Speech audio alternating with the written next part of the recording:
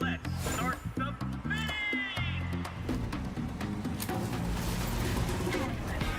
The rapid dragon in agile fashion. We jump into action, dashing. Perspectives are clashing. Oh, oh, oh. We're taking on the fight.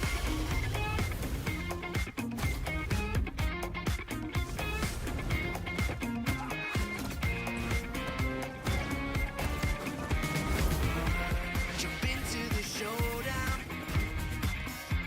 till justice is found. Transform into battle now. Judgment's gavel coming down. Fighting for the righteous justice, fighting for the priceless truth, blurring all the lines between the bad and the good. Yeah, fighting for the justice no matter what we do. Three perspectives sharing one objective, yeah. Everybody's smiling,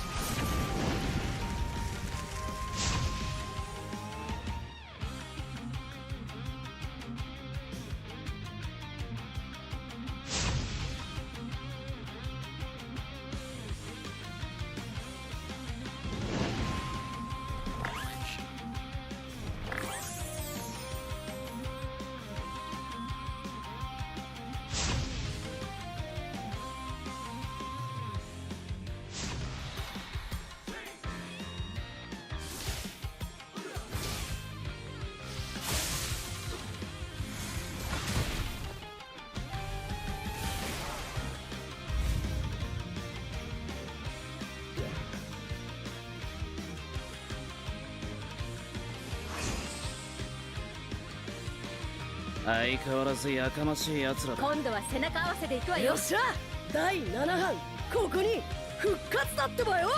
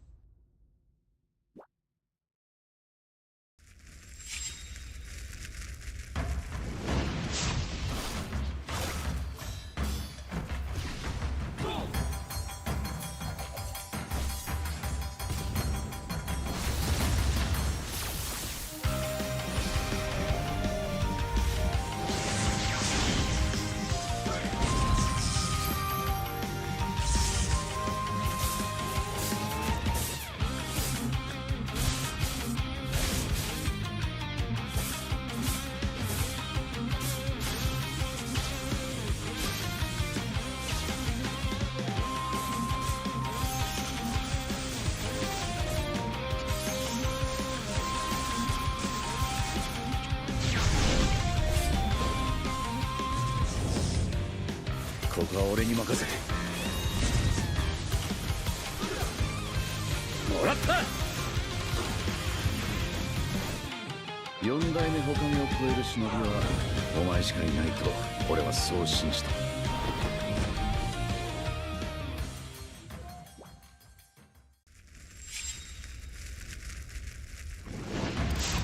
みんな、渦巻きナルトが帰ってきたぞ。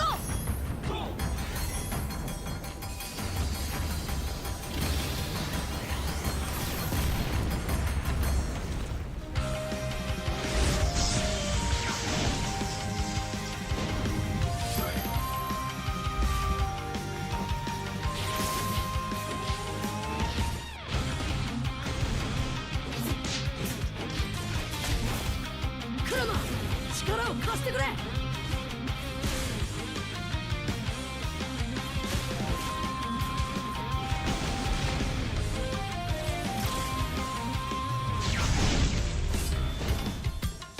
っしゃ、第7班ここに復活だってばよ。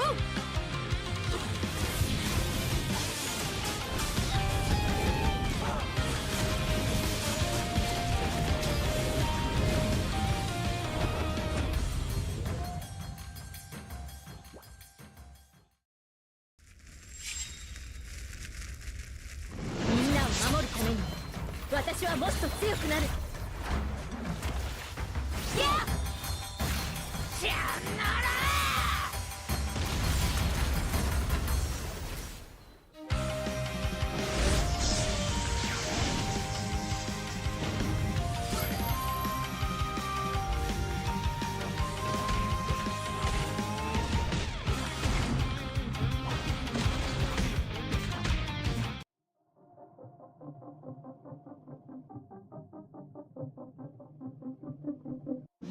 This is me, I'm so royal, and you all wanna be round.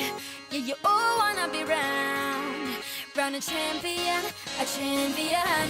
I got tons of soul on my true collectible. Famous, so famous, number one, desirable. I do what I want when I want and how I want it. Leave you with the one in the air, that's how I roll. I got change to throw, I don't care about no gold.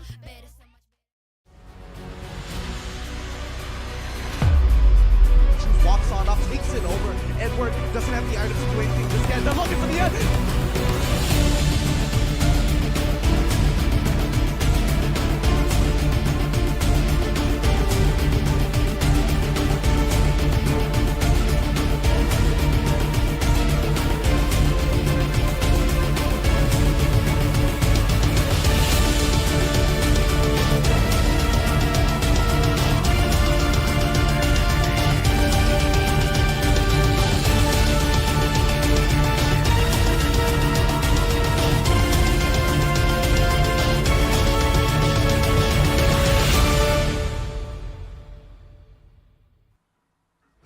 After 2 days of pure carnage, it all comes down to this.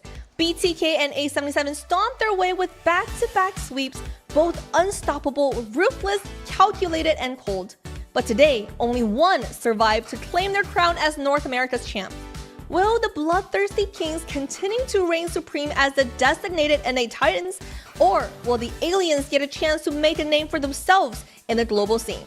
Ladies and gentlemen, you are watching history in the making at the grand finals of the NACT 2025 Spring. I'm your host Liz, joined on the desk by our power duo Private Dancer and Trex to bring you the final broadcast. How are you guys doing? That's right, ladies and gentlemen. Private Dancer here. You already know I bring the energy, but today a monumental night, and who better to share this desk with than the beautiful Liz, and of course, everybody knows Trex. Yeah, here we are once again, NACT Grand Finals, BTK up against Area 77. Liz, Private, Trex on the desk, wouldn't want it any other way. I'm ready to get going. I'm ready to get things moving. Yeah, this has always been the history making with every single NACT, and let's take a recap at what happened this season so far.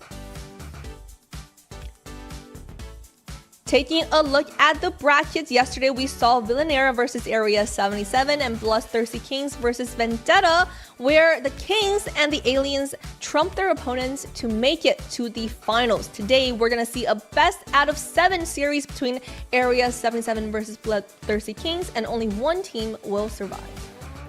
Yeah, it's been an emotion-packed playoffs here. So many teams, especially even in the first round, so many people watch their favorite teams without a second chance get knocked out. Yeah, I mean, we've had some sweeps, but I still feel like a lot of those series were exciting, nail-biting, especially yesterday, BTK up against Vendetta. Vendetta was so close to at least capturing one of those games, but BTK continues to show why they belong in the grand finals. Yeah, absolutely. And yesterday, with Area 77 and BloodThirstyKings, both of these teams were in boot camps of themselves, so there could have been MS in play, there could have been other factors, but today, both of these teams will be playing at an equal footing up against each other in their respective boot camps in Dallas and in Oklahoma, very interesting places in the United States, and they're going to be faced up against each other on an equal footing. And one of these teams will become the North American representative at the EWC, the MSC 2025, where they're going to be looking at a hefty prize pool and a chance at international acclaim.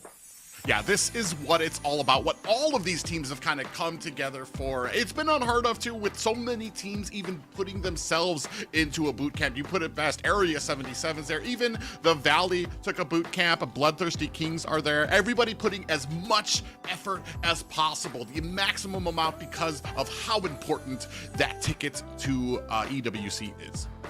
Yeah, I feel like last year was the beginning of MSC being skyrocketed to a level of prestige, to a level where teams didn't want to take their chances on missing out on this tournament. And it's just growing and growing. We're back at EWC. I mean, there's not much more you could ask for a mid-season cup. This isn't even the World Championships, and it's huge. It is huge. It is the biggest prize pools in esports history, where the champion are going to be looking at a $1 million prize pool.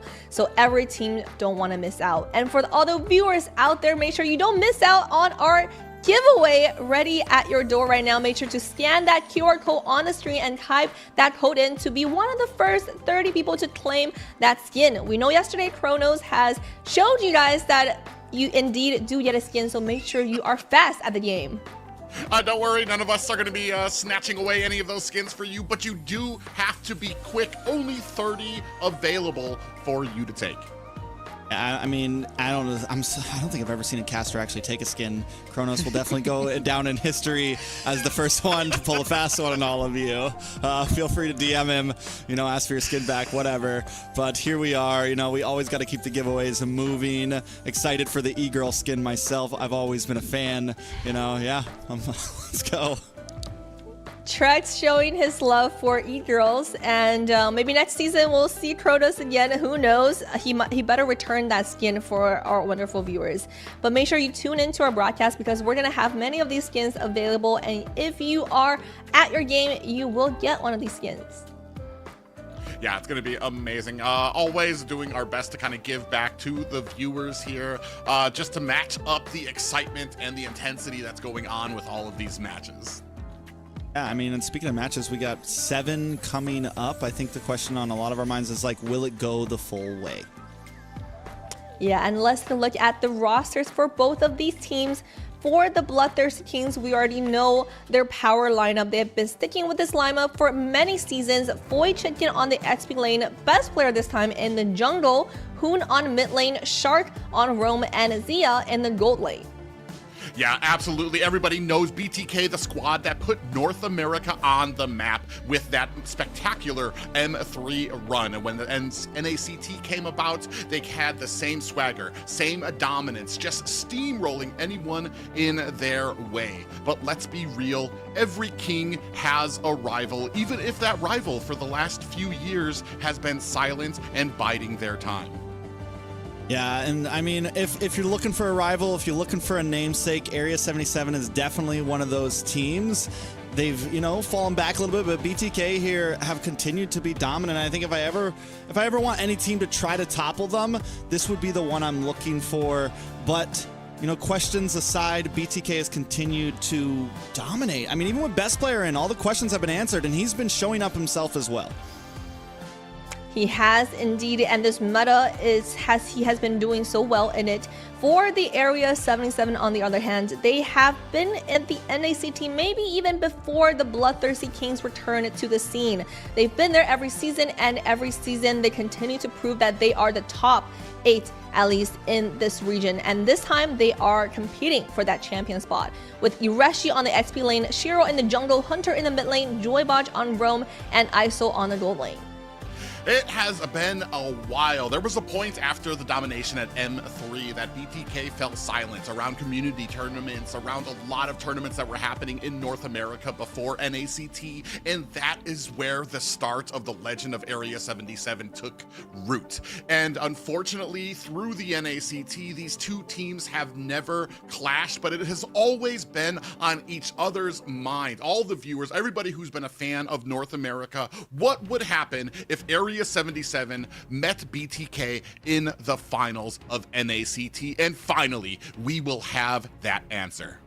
Yeah, I mean, Area 77 is, if you think about two names that are namesakes in NA, it is BTK and Area 77. They are two names that have been around forever. And though Area 77 has had their ups and downs, they've essentially rebranded, got a new paint job, found a couple new players, but they have always been there, and they have always been a namesake in every household of MLBB NA. And I mean, you couldn't really ask for a better way to finish off this season. You couldn't ask for a better way to kind of put the cherry on top of the cake here. And I'm just hoping that it lives up to the hype right now. Yeah, and hyping up both teams, let's take a look at what our casters predicted for this series. I am expecting what I see on the stream. It does seem like our casters don't want to doubt the Kings. It's a unanimous decision for BTK. I want to hear more from Trex and Private what you think about this roster. I mean, there is a history behind voting against BTK at the finals. I think a lot of us have learned our lessons that when it's all down and out, it's hard to count them out. Area 77 has a huge mountain to climb, but if any team can do it, I believe it could be them.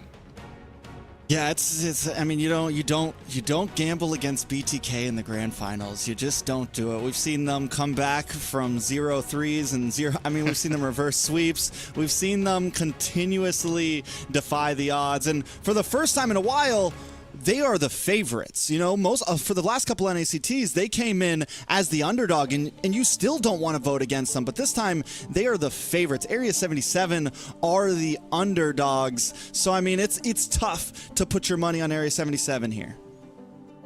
Yeah, and we've talked about this before. BTK, they have such a diverse hero pool. Every single player is one of the best of the region and a top contender in the international scene, so we don't want to doubt against them. And a best out of 7 series compared to what we had so far, best out of 3s and best out of 5s, really have to put your hero pool and your diverse skills to the test. I think it goes without saying for both of these teams, this clash here at the Grand Finals is going to be unlike anything they have faced this year, especially in these playoffs yet. So both of them need to make sure that they're putting in that 110%. We've already heard the little rumors, well, not really a rumor, but Shark even talked about them having Sir Rose on their team to be able to kind of add that little diversity to their hero pools and some of their drafts. And we're wondering, is Area 77 prepared for that? Yeah, and I mean, with that preparation, if you can look at BTK, whether you like it or not, whether you want to admit it or not, they had a harder run through the bracket. They faced against other veterans. They've been, honing their steel over the past 2 days. Area 77 has also been sweeping teams, but it just seems like it was a slightly easier. They haven't been getting their push-ups in, and right now they're getting thrown in with the Wolves right now. They're getting thrown in with the Kings, and I just hope that they're ready because BTK, I mean, yesterday's match, even though it was a 3-0, it felt like a Grand Finals match. Yeah, and today it's actually the Grand Finals match, and our first match of the day is ready. So casters, take us into this draft. Ooh, and this is going to be the exciting one. I know we've both been waiting to see what we're going to have, especially when it comes out to the draft. There's a few little things that we've noticed about BTK, what they've been sticking with when it comes to the bottom brackets. We've seen the Selena pulled out by Hoon. We've seen the Kimmy pulled out by Zia, which has been to great effect. Is there something that we're going to have on the line from Area 77 to possibly counteract some of those picks? I mean, I think we're looking at a best of 7, so we're looking at, the distance. We're looking at a lot of possibilities. I think it's a high chance Area 77 could let the Selena fall through first, right? And they want to get maybe trade up for something in the assassin range where they can get to that backside and target down onto Hoon. But no, forget that. We're going to target immediately. And they're on the blue side, so I think it's a smart ban. Yeah, and this is something I've talked about too. I've been a little disappointed in the meta because that mid position has been kind of taken up by a lot of heroes that don't require a lot of micro and technical mechanical ability, and Hoon really shines in all of that. I feel like he hits a ceiling too soon when you stick him on heroes like Aurora, like a Vexana or something, things that don't require a lot of movement. With Selena, he's been able to shine with that, so it's a very smart way to go ahead and take that off, to kind of clip out the wings of one of the strongest mids in North America. I mean, and it gives him, he can play it as a support, he can play it aggressive in the early game, and what else this does is forcing something like Selena into the ban pool opens up heroes like the Jushians, opens up, other meta mid picks to be traded for. It forces Area 77 to ban something out that maybe they could save for the Joy, save for the, some of these other important picks that we're seeing, and it makes the draft even more interesting for BTK, especially when they're on red side. Yeah, interesting thing here, I want to say Matilda is still out there in the open. Matilda and Harith have been 2 picks that have been super prime when it comes to professional play, but here, I want to say the Esmeralda has come onto the scene with great success that has made a lot of teams really kind of step back when it comes to those immediate Matilda and Harith pickups. It's like, oh, do we have a counter for that? Are we ready to take on an Esmeralda that has been this huge counter? Still have a Joy out there as well, which has been a prio pickup, especially when you don't have a counter, when you don't have that aggression to be able to take her out in the early game. But they're going to go straight with the Jawhead first. And this is something that BTK against Vendetta, it was getting banned all series. A lot of teams, at least 3 teams, Area 77, BTK, and Vendetta, have been prioing this Jawhead. We didn't see it at all yesterday, and today in this Grand Finals, it is the first pick up. And I mean, Baj on it, that's signature for him. Best player is going to lock in the Joy and the Kalea for BTK. Yeah, and we've seen how quickly in the early game that Jawhead can be effective. He gets in, he's able to use that ejector to throw somebody back right from the beginning of the game. So and then the amount of damage that he can output is immense. I do like the Kalea pickup with the Joy. You do have a little bit of early game protection, something that can probably help the Joy, especially with the Kalea, the way that she's able to lock in, get that CC, and maybe even turn around an unstoppable force from Jawhead as he dives into your team line. You can snatch him up and bring him even further back into enemy territory. And it just links together the matchup of Shark versus Baj. We've seen it before. Shark said himself, last time he saw Baj in a Grand Finals, Shark lost. One of the first times we've seen Shark lose to another roamer. And Baj, he's debatable, but I think In terms of aggression, he can match what Sharks brings. I like this Hayabusa pick. It's a good counter to the Joy. It's one of the few heroes left that can still 1v1 the Joy, and then you get some range to kind of round out this composition with the Farza. Yeah, we've even seen it when it came to the tournaments with some of the split pushing going on. When it's a Hayabusa taking on a Joy, the Hayabusa can just do so much damage, scales just a little bit faster to be able to get that split pushing in a little bit more. Hoon here going with the Lu Yi, one of my favorite mage pickups just because of the presence it brings for a team all around the map. And this is a comfort pick for Hoon. And this is what I mean by like the Selena's, this is what we meant by hero pool, right? Because this is a hero that back in M6, teams were banning against Hoon because they knew this was like signature. This is not something you want to deal with. This is prime Hoon right here. And this isn't even what a lot would consider the, you know, the S tier meta right now. But seeing that pick come in is scary. Yeah, and really interesting too is because we banned out the Selena, which I want to say is one of the big kind of counters to the Lu Yi, because the Selena can put down her traps, and that helps you get the vision. When you have a Lu Yi on the enemy team, everywhere is a threat. Even if you just check a bush, you have to be ready, because she could be placing her ultimate in there at any moment to get the jump on your team. We continue here into the second banning phase. We have the Fanny taken off alongside the Phoveus, as well as the revamped Glue. Yeah, so I mean, EXP laners from both sides really limiting down onto Fried Chicken and Yureshi, but one thing to point out, right? I'm not counting out. We haven't seen BTK do it, but the Kalea has been flexed over into the EXP lane by a few teams. So BTK does have that option, and I think Fried Chicken would play it wonderfully. And the fact that they're banning out the EXP lanes here shows that, like, listen, if we want, we can still slot in another roam here. And like the Matilda's still open. There's still options out there, especially with the Esmeralda ban. There could definitely be a Matilda pickup just to kind of spice things up.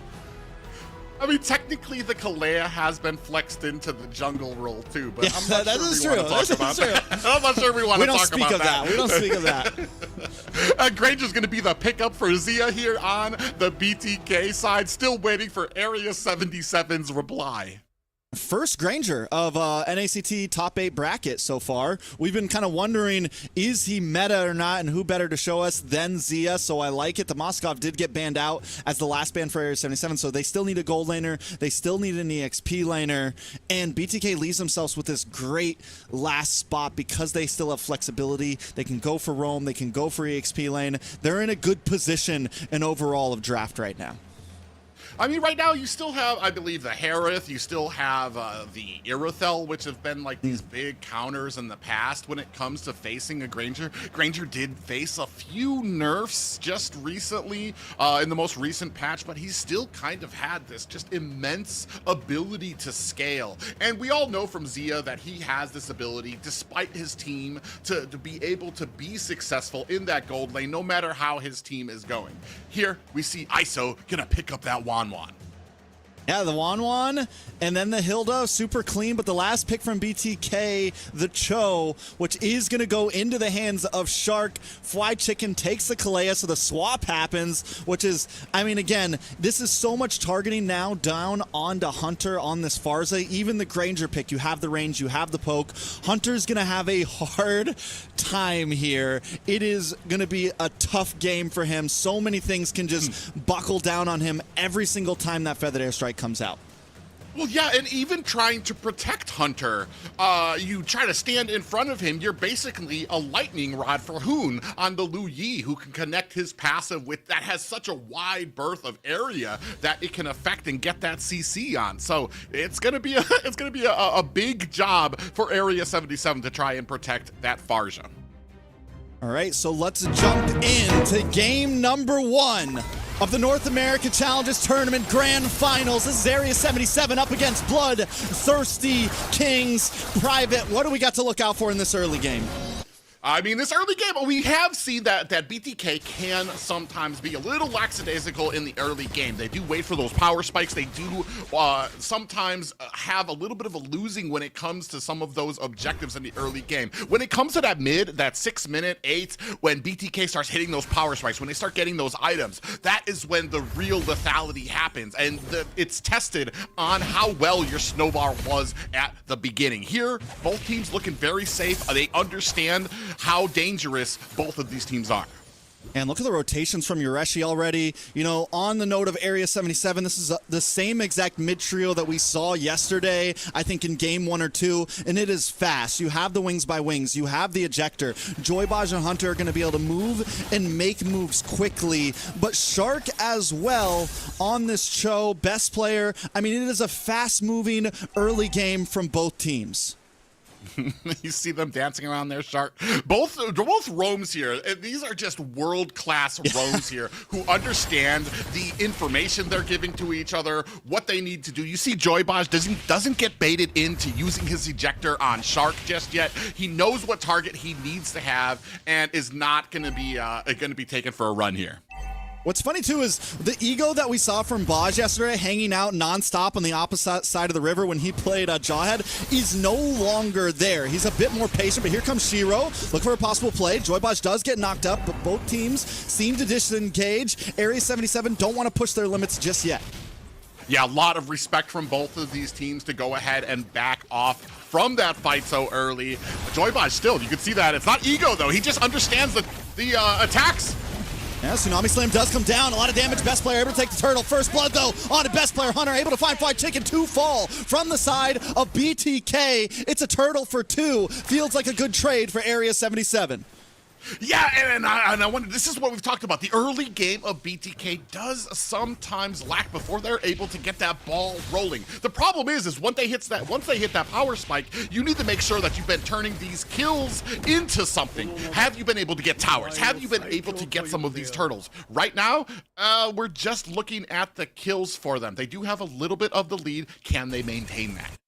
And one thing you have to be careful for, man, the early game damage from Jawhead, when those with the ejector and the missiles coming out, it is surprising. So you not only have a decent tank in mid to late game, but in those first few minutes, you have a nice damage dealer. He's essentially a fighter, so he's chunking out, and you have to be careful with that first and second turtle going against him. BTK maybe kind of underestimating what Area 77 brought here. Yes, we're taking a look at the items right now. You do see that just narrowly ahead. Oh, another engagement.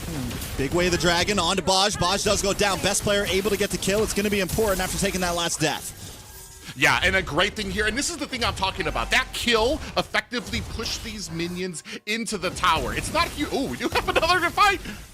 He's okay. He's okay. But that is just a taste, just a little crumb of what is to come from whom on this Lu Yi. He's going to be coming from all different directions. Yeah, I mean it's just, and literally we're only at 3 minutes in, and I think Hoon is not a stingy person when it comes to that ultimate. When it comes to the diversion, he's willing to pop it every time it's open just to look for plays in the map. Yeah, and especially with the synergy that he has with those teammates that he's been playing for years together with, you know they're going to be ready. You know they're going to be in that diversion to be able to kind of get that flank onto the enemies. So it's something that Area 77 is going to need to be aware of. White Chicken makes the call. Feathered Airstrike does come down, though. Baj just trying to get away, but look at the damage on his Shark. Hunter able to pick up another kill. Now White Chicken a little bit of trouble, down to about 10%. Taking out Hunter with the double. Zia trying to clean things up. Gets the Destinat off, but Hunter with the wings by wings is able to get away, and Area 77 comes out on top once again in the team fight. They come out on the team fight, but again, this objective looking a little bit more in the favor of BTK. Like I said, they do their best to kind of hang on in that early game. We're just waiting to see, is Area 77 going to be able to choke them out? Zia in a little bit of trouble. Zia's going to be in trouble here. Zia not going to be able to get away. ISO picks up the kill. That's another one, and after taking that turtle, BTK almost evened it out, but now Area 77 starting to push a little forward. Yeah, and it's starting to widen that gap right now. Shark going in, trying to get the protection from Joybaj there. Yureshi doubling up on the backside. 5-1 right now, and an ultimate down, so they're not going to have that diversion from Hoon. I don't know if anyone expected this. I'm sure the Area 77 fans expected this, but coming in this strong against BTK is a good first foot to be stepping on. Now stealing the camp away from BTK's jungle. A little bit of a 1v1 down to the boss side. Best player versus Shiro. Shiro down to about half health. Not quite enough items locked in yet to really take out that Joy. I love that they both go at each other. They both activate their ultimates at the same time, and then they both separate, realizing, all right, we're not going to be able to settle this just yet. BTK. Ooh. Oh, nice little ambush prepared there as they're hiding in there, but Shiro able to read it out. A good steal from best player, and that's where BTK always continue to be proactive on the map. It's like, yes, you could take some kills, but we're going to come for your orange buff. Yes, you might be able to get a lead, but we're always going to find some play somewhere else to even out the playing field. Oh, and just as we were talking about it being even, they clash again off screen, and Shiro able to get the best of best player. Yeah, and for a second there, last fight, it was looking like best player had the advantage, but this is what we mean when we say the Hayabusa kind of is one of the few junglers right now who can really deal with the Joy. Yeah, and that's just something, a big problem there, especially having the Joy out there. Hayabusa, it's kind of working against yourself right now. Great job by Shark and Joybaj getting the vision, feeding that information to their partners. Ooh, we have a Way of the Dragon, potentially. They are going to back off. Big Tsunami Slam does land. A lot of damage. Feather Airstrike coming out. You're actually able to get the flicker away, able to just escape. ISO trying to target down Unify Chicken, but here comes Shark looking for a target as well. Best player doesn't know which way to go. BTK back off. Man, I was just about to say, oh, we do have a diversion coming out. Shiro. Watch for the play. Watch for the play. Shiro in a bad spot. Shiro still to get the turtle. Doesn't go down, and now they're responding back. Best player on the run, and here comes Shiro looking for the target. Best player gets the kill. So they lose the turtle, but find the jungler. It's back and forth. The tower does go down on the backside. BloodThirstyKings got to do something to even out the playing field. Yeah, they're just narrowly, Area 77 just narrowly holding on to this 1K lead. And you can see, as I was talking about before, when it comes to being able to get these objectives, BTK just doing just a little bit of a better job right now. Yeah, I mean, it is definitely still a stalemate. It's nasty. I mean, they're going back and forth in the fights. Area 77 are kind of winning out in these big 5v5s, but this is where the experience really plays off for a team like BTK.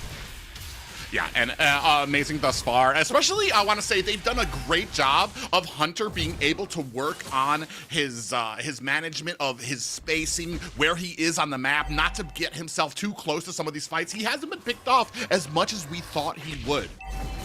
Oh, big play onto Baj. ISO in a bad spot, trying to retarget, looking for Hoon, looking for the possible crossbow. Tang, he's able to get the kill, still hasn't popped the crossbow. Hunter, able to find one. ISO does finally drop. It's a 2-for-1 right now. BTK looking to keep up the fight, evening the playing field by taking out Joybaj. Urashi with the conceal, trying to run away. Tower does drop on the boss side. It is still a tied game.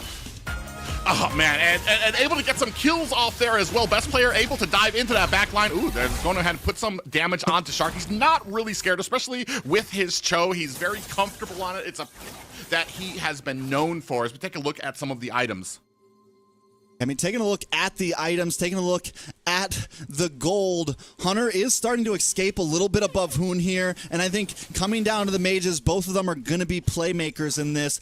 Taking a look at the jungle, I mean, levels still at even overall. Best player actually hit 13 first, and one of the things that he's really taking advantage on, you can see it, he's the one who's kiting to these off lanes. He's the one who's picking up extra gold. By earlier it was bot lane, now we're seeing him go up to top lane, and it's also giving Zia the advantage of being able to be part of more of these team fights. Yeah, and be part of these team fights is exactly what he wants to do. Now we are at a stalemate right here as the Lord is both teams looking. The best player trying to get himself some maneuverability, trying to get from the side to make sure that he's able to kind of get that flank. And you see Shiro reads the terrain right now. He's going to try to get that split push in as well. Yeah, so both, I mean, this is what we've been waiting for. This is peak MLBB. This is Lord dancing right here. You know, a little bit, maybe an early feathered airstrike there. Is BTK going to take advantage of that? Maybe go for the play. We keep on seeing that diversion, the possibility of it pop up. But wait a second. Baj does get caught. A lot of damage coming in from Zia. He's able to get the kill. That's one man down for Area 77, and Lord's still up. What a great peak conceal play out there coming from Shark. The entire team's diversion coming out. I'm not sure that that's one that they want. It was right on top of Shiro, and not too much of a surprise there. So they do back up, but they are at a severe disadvantage. Another big suppression coming out there. Fly Chicken dives onto Hunter. Yeah, Hunter's just having trouble, man. I think that's why he's popping these feathered airstrikes so early, because it's, wait a second, Hoon in the backside getting targeted down from Urashi, but now Urashi caught off guard. Damage coming in from Zia. Urashi still up, just trying to get away. Shiro able to take out best player. Zia finds Urashi, but that is a jungler off the map, and Lord still down. Does Area 77 finally try to make the play? Yeah, and it looks like the advantage there is going to go to Area 77. They're able to take down best player. That's going to be a retribution they're not going to have for this. Shark still standing by. He's not afraid. A feathered airstrike is out, Chicken on the side, and Shiro able to very cleanly clean up that Lord. Man, I mean, Area 77 is playing this well right now. Shiro's just on an anime fight battle, constantly looking for best player. He knows his objective right now, whereas BTK, they seem a little bit more spread out, like, who do we go for? We can't catch Shiro right now, and it's tough if we only take out Baj. You know, if they're targeting everyone else, then best player's just caught with his head cut off somewhere. Yeah, and I want to say we're kind of, I was going to say we're looking for big Zia. Toss, big grab, ISO finds Zia. The Tsunami Slam does come back, but Baj already did his job. He already did what he needed. That's one down, and Lord's still coming. Oh, and that is so unfortunate with the first Lord coming crashing at your base. I was just about to say Zia is 1K ahead of the enemy marksman, and Shiro able to take down Hoon as the Lord crashing at the base. Hoon just disappeared. The man is gone. He's a myth right now. As Shiro continues to dominate on the map, ISO now pushing it onto this tower. It's gonna fall soon. Area 77 is broken into the base of BTK in game number 1. And we've talked about some of those lackadaisical beginnings by BTK. Can Area 77 keep that lead, keep that advantage? Can they not make the mistakes? And they have been playing to a T, making sure that they keep that confidence, keep that aggression on the BTK, now knocking at the high ground towers.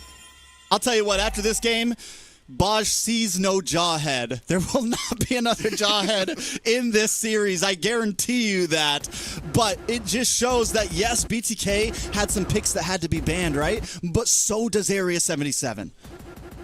Oh, man, and just like that, you can see that the both marksmen's, ISO on the Wan, Zia on the Granger, they have now tied it up from where Zia was steamrolling ahead by 1K. Just one play by Joy Baj, able to even that up for his team, Area 77. And that is a crippling move for BTK in my eyes, just because of how well Zia can sometimes come at the end and be able to get some of those great plays to bring BTK back. Do they have an answer to be able to flip this over for Area 77?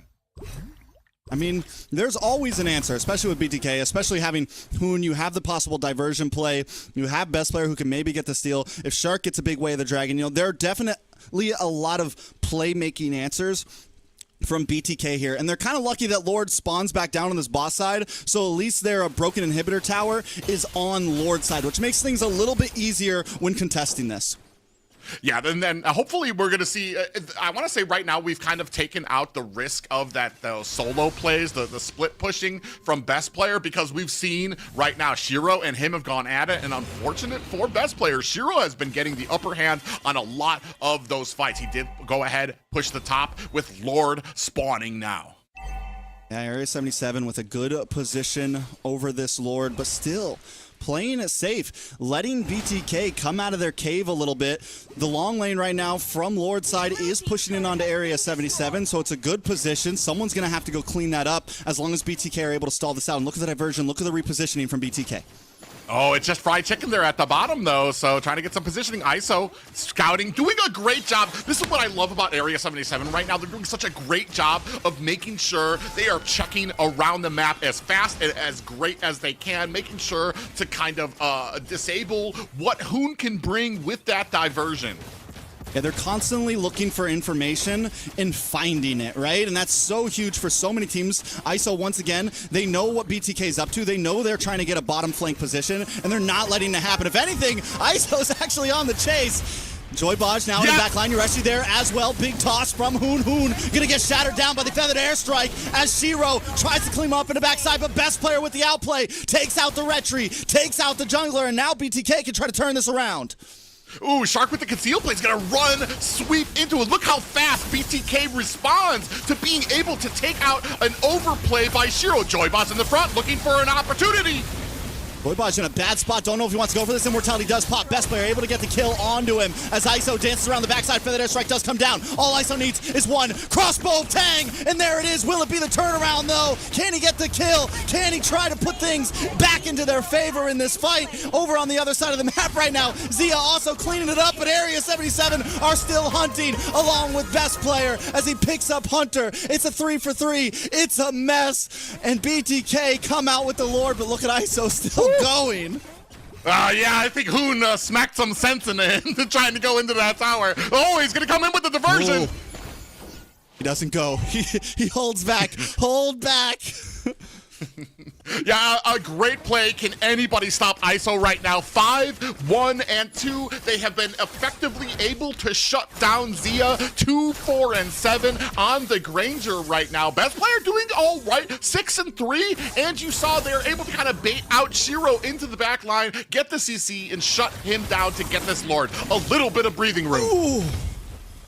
Winter Truncheon not going to be able to get away from that. That is huge. Once again, best player goes down. 40 seconds on the clock, though. He will be up well before next Lord. Area 77, I think in that last team fight, ISO maybe lost his cool a little bit. They forced a fight that they did not have to. Ooh, we do have a diversion coming in from the backside. Looks like who coming in? Tang. Hunter's locked on. ISO still looking for a target, trying to dance back. Zia trying to lock him down, and ISO finally falls. Zia finally with the pop-off. Joybaj looking for a target. Fried Chicken just won't go down. Joybaj finally gets the kill. BTK push back, but they're looking better and better as they do it. Yeah, 18 and 11 right now, and a tie gold game. The only problem here is the map for BTK is wide open. When these fights happen, BTK have even smaller room to be able to retreat to. While Area 77, if a fight doesn't go their way, they can immediately go to that mid tower, immediately get some protection there. But they're going to look at the replay right now. They get the kill onto Shiro. Jungler for jungler. And ISO is able to push back Fried Chicken, but he still goes down. And this is, we're looking at the positioning from Zia. He's finally kind of coming online on this Granger. Yeah, and I want to say some great positioning there by Hunter to kind of come in. He waits for the fight to engage, kind of comes in very late, allows Hoon to show himself so that he can get the jump on him. Hoon, right there, he didn't know which target he should go for. He tried to turn it back around on the Hunter, and unfortunately, Hunter already had that feather airstrike, laying the damage down on him. I mean, and it's becoming harder and harder. Like, before, Hunter was having trouble pocketing these feathered airstrikes, right? But now, Fried Chicken, Shark, it's not as easy for them to get to that back line with ISO prowling around, with Yureshi stopping them in their tracks, and Hunter's having a much better time. He's 6-1 and 5. He's able to feel a little bit safer when he drops that ultimate. He knows that his team's got him at this point. Yeah, and I think that the only thing that we need to watch out for on the side of Area 77, Shiro just needs to be a little bit more patient with some of those quad shadows. I say that. We have another diversion out on the field. Looks like they just kind of repositioning a bit, not an explosively great position diversion there. I mean, in gold, I mean, look at it. It's literally exactly a tie game right now. At this point, Area 77's big chances to try to play the map and maybe not force these fights too much, but Hoon goes down. That's one member off the map for BTK as best player tries to fight into the backside. Best player now on the run. Winter Truncheon pops. ISO not going to let him go. Not today. Immortality is bought, is picked up. Best player able to just escape with his life, but Area 77 doesn't want to stop here. Shiro going to dash in, quad shadow, and then escape, and now Zia's trying to turn the tables as Area 77 runs back to the Lord. That is what you call synergy. Look how quickly BTK were able to get to that back line, protect best player. Now Joybaj's looking for another ejector. Whoa! That's huge damage. The feathered airstrike comes down, and BTK falls. Best player, Zia, taken off the map, and this guarantees a Lord for Area 77. Shiro picking up a Lord. His team picking apart BTK. 21-11. ISO just needs to focus on the base. A couple more shots. BTK trying to defend, but that is it. Area 77 defy the odds and take game number 1. A loss from a team coming from a direction Bloodthirsty King have not seen a challenge in a while, and here Area 77 making this first match count. Woo, what a I mean, and that went the long haul too. BTK was never fully out of that. At any point, they could have turned it around, which gives me hope for the series, gives me hope for Area 77 because they were beating BTK even when the gold was tied. Yeah, and this is the amazing thing, and this is what I've been talking about with teams when it comes to BTK. They sometimes have a little bit of a sluggish start where they understand that they can make some mistakes in the early game. They can allow their items to kind of build up. Here against Area 77, those early mistakes cost them dearly to the point that BTK was never really able to claw themselves to an advantage. They were always just able to get even, able to just kind of hold the line with Area 77. So this is going to be quite the competitive game, and I'm all here for it. All here for it is right. Couldn't have said it better myself. Let's take a look at some of these stats. Area 77, you know, ISO had a slow start. I feel like Shiro was kind of the leader in terms of damage when the game started, but as things ended, 80,000 damage. ISO was dancing, man. The guy was grooving. The guy was feeling himself, and he was tap dancing on the graves of BTK by the end of that match. Yeah, not just that, but Hunter had himself a great game as well. He wasn't as targeted as we thought he would be by BTK, not for lack of effort. They just weren't able to reach him in time. And this is something I've been talking about when it comes to the Farja. You have to be able to get there quick and get that burst and CC in, or you're looking at least, at the very least, 1 or 2 feathered airstrikes landing down on you. And that damage is game changing. I mean, it was huge. I think everyone on Area 77 just pulled up Baj with some of those end game plays, constantly flanking. I don't think BTK was ready for that aggression, especially because Area 77 was playing it a little bit mellow in the first few minutes. Shark was always on the opposite side of the river. Shark and Hoon were looking for those diversion plays, kind of trying to bring that early game chaos. And then once Area 77 started to get moving, they were just in their face nonstop. And I want to say it was a great job by Area 77 because they kind of held down where the opportunities for those diversions to come. We saw in a lot of these objective plays, they were checking bushes, getting that information very quickly, rotating around the map. ISO doing such a great job as we take a look at some of these replays.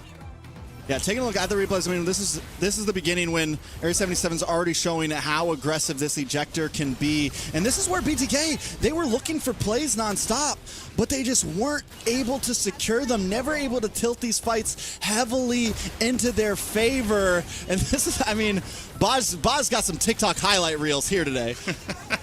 Yeah, and I think you said it best. I think this was a nice outing for Jawhead from Baj, but I do not think we're going to be seeing that again here through the drafting.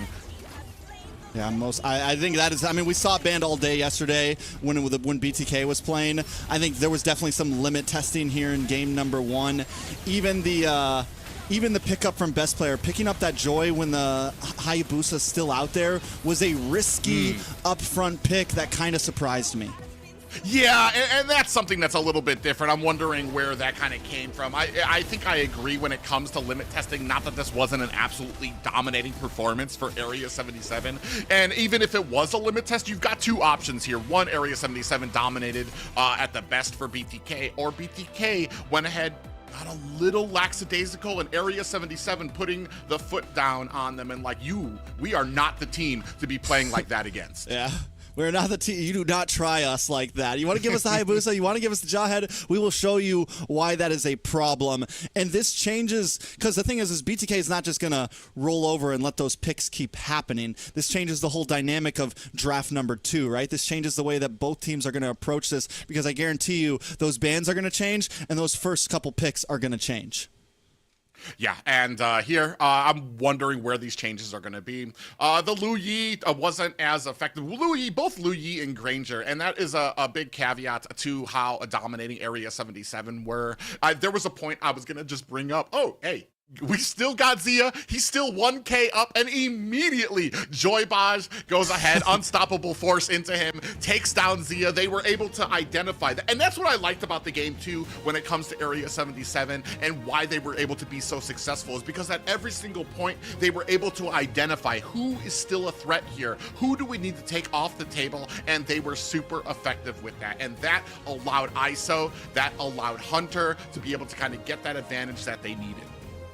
Yeah, I mean, and, I love it. Every single point, like you said, they were able, even though they were so aggressive, there was times when they knew when to back off, right? They were playing like a S-class team in NA. They were playing like one of the best. They were playing like BTK plays on an international level. So we definitely got a show to be in for today. Yeah, and I'm excited about it. Definitely waiting to see what kind of changes we have here when it comes to this draft, where BTK is going to go. It does look like we're kind of ironing into those same first bans. It comes with the Phobius. We have the Fanny taken off the board. Area 77, I feel like they're very comfortable with their draft, what they have right now. I just don't feel like they're going to get those same allowances they had last time. We talked about it, having the Joy into a Hayabusa, having possibly the Lu Yi wasn't as effective. We didn't really have any protection for the Lu Yi, and then that was a big problem too at the effectiveness. Lu Yi puts out an immense amount of damage, but she is kind of very susceptible to getting ganked, which we saw from that, especially when it came to the flanks with Hunter utilizing that wings by wings to stay out of the fight, but able to get into the fight very quickly from the side. I think the big question is here is like, do they ban out the Jawhead? Do they ban out the Hayabusa? Do they leave both open and look for the trade? Because if they leave the Jawhead open, BTK most likely picks it up immediately, right? And then Area 77, they at least get the trade back on the Hayabusa and something else. So Area 77 still feels kind of, with how the last game went, they feel a little bit in the advantage, but there's some risks to take if they want to push that envelope. Well, yeah, and then it leaves kind of open if we go ahead and we ban out, like I say here, if we ban out that Jawhead, or we pick up the Jaw, yeah, there goes the Hayabusa ban. Because I do feel like Joy can be flexed into other lanes as well, so then you have the potential of picking up the Joy and the Hayabusa on one team, that you've essentially taken out the only counter that you have for a Joy, especially with Gatakacha already off the table. Such a big brain ban there, because now the Joy doesn't really have much of a counter, right? Like, so it's forcing Area 77 to be like, man, if we ban the Joy, they get the Jawhead up front. If we ban the Jawhead, they get the Joy and we get no counter. So taking that Hayabusa out, I think, from BTK, super good. They go for the Lucas, so at least fine. We're going to trade here. We're willing to do it. BTK on the gun. Personally, I kind of feel like, do we take the Jawhead here? Do we take the Joy? Because now, and show, or do we just pick up the Kimmy? I mean, that's the Kimmy, Zia could carry with the Kimmy. Is there that much value? It's got to be Hayabusa Jawhead from Area 77. They go, no, I mean, Joy Jawhead from Area 77 here. I feel like that's got to be the lock-in. Yeah, and that's kind of my question now. What are we answering this Joy with? Especially, I mean, there's going to be, I'm assuming we're going to have an immense amount of CC on the side of BTK, something that will help. I mean, we've got Bellaric that can kind of come out of there to be able to use the Wrath of Dryad to be able to get that big, wide berth of area to get the CC on. We'll see. There's the Jawhead pickup, and I'm wondering, this is the time. This is where BTK needs to show we have a plan for the Jawhead, because this is going to be, we don't want to show another dominating performance by Joy Baj on this. Yeah, you're literally giving Baj his bread and butter right now. Like, you're giving him everything he wants. And not only that, you're giving Shiro one of the best junglers. Without Hayabusa on the field, there was not much dealing with this. Yes, BTK could pick up something like the Suyo, but we saw yesterday, they won with the Suyo against Joy. But that's not exactly supposed to happen. Suyo has gotten the nerf. They go for the Jushin, so they do get some crowd control. They get some ability to kite. So the Jushin and the Kimmy, have some ability to maybe keep their distance from the Jawhead. But what about the Joy? Yeah, and that's going to be my big question. I assume that we're banking on the Zushin being able to use that lantern flare to just lay that area that can get CC'd around the Joy, pick it on around the objective so that Joy's not going to be staying in there. It just, you're banking on a lot, especially when we need to be able to protect this mage. We need to protect it from, especially a Farja. We already saw what Farja was able to do to a Lu Yi. I want to say a little bit more mobility that can come out from a Jushin. So we'll see how that kind of works out for Hoon. I feel like they put a lot of their eggs into the basket of Zia with this one. The Kimmy has definitely just been scary overall. Is it a, if the Kimmy is the game changer in this one, it was worth it, but it is a high risk here on game number 2 because that is essential. I feel like that's all they really got out of this first phase trade. Coming into the second draft, we do see the Hilda, the second draft of bans. We see the Hilda taken out. We see the Tig. I was going to say the only other thing that I know that can counter a Joy is potentially Fredrin that can come out, and that would mean that Suyu would get flexed over to the XP lane, and Fredrin just really has kind of lost his touch. I think we've seen him once in the playoffs, and he was very unsuccessful. So it's not one of the most optimal because you have the rest of your team really has to fill in that damage role, really has to be able to protect Fredrin so that he's not just tanking stuff alone and just taking on the entirety of the team. Here, I do like taking Freya off the board. It was so much more effective. It's not a glorious role to be able to be playing that Freya around because you're not getting the kills, but it does make the plays. It creates that threat to a lot of the squishier heroes on BTK, especially to that late game. Yeah, it's a tough spot for BTK. I mean, I think the Fredrin could have been solid. But you would need a better EXP laner than Suyo, I feel like. Like, it could have been solid, and you just create a big wall for Jushin and Kimmy to sit behind. You just go tanky tank, tanky jungler, tanky EXP laner, and let Zia just free fire as much as possible. But with the Suyo and EXP lane, it's kind of now we're getting risky. So we'll see. I mean, it's definitely a possibility. BTK, we saw them flex last time, the Kalea into the EXP lane. That is also still open as a roam position for Shark and could possibly be, the stiff arm to try to stop Shiro in his place. One thing that's also open, and on paper I've heard it as a counter for Joy, but just haven't really seen it yet. The Bedang is still open there, and especially when it comes into the late game, he's got a lot of ability to just be that gap creator for his team. Push people back. As soon as the engagement comes, boom, you're punched into a wall. Or you have another wall in front of you that he's able to create to separate you from the team. Here, we didn't really see it too much last game. I don't even think it was banned out. I think it completely walked out there. Wondering if that might be something that is an option for BTK. I think it's definitely a possibility. They go for the Kalea, though, just to stop Shark. They put it in the XP lane. It's something just to keep themselves even more aggressive. I mean, Area 77 is just constant pick-off. With the Jawhead, the Kalea now, they are an aggressive combination. They keep gold lane for last pick. Could see something like a Beatrix come up. If BTK goes super tanky, they could lock in the carry. There's a few options still in the field, but what does BTK lock in here? Yeah, and the thing for me too is where we're going to be going in the XP lane right now. We're going to be taking on potentially a Kalea, or yeah, it's going to be the Kalea or the Jawhead. I'm assuming Joybot's going to stick with the Jawhead on there. Oh, a Ruby that we have not seen. That's picked up by Shark, and I want to say a bread and butter pickup for Fried Chicken. Very interesting too. This is a pick that he has been known for, that he is very, very comfortable on, and not just that, but it's able to create plays when it comes to a lot of those objective and team fights. Ruby's not the most meta pick. It's not amazing, but it's also not bad, and it could be the answer. One good second skill, you can maybe catch Shiro in the middle of a fight. You can maybe kind of stop Joybaj from dashing in. Same thing against Kalea. And then, of course, you have the big I'm offended, so they bring in some crowd control. It's something you wanted to see from BTK. Not exactly the crowd control we imagined, but Tigreal's banned. Glue is banned. Those normal options are off the table, so BTK is forced to kind of think outside the book.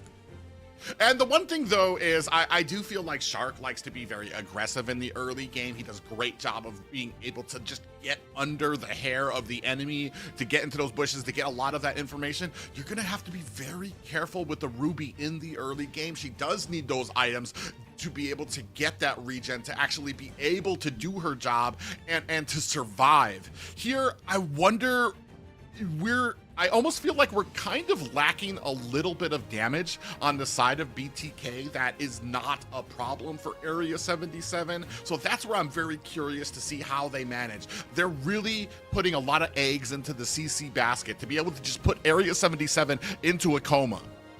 Yeah, I mean, it's Zia needs to get online, then the damage will kind of get there. I feel like for me, BTK, I don't want to see them use this composition as much of as a divey composition. I think it's more of a stick together, create a wall. Best player might be able to flank here and there, but I think Fly Chicken and Shark need to kind of make sure they're protecting Zia and Hoon, right? Because we know how aggressive Joybaj wants to get. I think it'll be a good idea if they can bait Area 77 in. But let's jump in to game number 2. Area 77 started things off with the first win of the series. Can BTK even out the playing field? Yeah, I want to say that first game, the entire viewer base let out a collective gasp watching BTK hand a victory over to Area 77 in a very dominating performance here. So, I mean, Shark starting things off exactly how he started off last time, right in their face, right on the opposite side of the river, keeping tabs on Hunter and pushing him back. And this is going to give Shark and Hoom the ability to maybe get position over Litho Wanderers, get positions on offside of the maps a little bit faster. Yeah, and you see their Joybot sticking with Shiro, trying to add to that damage, helping Shiro to kind of collectively rotate around very fast. He's going to have that 4 here in a few seconds, while Best Player is still kind of working on that. Oh. And doing that, it leaves Hunter on his own, and he's having some trouble in this mid lane right now. Baj needs to try to come in and save the day. Oh, yeah, and I'm wondering if how we're going to be able to protect Hoon.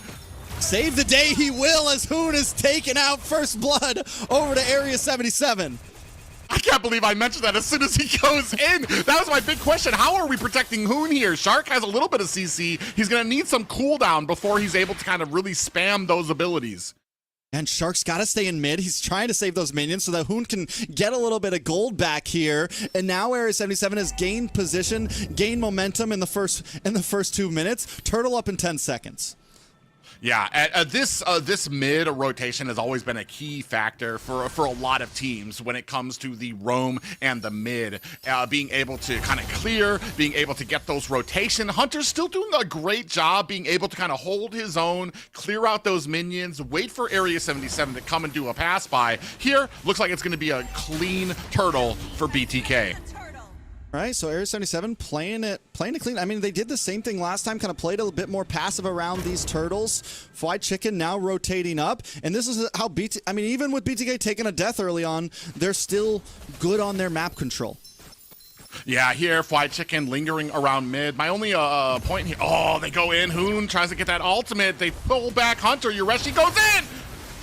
Oh, big tsunami slam. Down comes the feathered airstrike. Hoon under the tower, taken out once again as Rain is fire on the ground. Fly Chicken forced to back off. That's 2 kills onto Hoon in the first 3 minutes. Yeah, and I was just about to say, too, it felt like we were kind of pushing for something. Fly Chicken was lingering around mid, and there just was not an opening. I was waiting for him to rotate down at the bottom, but it almost felt like they forced a play that Area 77 was able to turn around. Yeah, man, and Shark wanted that I'm offended so bad, man. He was like on the tower, and he second guesses it, doesn't go for it, and it gives Area 77 those few seconds to be like, fine, we'll be the ones who attack. Yeah, and I felt like they were completely prepared for that coming from BTK, and that's why I was about to say, like, at mid, we saw the linger there from a Fly Chicken. There probably should have been a call to just, all right, we're not going to be able to find one here. Let's back off. And unfortunately, when you press something like that, where it's not completely 110%, Area 77, the skill that they have right now, they're going to be able to turn that around on you. Taking a look at the items, gold lane kind of favoring Zia a little bit. I think what's going to be important for Area 77 is definitely trying to slow that down. They've gotten picks on the mid side. They've been able to take out Hoon. If they can put a wrench in Zia's plan, it can almost guarantee them the game. One thing I do want to say, though, is we've seen before that there is going to have to be, after you shut down Hoon, there definitely needs to have attention paid down to Zia. Because we've seen how lethal he can be on this pick and how well he can control with it. Now, going on to the next turtle fight. Yeah, Joybaj looking for a position along with Yureshi into the backside. He dives in. Best player gets done. Tsunami slam as Hunter looks for a positioning. Best player still able to take the turtle in the midst of it. Look at the damage on a Baj. Zia already picking up a kill. BTK comes out on top on the second turtle. Oh, and this is exactly what I was talking about with Zia. He's somebody that has to be on your list. Those quick rotations on a gimme. However, it does allow the pickup of a tower by... Oh, as I misspoke a little too soon. that tower's down, basically. Pretty much. I mean, but I think Area 77 kind of pulled the BTK last game. BTK forces a fight. They do come out with the advantage. They have a 700 gold lead. But Area 77 at least find a little bit of ground. But look at the damage on a Fly Chicken. He's able to get away there with the dashes, and there's the comfortability on that Edith. Yeah, he's got 113 seconds left with 60 seconds left on this next turtle, which means he's not going to be able to kind of get that flicker and pop-up when it comes to this next team fight. Ooh, we have an I'm Offended. Nice, I'm Offended with some nice damage. Juresi just trying to get away, but Shark doesn't let it happen. Joybaj now getting involved as well. Hoon brought down low. ISO with the speedy light wheel, just looking for a couple more shots, but he decides to finally back off. Ooh, and I love how quickly both of these marksmen come online to join some of these fights. We've talked about it before, especially when it comes to like a carry pickup, who it can be very, very late in the game before those item spikes really try to pop off. But ISO still trying to come in through these early team fights. Only 30 seconds left on this turtle, especially with, I want to say, one ultimate down from Hoon. I mean, Zia, I actually missed it. He did go down in that fight, which is kind of big.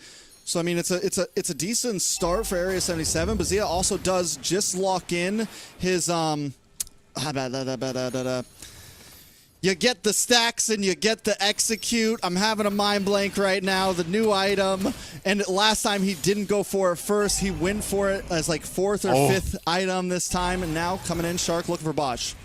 Ooh, that was actually very careful there. If that was anybody else, if that was Hoon, Joybaj would have taken him out. Now they don't have any pressure to be able to get onto this turtle. It's going to be a free one for Area 77. 2-1 when it comes to turtle pickups right now. All right, so BTK still holding a small gold lead here, even with the turtle going down. I mean, it's just like last game. This is a tie game right now. Ooh, we do get a little CC on the Yureshi. Down comes the feathered airstrike, but no worse for wear. Hunter, I want to say he uses his feathered airstrike very sparingly. And, I mean, I guess there's not really a huge cooldown on it, so he hasn't really been getting punished for it. Yeah, I mean, and he's very willing to use it when in terms of wave clear. I think he has a feeling it's not safe out there, but he also wants to kind of keep his team in a decent position, so he uses it to clear that mid wave a lot. We saw it last game, and we're seeing it this game, but now Baj in a little bit of trouble, gonna go down. Zia able to get the kill, put him at 2-1-1. Another feathered airstrike from Hunter just to try to clear out this wave, just to try to clear out these minions. Put Joybaj through a sleep clinic there. He went back and just got CC'd into the ground. And I want to say this is kind of like a little bit of a taste of what BTK was looking for when it came to this composition. As we start moving more and more, we're going to start seeing more of that. Somebody's going to get caught. They're just going to be asleep through the entirety of the damage that's kind of coming out for them. Right now, still a pretty even game here on all fronts. Yeah, BTK gonna go for the lane cut on top, look for this top tower to even things out even more. And now Area 77, if we look at the minimap, also going down to the bot side to try to do the same thing. Is this gonna be a tier 2 for a tier 2? Yeah, and that's going to be the interesting thing. You see them kind of dancing back and forth. I don't think they understand that's the carry at the bottom. ISO doing a great job putting on the damage, and there goes the tier 2 for BTK. Both teams have been playing the macro incredible, I feel like, these past two games. From wave control in the mid side to lane control on the off lanes. Overall, both teams know the importance of every single minion they take and just controlling the pace of these lanes. Yeah, and especially with how well that they're able to kind of get into these lanes and where they find the opportunities. It's never just alone. It's always a group effort. They understand, but I want to say here, some great placement by Area 77. A missed opportunity by Shark as this fight is about to begin.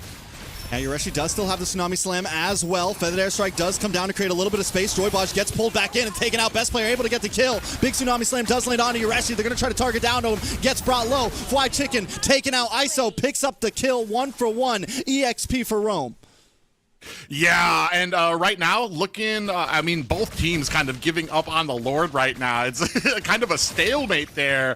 Fly Chicken got taken out into the back line. That big Tsunami Slam able to bring him into harm's way. The entire group of Area 77. Yureshi, ooh, very close to getting caught.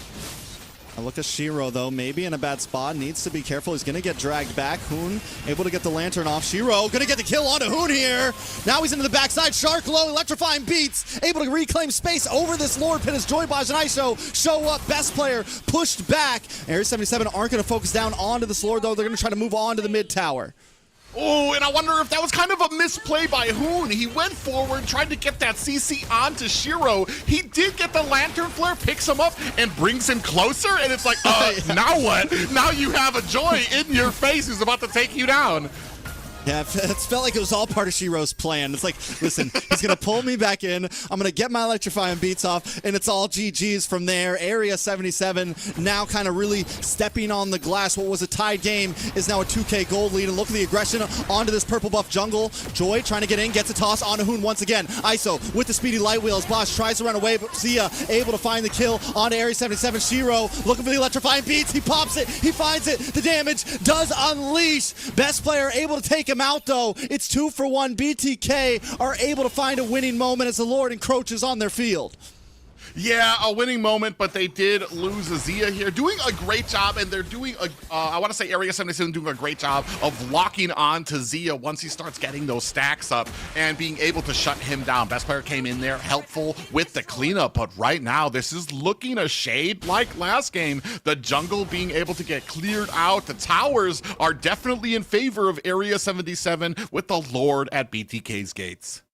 I mean, and it's definitely, you said how they were targeting Zia. Zia and Hoon, man. Baj knows the assignment. He woke up today and knew what he was born for. It is all Hoon. It is all Zia. There is no escape from Jawhead right now. He is going to get pulled back in, though, for that airstrike from the boss side. Able to unleash some bombs onto the side of BTK. ISO able to find Fly Chicken. Lord still at about half health. A Shark just tries to escape with his life. He's able to get under the tower to safety, but Area 77 continues to push in. Oh, Shark Shark had me holding my breath there. He dove in a little late in that fight, got blasted down by ISO, and still manages to be able to get out. And what did he earn for it? He got himself an I'm offended, but the team was not able to get the kill. And this is kind of what I was talking about. There's a lot of CC on the side of BTK, but the CC is not lasting long enough for Zia to be able to get that much damage in. And I think they're really putting a lot of eggs on the basket of Zia here to be able to get that group amount of AoE damage. He'll play from Shark, trying to gain position. And I feel like a lot of that CC as well is like close range CC. It's not dive CC, so all they're ever getting is Joybaj. And with the range of Hunter, with ISO able to kind of bide his time and wait to come in, they're never really able to get to that back line. There's no way to penetrate through the front line without also losing Shark or Fly Chicken. Yeah, and that's the problem here is that there's a lot of heroes on the side of Area 77. They have a great composition that kind of mixes if we're dangerous from afar, and we're dangerous if you pull us close to you as well. And that's been the problem. We noticed that from Hoon, as Hoon used that Lantern Flare, grabbed Shiro, and Shiro just turned that around. Also, I want to say a little bit of a misstep from Hoon, kind of got separated from his team a little bit too far there. I want to say, though, I am absolutely in love with the performance right now from Area 77. Another Lord goes down, and a Tsunami Slam catches Shark. Immortality pops. He's not going to escape this one. That's a member down and a Lord over to Area 77. What is going on with BTK right now? They're just getting outclassed by some of these picks. And this is kind of something that I've seen from them before when it comes to some of these. They absolutely, even when it came to taking on the Valley and dealing with Mark Cutie's Aurora, it took them about 3 or 4 games before they realized this is a problem. This is something we need to ban out. And I think they go through all of these steps to make sure, all right, we're going to try all these other things. We're going to try to get around it. We're going to try to pick them apart on their favorite hero. I think they just need to go ahead, suck it up, and ban that out. Yeah, the game 3, it's got to go. It's got to go. And Area 77, even with the confidence of it, it's like, we don't think you're gonna pick it. We're gonna not ban it as well. And now BTK paying the price on that. The Kalea and the Jawhead into the hands of Area 77, because even Yoreshi now is making great plays, but Lord is coming down. Feathered Airstrike to help open up the field. They take the tower, grab Chicken, bring it back to the base. He tries to flicker back. Shark falls as ISO and Shiro wreck havoc onto the land of BTK. It's 3 members down. We're looking for 4, but the minions aren't there, so Area 77 backs off. They still have minions coming in through mid, still have minions coming in through top, so there's still time for them to be able to close this game out. They're looking for Zia. They do get a little bit of CC. Ooh. What was Hunter doing? Wings by Wings trying to get the stun onto Zia, being a little bit too aggressive, and that's a first big mistake we see come out of his hands. And this is what BTK needs to have, is some type of mistakes from Area 77. And this is what we've talked about before when it comes to a lot of games. A lot of games, they're lost at the base, and not always by the defenders. Sometimes people get a little too eager when they're pushing in there. You cannot be overstepping your place, especially against a team like this, especially against Zia. The problem here for me on the side of BTK, I feel like they've been so used to dealing with teams in the mid to late game who make mistakes that they can capitalize off of. Here, Area 77 are not making those, well, they're making fewer mistakes in the game than they need to. Yo, we've been talking about Baj and Yoreshi a lot, but we got to focus in on ISO, man. The guy is 4-0-4. Last game, he played tremendously on that 1-1. This game, he's playing amazing on this carry. You know, when we talk about gold laners, it's always Zia and Basic, and ISO kind of gets tossed to that number 3 spot. He gets tossed to a number 4 spot, but right now, ISO is looking to be number 1. Yeah, and this is a great game there. Joybaj definitely taken to. This is immensely why Shark had the huge amount of respect for Joybaj, and especially looking forward to this rematch. Great positioning for Area 77 right now. BTK have to be very careful about this next Lord. I mean, look at Jawhead and ISO in that signature bush down there. They are going to finally run out. It's like, it's getting a little too hairy. Too many of them are down here. This might not be a safe spot. Yeah, and that was what I was worried. That's the MPL bush when it comes to those ganks of coming up from the side there. Do you have a little bit of engagement? Konami Slam does land down on Fried Chicken. ISO going to shred through. Fried Chicken is able to just escape, brought low, but finally taken out. Zia does find Shiro, though. That's a jungler off the map for Area 77 with Lord up. That is a risky situation. Oh, they trade Fly Chicken for the Lord. This is going to be a great opportunity for BTK to be able to get this Lord. They do need to be on their P's and Q's. Make sure that they're not allowing, you can see Area 77 hanging in. A lot of immortalities. Big jump. Best player brought low. He's taken out. Hunter gonna try to steal this Lord out of their hands. Zia gone as well. Can they get it? Yes. Area 77 gets the outplay, and now ISO's on the base. We don't need a Lord to win game number 2. Coming at BTK from multiple directions. Not only were they able to take down best player at the Lord fight, but also ISO coming in through the mid lane, able to secure the core for Area 77's second win against BTK. That is huge. We're at 2-0 right now. Area 77 continues to dominate. Game 1 was close, but this time Area 77 showed up in clean fashion. And look at ISO, 5-0-4, and even him splitting off from the team. They didn't have a jungler, but they weren't worried about it. They were willing to attack from multiple angles and still felt confident that they could win out. Yeah, and that's the amazing thing to me is you have one player down, so you essentially send 3 people to try to engage on this Lord, and they were still able to take down best player while pushing through the mid with ISO. I don't think we have said enough about ISO and his performance here. You talked a little bit about it as well. He is doing a phenomenal job.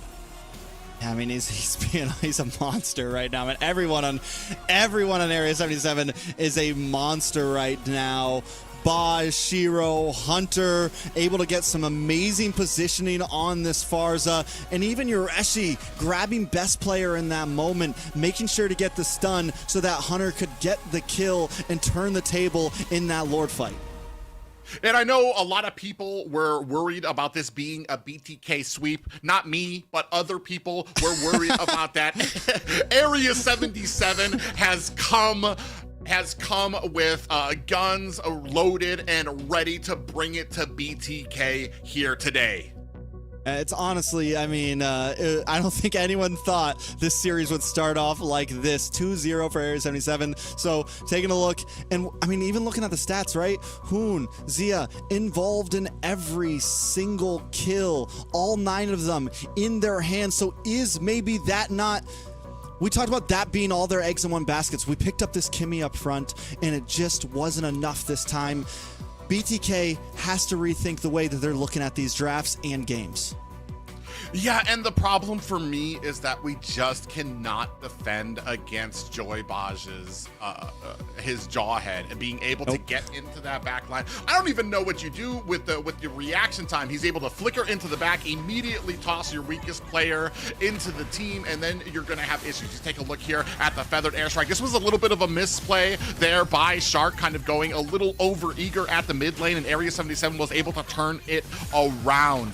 But Area 77, as it moves on to the mid and late game, this is something that BTK has not faced yet in this tournament. A team that only gets stronger, that gets sharper as the mid and late game comes online. Fly Chicken here getting duped up by 4 people, and here another one, best player getting scooped up as we take a look at some of these Lord fights that have been coming on.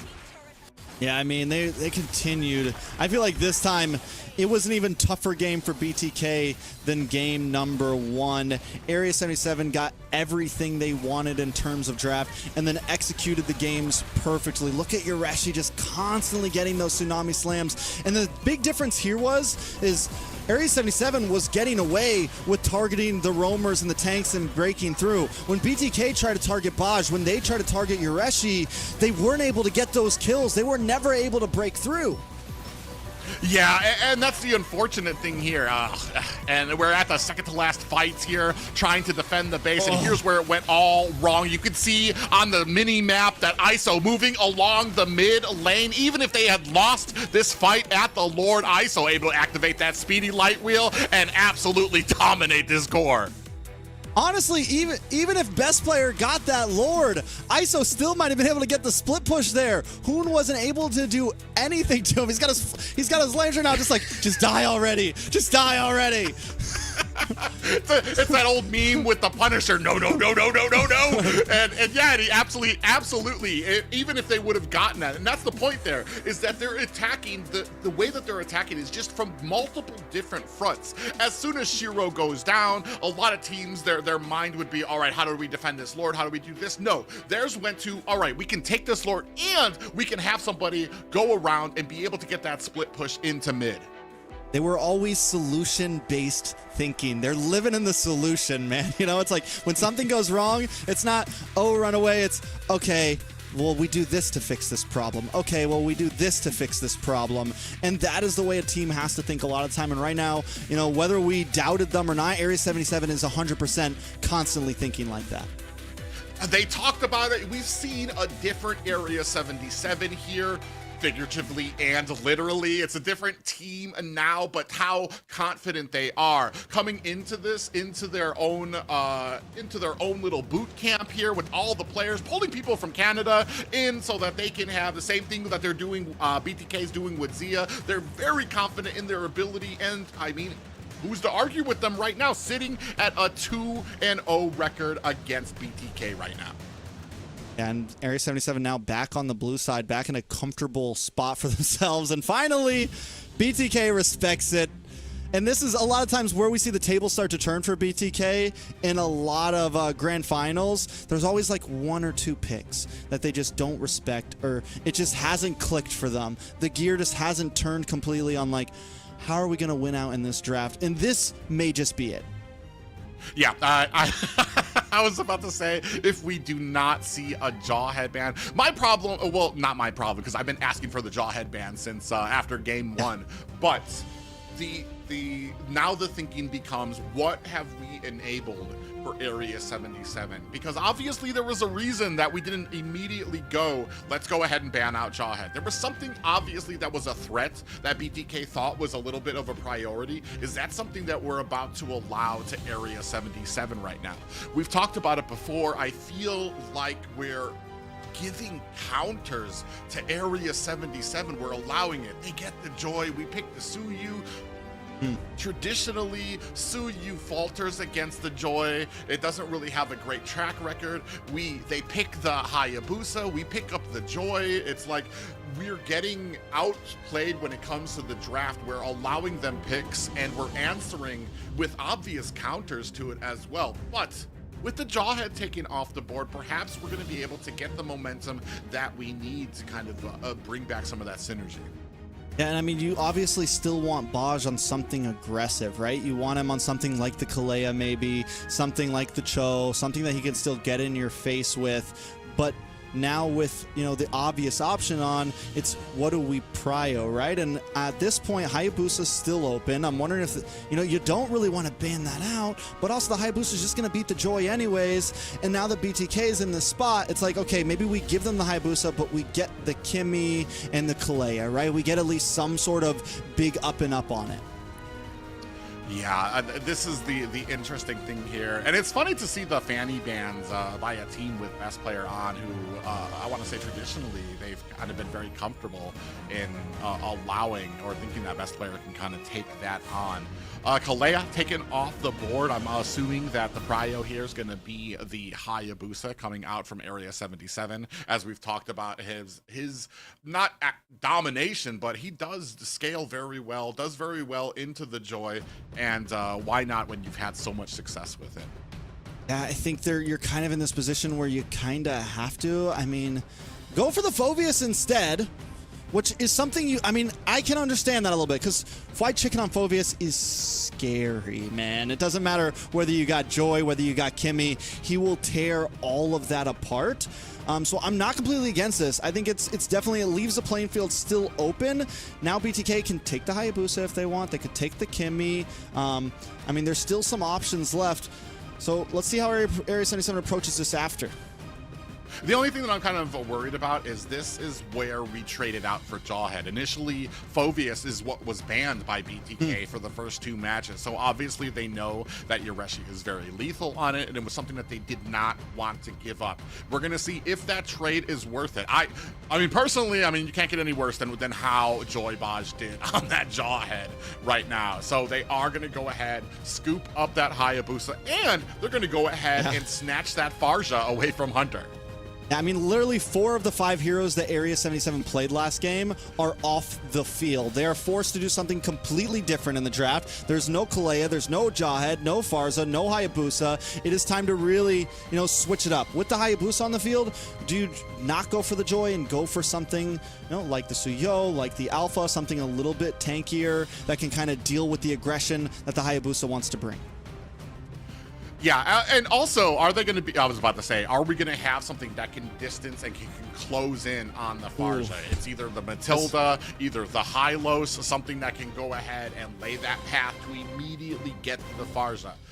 What we have been seeing is, well, and then here comes in, we have the XP lane coming up. Do we go? No. Yeah, I was just about to say, is it going to be the Esmeralda? But no, and I'm assuming Esmeralda potentially gets banned out here because you can flex the Hilda into that roam position. I mean, the Hilda's still good. It gives Fried Chicken some ability to be aggressive, a little more aggressive than you would be with the Esmeralda, but I feel like the Esmeralda definitely would have been clean there. It can do well against the Phoveus in lane. It does great against the Hilda, but that's the pass. We're not talking about that. Cho gets banned out from BTK. Yeah, and Hilda picked up here, and I'm wondering if that's going to be a flex pick up there. I want to say in the when it comes to marksman lanes, Area 77 has done a great job of being able to kind of hold Zia down a bit. Not just, we've seen, and I've talked before about Zia's ability to be able to be successful in that lane despite how the game is going, but what's happening here is in the early game, BTK is having a lot of trouble. It's forcing Zia to have to rotate early to kind of be a part of these fights.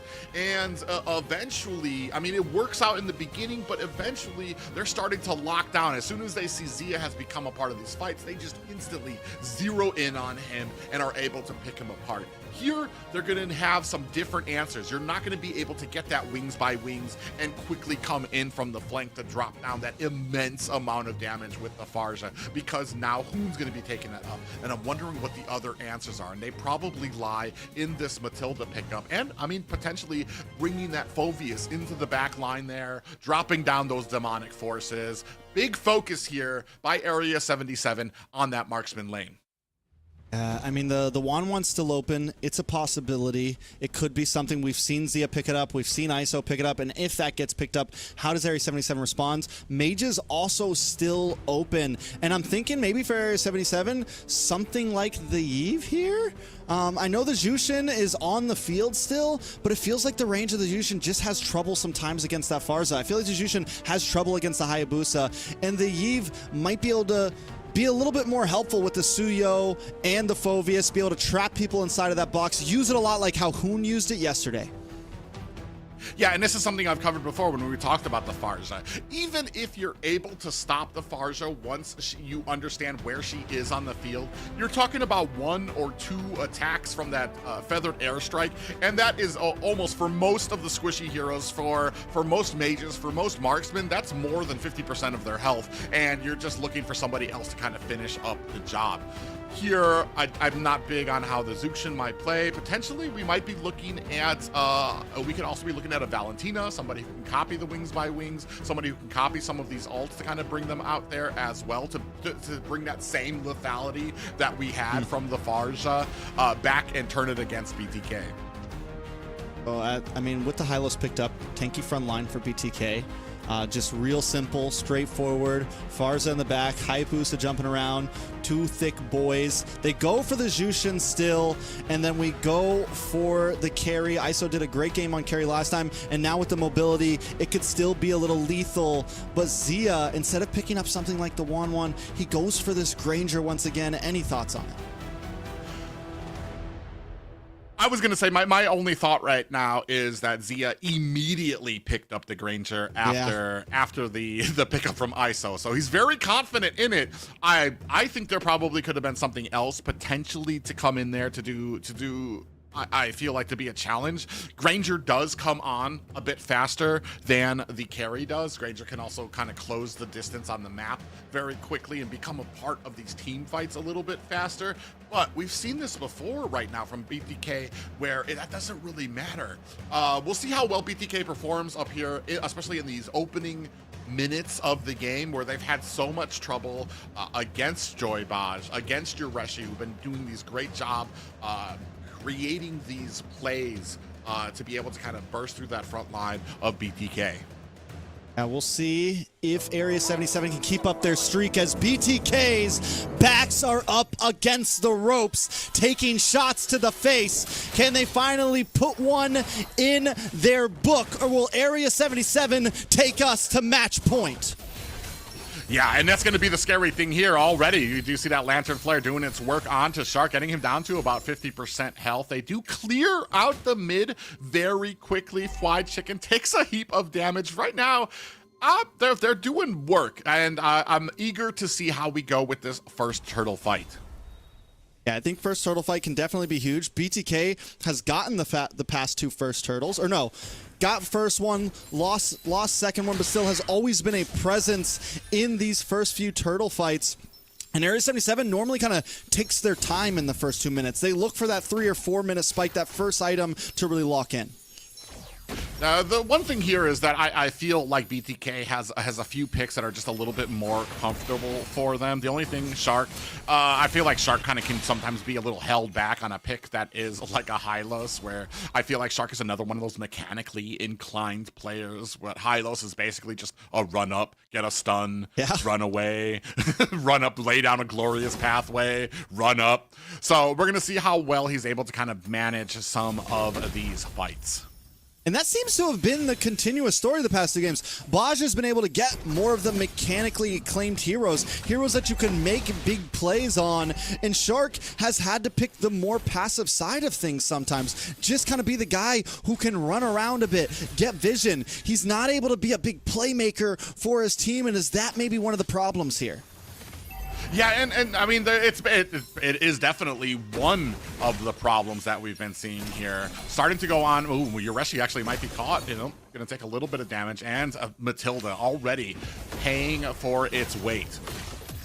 Big damage on a Fly Chicken, forced to pop out a flicker as this first turtle is on the field. Fly Chicken now not going to be able to maybe get away to the next big problem. Will get stunned, brought down to about half health as Yureshi chases him down with the Infernal Pursuit. Best player now trying to dash in, gets the shadow kill, looking for someone. Baj goes down as a Feathered Ike, strikes damage. Shark looking for the next target, brought down low, has to get out as Yureshi tries to fight him off, but he just can't. Fly Chicken able to find one that's 2 down for the side of Area 77 as Hunter and Shiro are forced to back off. Shark absolutely threading the needle on that fight, taken to within a breath of his health being completely maxed out, is able to find itself an escape. They wasted so many abilities trying to take down Shark that there was nothing left. Best player able to clean up the Lord there, and a very smooth transition there for BTK here. Yeah, BTK finding a very nice groove in the first few minutes. Best player already taking a small lead over Shiro here, looking comfortable. I mean, on the Hayabusa, it's a good place to be right now. He's got about 300 gold, which doesn't seem like a lot, but every item's going to count in this first phase of the game. And we're already seeing that Joybot is doing some great work using that guiding winds to get people out of the way. And this is the problem too. We're going to try to latch onto Hunter, even if you can get away from that ultimate. Ooh, we do have an engagement. And so does use the flicker, is able to just get away, but that's going to be a nice chunk of gold plating over the side of BTK. Yeah, and Zia going to go ahead and try to collect on that. But as my point is that when we're talking about some of these fights, like Hunter's going to be able to find these escapes, especially with those guiding winds, as they go ahead, put some damage on the Fly Chicken. Fly Chicken is never going down, man. Is the health, the passive, everything, like it's gonna be a tough kill to get Fly Chicken. Yeah, and he's doing a great job traversing the map, making sure that he's not just an issue up at top, but able to kind of get around, be a nuisance, get that information. It's not just on the roam to kind of get that information and the positioning of the enemy teammates. You see, he's already positioning himself back at mid. BTK, I mean, starting this off with big control. The Farza looks great on Hoon. It's creating the space, and this is one of the issues that I think Hoon was having on the Jushin. The distance, just never able to fully close it against the Farza. Yeah, and here, Hunter's been doing a great job too, and Area 77 has been doing a great job of their protection of Hunter. The damage on to Hunter. Gonna try to protect him as much as he can. He is able to back off. It's something that he's good at, creating space and making sure he doesn't go down in the early game. Yeah, and now BTK free to kind of get this positioning onto this turtle. Shiro has it in. You see the information going to him. They have the vision on it. Are they going to be able to protect them? Fly Chicken alone in the back while they're trying to take Hoon off screen, able to find a kill.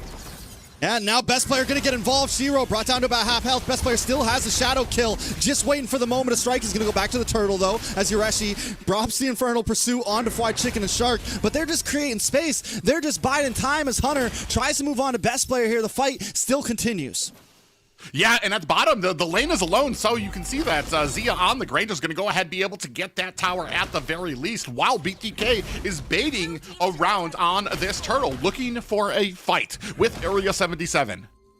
Yeah, I mean, this is a big one for Area 77. Do they fight this? If they do and they win out, it could turn the table. But if BTK escapes with something big here, it is trouble for Area 77. Fried Chicken able to take out Shiro. It is still standing as Hunter finally gets a kill on him. Hunter tries to force the flicker back as Zia chases him down. Destinata does land, but he's still up as Shark runs through the tower to create space, and the turtle is still standing.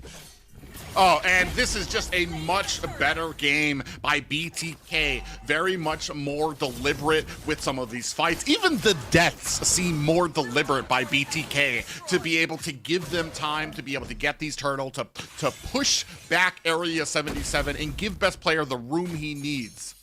Yeah, BTK has found their comfort zone. They're 5K gold ahead. Hayabusa on best player has never looked better. He's holding 1.2K gold lead over Shiro right now. Shiro just having trouble keeping up as Shark continues to harass, and I mean, as Fried Chicken continues to hound and harass him.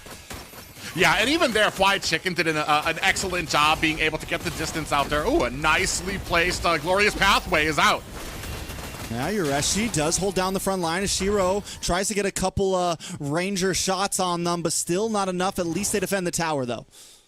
Ooh, Shark and Z are going to go ahead and split off from the rest of the pack. I like that Glorious Pathway because it stopped Area 77 from being able to get to the tower, and we're basically one more minion wave. And best player doing such a great job. The macro from BTK this game is so much better, especially when there's not the threat of the Hilda. There's not the threat of the Jawhead. There's not the threat of having the Farza that can cover the map so quickly. Yeah, you know, I know the Jushin has been so clutch, but I think we're getting to a point where maybe Farza is the new big problem. Even in that position there, help with the macro, help with running to those offlanes and being backup for best player when he needs him. I mean, we're seeing how overall utility to damage, it just supplies all the options. Well, and not just that, but we're being very patient. Ooh, we do have a shadow kill onto the back line with the feathered airstrike to kind of bring back the line of Area 77 as BTK pushes through the mid tower, opening up the map of Area 77. Yeah, and that's big. I mean, the last two games were close, but this one is looking like a stomp for BTK. Yeah, and that's the amazing thing right now. BTK have completely turned this around with being able to take away a lot of those threats. The big thing, too, is we're not able to kind of get to that back line. We're not able to get to Hoon to really shut down these feathered airstrikes. Not just that, but a best player or Fried Chicken is doing such a great job of pushing back the back line, baiting out a lot of these abilities, getting very low, and that's when the feathered airstrike comes out. And then Area 77 needs to make a decision. Do we keep on attacking Fried Chicken? Do we turn around on Hoon? And that's where BTK is shining here, as they get another objective. Yeah, I mean, the tables have completely turned. They're dealing with the same problems that BTK had. They're unable to break through that front line. Fried Chicken is the immortal being right now, just not going down. Same thing with Shark. And as long as Hoon and Zia are just poking from the backside, I mean, they have great range. You have the Destinata, you have the feathered airstrike. You're just completely stiff-arming. Look at best player in the backside, completely chunking them down, also pushing Area 77 into a hole. Yeah, and they're doing, and that's a great job too. A great thing to point out is the poking ability coming from BTK. So not only do you have to worry about the suppressive fire coming from Hoon and coming from Zia on this Granger, but then best player can dive into the back line, start chunking you down as well. Here comes another immense artillery blast coming from Hoon. And look at the damage. Tower does go down. It's looking like a mirror image of last series, but this time it's BTK on the strong foot. Yureshi tries to dash in, but unable to find nothing but air there. Area 77 just trying to defend with all they can. Can they make the play happen? Circling Eagle does come in, able to get the knock up. Look at the damage on Zia. Yureshi trying to push it back, but Zia flickers back himself. Shiro low. Hoon finds the kill, drops the feathered airstrike to let Area 77 know we're still here. threading the needle perfectly there. They try to latch on. They force your Reshi to go so deep back with that demonic force to try to take down Zia. It puts him into harm's way. The rest of BloodThirstyKings close in around him. All right. Ooh, Baj getting low as well. BTK able to take the tower. They have 2 minions plus minions on the top side. Move on, switch up, take down another inhibitor. BTK gets what they came for. Ooh, and we do have Hoon sitting in that precise bush to go ahead and rain down damage. Best player thinks twice about that quad shadow he lays out there. And man, this is what I was talking about, especially having a Farsha on your team. It is so hard to protect those high ground towers from the positioning that they can lay out that feathered airstrike.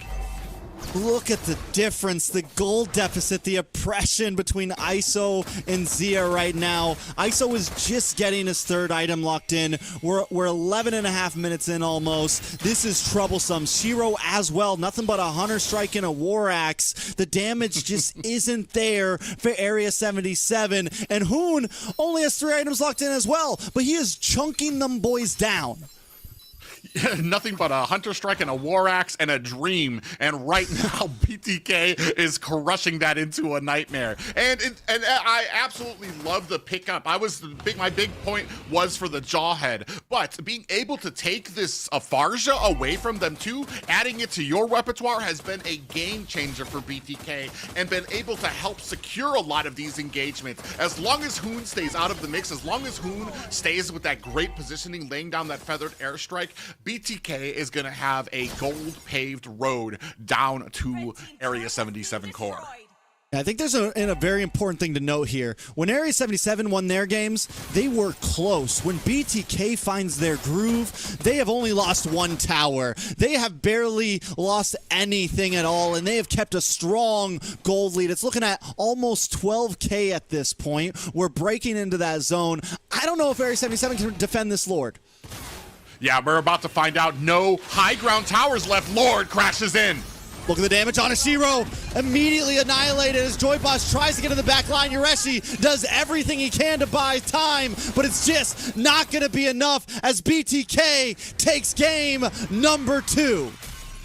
Never down and out. BTK, they finally wake up with a very dominating performance in game 3. I mean, that's huge, right? We got us a series at this point. BTK tweak the draft a little bit, get comfortable in themselves, and just smash down onto Area 77. Taking a look at the stats, best player 104, Hoon 306, Zia 203. Every damage dealer on the side of BTK never took a hit.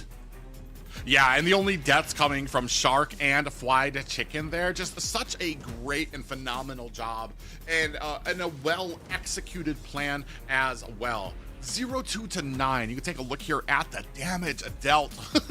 Hoon here with 50k damage here. Actually outdone by Zia on the Granger. So just those two combinations meant that they were just able to be so lethal from so far away that once they got the ball rolling, once we hit that mid game, no tower stood a chance. There was no way to be able to defend this. Matilda, Joybosh was never able to kind of get to that back line to be able to make that type of play. And when they tried, when Yureshi went with that demonic force to try to get to the back line, there was just too much mobility. If it was Hoon, you had the wings by wings. If it was Zia, there was the immense amount of dashes that he could put out. And eventually that ultimately cost Yureshi, and he ended up taking those deaths as he was deep in enemy lines.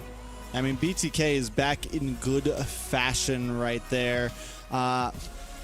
You talked about the damage and then the damage taken. When we take a look at Yureshi there, I mean, he was just a punching bag. He was doing everything he could, but it just wasn't enough. And, you know, Area 77, they're able to play very aggressive. They're able to kind of always, get in the ring with you when gold is even or they are at a lead. But once they fell behind 3 or 4K gold, it seemed like they wanted to keep on forcing those fights or keep on staying in them just a little bit too long. Yeah, and look at that. Even Shark was so low on that fight and was having some huge, was having to kind of turn things around. But we could see from a lot of these fights, they were able to kind of force their will here. And look, and with, you could see Hoon, he's gonna lay down a lot of that suppression, a lot of that artillery to be able to kind of take down all of these towers. I mean, these all went, I think this was the same push where they were able to take down all of the high ground towers. And that's just amazing for how quickly BTK was able to kind of come back. I expect there to be some adjustments from Area 77. There's some picks, all right, the Jawhead's getting banned out, but now there needs to be a plan for Hoon on this Farja. We're probably going to need to take that off there. We're going to need to allow some things as well. Yeah, I mean, that was First Lord right there. They take all inhibitors, and then by the time they took all the inhibitors, Second Lord was ready for the taking. So it was a quick finish from 9 minutes on. The game was in their hands. Yeah, and amazing gameplay there. This is something I was kind of harping on from the beginning. And I understand there are certain things, certain aspects that were probably prioritized than getting out that Jawhead, but a much smoother game without Jawhead being an issue for us and picking up the Farja. So Liz, whether you thought it was going to be a sweep for BTK and then maybe switch sides to Area 77, we got us a series now. How are we feeling? I mean, I have everything under control. Everything is as predicted. We know that every season for the grand finals, BTK has been known to come back from a little bit of a slump in the very beginning. It was definitely nail-biting matches for all the viewers at home, but at the end of the day, the third game was a completely different BTK that we've seen today so far. And maybe they just had to take away the botch tilt with that Jawhead. How are you feeling about how ineffective they made that Zushin from the last game? As we've noticed this beautiful cosplay that you're wearing today. Yeah, I mean, feeling good. I think we just need to do a little bit more of that lantern to get BTK back into the zone. But this game right now is still, the series is still in the favor of Area 77, and it could be the game for both teams. So it's definitely a grand finals that you don't want to miss out. So make sure you stay tuned. We're going to take a short break and be back for a halftime show.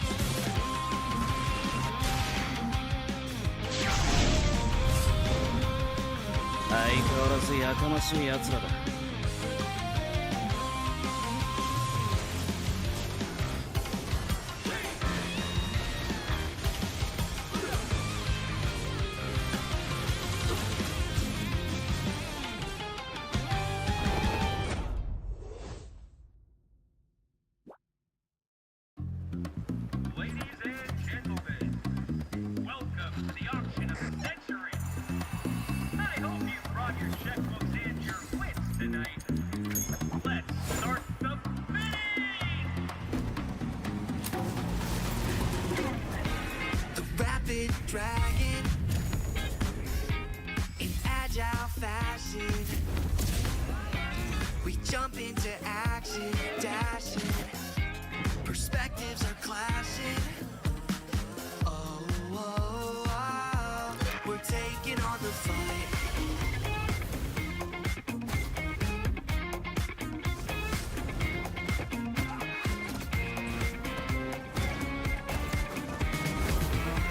Jump into the showdown till justice is found.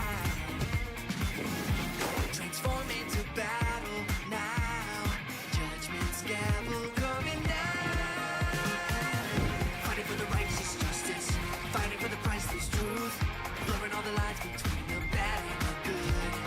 Yeah. Fighting for the justice no matter what we do. Three perspectives sharing one objective, yeah. Everybody's fighting for the truth.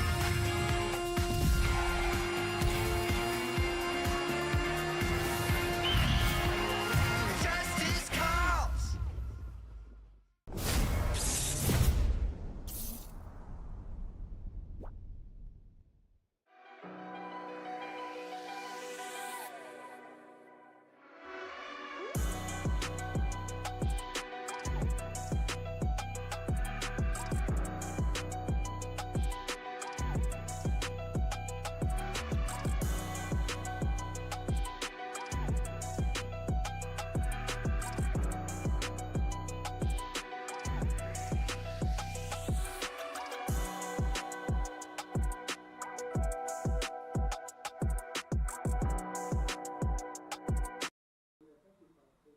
We're back, everyone. You are watching the grand finals of the NACT 2025 Spring, and today we are having a halftime show. No crazy performances like the NACT Spring 2024, where Private gets to do his little dance, but we are looking at some analysis of the performance that we saw so far, which has been exhilarating as the dance that Private did. So we saw some crazy moves by both teams. Area 77 coming on stronger than anyone has probably expected watching at home. It really shows the momentum that they've been getting from all their sweeps in the past 2 days, as well as the synergy that they created with the boot camp that they're in right now. So for Private, I know Area 77 was or is still your favorite team that you've been advocating for every single season. What do you think was so crucial to that team and how they were able to perform so well?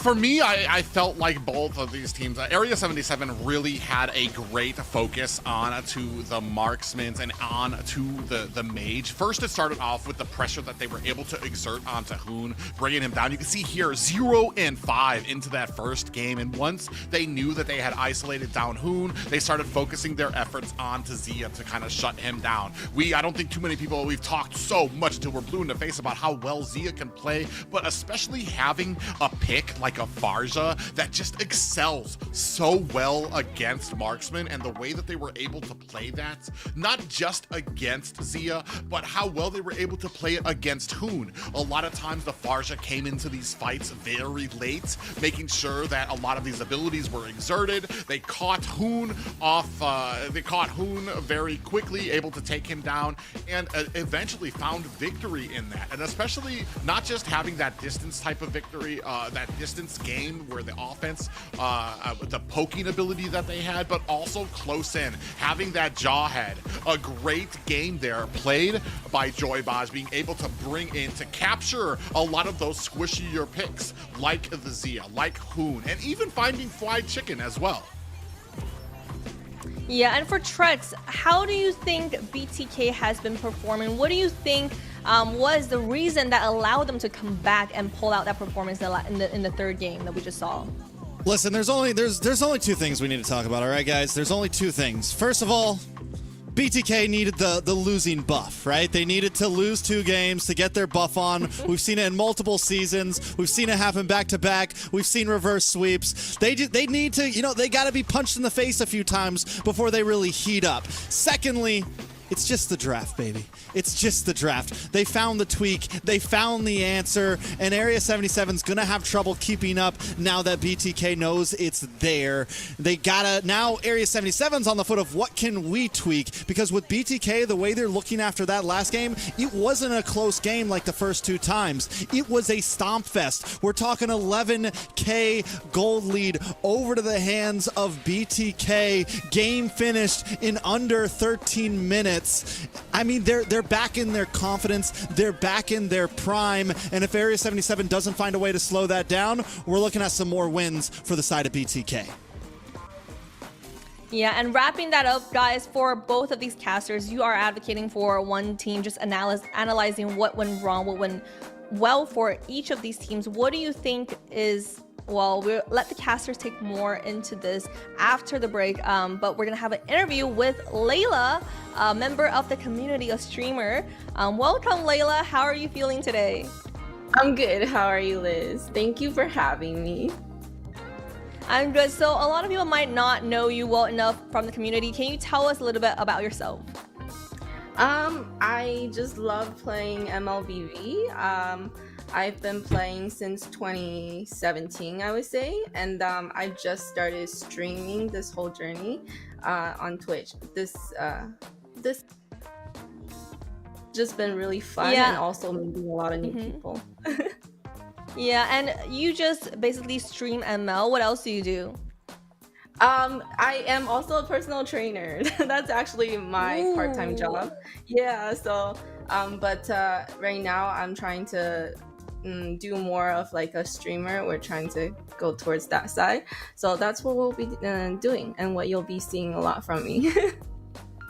Yeah, and how do people find you for stream? Oh, perfect. So I am right now streaming, or not right now, but right after the interview, I will be back on Twitch streaming the NACT championship. Well, so make sure to follow. Yeah, what's your stream handle, actually? Okay, the stream handle is just Layla Bay XO. So if you search that up on Twitch, you'll see me. I stream 6 days a week, along with my blind Pomeranian puppy.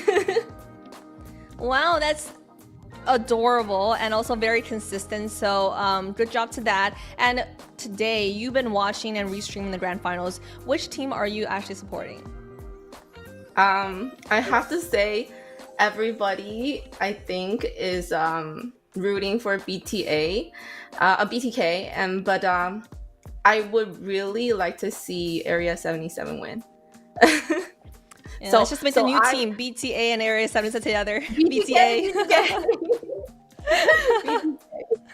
But yes, I want to see Area 77 win. So you want some new blood into the mix. What do you think so far about the grand finals? Because the Area 77 put out a pretty strong performance. Yes, I told everybody ban Jawhead and ban Farsa.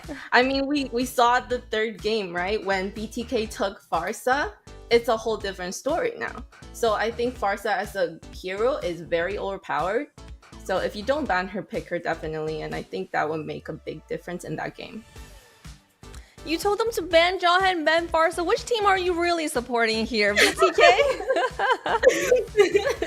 No, but you know, we see it. 3 games, there's Farsa, and with the Farsa on the team, that is the win. Yeah, nevertheless, both teams are looking very strong, and we're seeing an amazing performance coming out from both teams, and a very exciting grand final so far.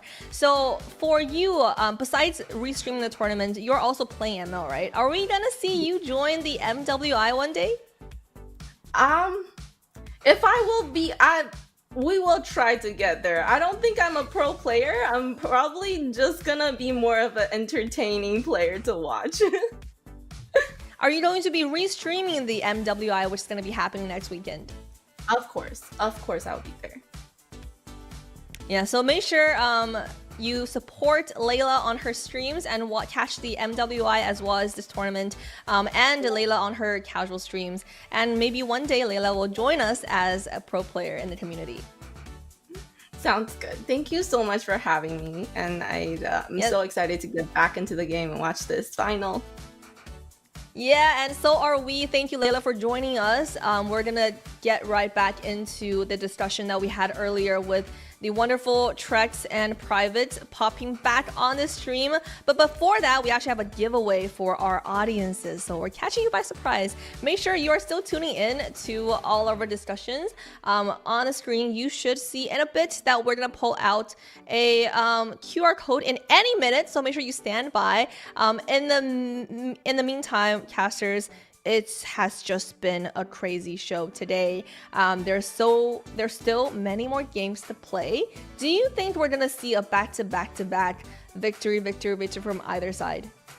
Well, I think these next game is crucial for Area 77 because they came here with a game plan to counter, and then which got them 2 victories. Now they've been countered themselves by BTK with those picks. This next game is going to show us, does Area 77 have the ability to adjust in a way to make them successful, to keep this going, or was that all they had in the tank? And yeah, Trex, that's saw what you best of sevens are always going to come down pull out to, a little right? jersey. It's the adjust. Show us your jersey. I don't know. Show us your jersey. I saw that. I saw that, guys. Listen, this I man. Please don't interrupt me, Liz.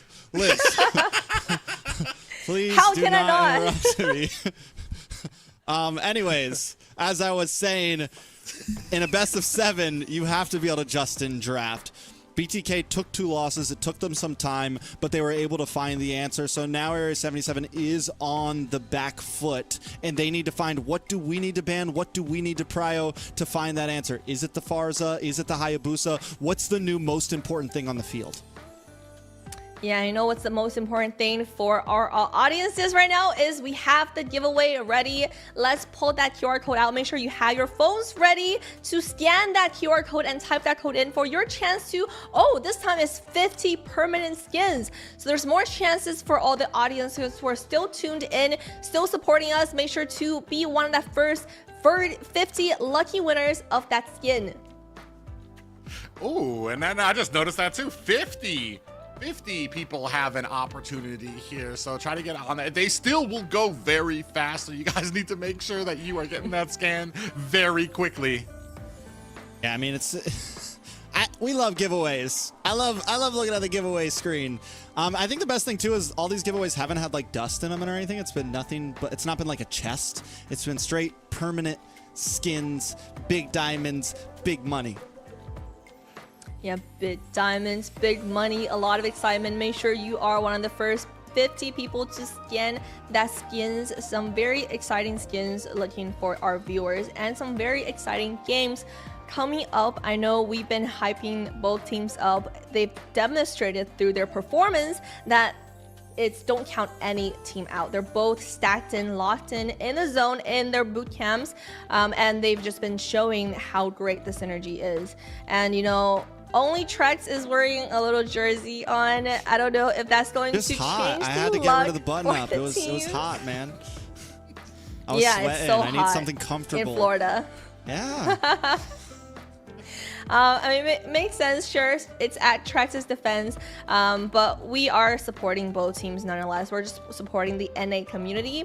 Whoever wins have definitely earned their spots. They've been so consistently playing well this season, and both of these teams actually have been both of these teams have actually been on a streak. So I hope you guys are ready, because the 4th game of the series is ready. So casters, take us into this match. Yeah, and thank you for that intro, Liz. We are ready. It is going to be the second half of these matches, potentially.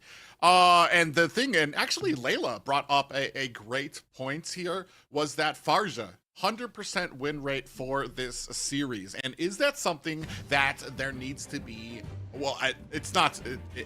There needs to be an answer for that if it's going to be picked up here, because of how lethal it is for the marksmen on the teams and how well these teams have been doing at protecting that. I don't think, usually I want to say in the past, I think we found it more easier to get to that back line to be able to kind of disrupt a Farza once it comes down. Right now, the damage is just too much. By the time you get to the Farza, by the time you stop her from being able to rain down that damage, you've already taken 1 to 2 to 3 feathered airstrikes, you've dropped down your team, and it is an issue that needs to be dealt with.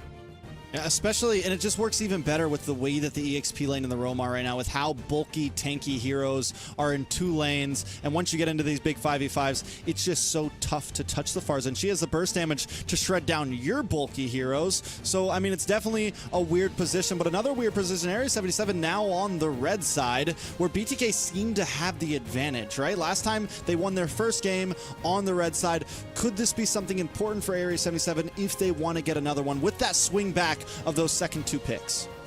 Yeah, and that's what the interesting thing too is, like, I feel like as much as a lot of people think that having the first pick would be the advantage, I want to say historically it feels like the reply has always been stronger. The counter 2 picks when it comes to the beginning of the draft that we've been seeing here. Oh, and Valentina taken off the board. So something, yeah, I was going to say something spicy. That's a throw in the ban works here for Area 77. Yeah, that is definitely a throw ban to try to get as much out of this trade as possible. The Hayabusa, the Joy still open, Fovia still open. A lot of things on the field, and now BTK, it's like, do they focus the Kimmy again like last time? Do they just lock in the Hayabusa safely and put best player on something comfortable? In my eyes, that could be the thing, but no, we go for the Lucas instead. Yeah, and Lucas, not only is Lucas just, I was going to say great, but also annoying to deal with. I mean, we've seen it throughout this tournament. He can be at 10% health, still be able to get to the back line, still be able to get the damage, get the kill, and be able to get out of harm's way. But this is also something that is flexible for BTK. It can be played in the XP lane. It can be played in the as a jungler. Heck, it can even be played as a roamer if you want. I don't know if we're going to be seeing that from Shark, but it's just something that kind of leaves that question mark open or BTK, and we're gonna see what Area 77 are gonna reply with. Is Farja gonna be the prio? I'm wondering if maybe they thought they were going to get the Lucas in that trade. Like, that's why we leave it open. They get the Farza, though, which, again, if we're going by Layla's textbook, this is already GG's for the side of Area 77. Instead of picking up a jungler now, because they know they can get it in their 3rd pick, they go for the Cho. It secures something strong and safe for Baj, and also it gives possible flexibility. BTK has some flexibility. Now Area 77 has it as well. We saw Yureshi play the Cho very cleanly in earlier days, so this isn't something out of the realm for them. Yeah, and I like the Cho pickup, because one thing about Lucas is his ability to get to that back line. Especially, I've seen mostly a lot of him with that Vengeance on, but with a Flicker on, he's absolutely unstoppable of him getting to that back line. You have a Cho on your team now. Now you have just a little bit of security. If somebody tries to jump onto your Farza, you'll have that that way of the dragon kick to be able to kind of create that distance, create that spread for Farza to be able to get away here. I like the pickups here by BTK2 as well. Zuxin not having a great few games just yet, so hopefully more successful as we move into this next game. Yeah, pretty much Zuzhin has lost every game. It has lost every game against Farza right now. Farza is the new meta mid, at least in the NACT Grand Finals. But the big wrench in all of this is going to be that Lucas. Is that the answer? Is that the big switch up? White Chicken gets his hands on the Hilda, which, I mean, the Cho is great, but it's not that tanky roam. I mean, it's a playmaker. And don't get me wrong, in the hands of Baj, you can make plays, but you still got to find some chunky front line like White Chicken has right now. Ooh, and with the Joy taken by Area 77, I'm expecting some of those counters. Jagata is already taken off the board. I'm wondering what is the plan from BTK to deal with this Joy with what we have out there. I know that we get a lot of CC coming out from Hoon, but historically, as we've seen in these last matches, the big prio in the early game shut down Hoon.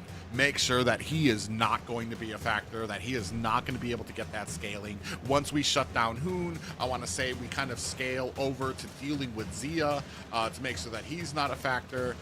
I want to say there has been some focus onto Fried Chicken, but here on a Hilda, I feel like the more focus you put onto a Hilda, the more it kind of plays into BTK's hands. You're wasting your abilities, you're allowing him to do what he needs to kind of get that zonage away, and it allows them to kind of come in and get that sneaky second. The problem here, are we going to be able to get the Farja and shut her down? Yeah, I mean, that's all. That seems to have been the question for the past 3 games, right? And Farza has normally been safe. Kimmy is open, but Kimmy does not have the greatest escapability to this Lucas, right? It's kind of a scary pick right now. Even with the Joy on the field, could be a scary pick from BTK, and I think it's why it's not getting banned, the Wan taken out, because of the ability to kite, because of the ability for ISO to kind of dance around and kind of get some free shots off. So what do we look at for a marksman? Does Area 77 once again save it for their last pick? Last time they were on red side, that's what they did. They locked in the EXP or Roam on this red side first pick, a second phase, and saved that spot for something to maybe counterplay with. And I'm wondering if we're going to be looking at a Matilda out there, since we had the Esmeralda ban taken out there. Harith is already off the field, so it's not going to be countering that. But they were definitely wanting to get that Esmeralda off of there. And right now, there really isn't too many shields generating picks out there. I guess Hilda, when they go into the bush, you get a bit of defense for the Lucas pickup.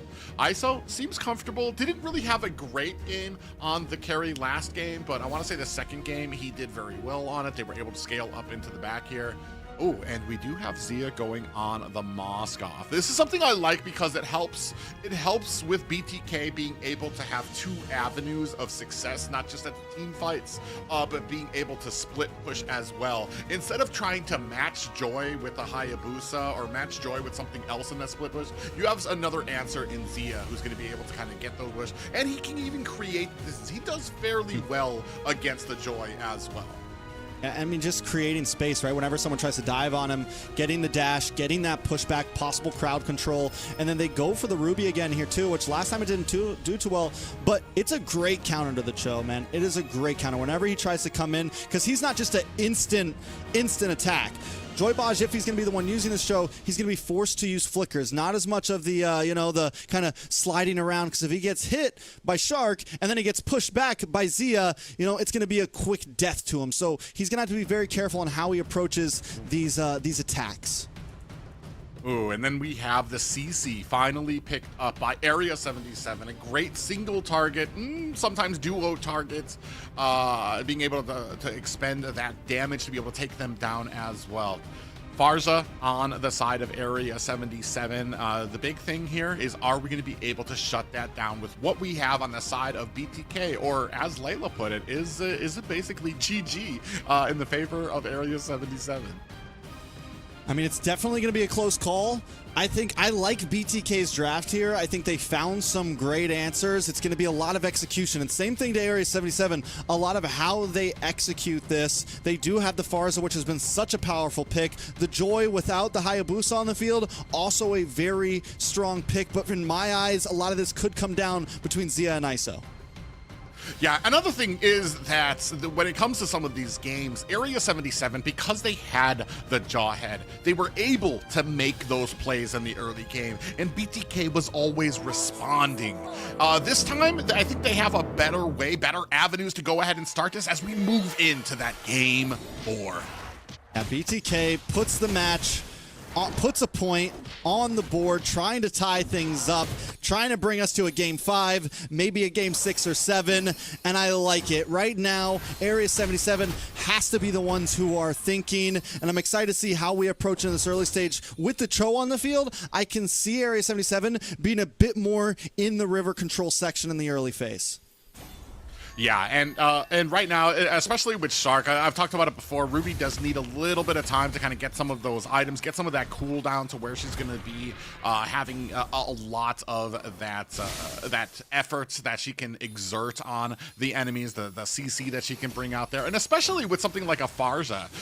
Shark, who has the flicker, could probably potentially get into that back line, flicker in, and be able to interrupt that feathered airstrike. But as we've seen, both of these teams have been very great about their use of that. They don't wait. They wait until like the action is already unfolded, until the team is pretty much knee deep in fighting against one of their players. Then that feathered airstrike comes out, and you have to make the decision: do we continue on this fight? Do we turn on Hunter? Do we have to disappear?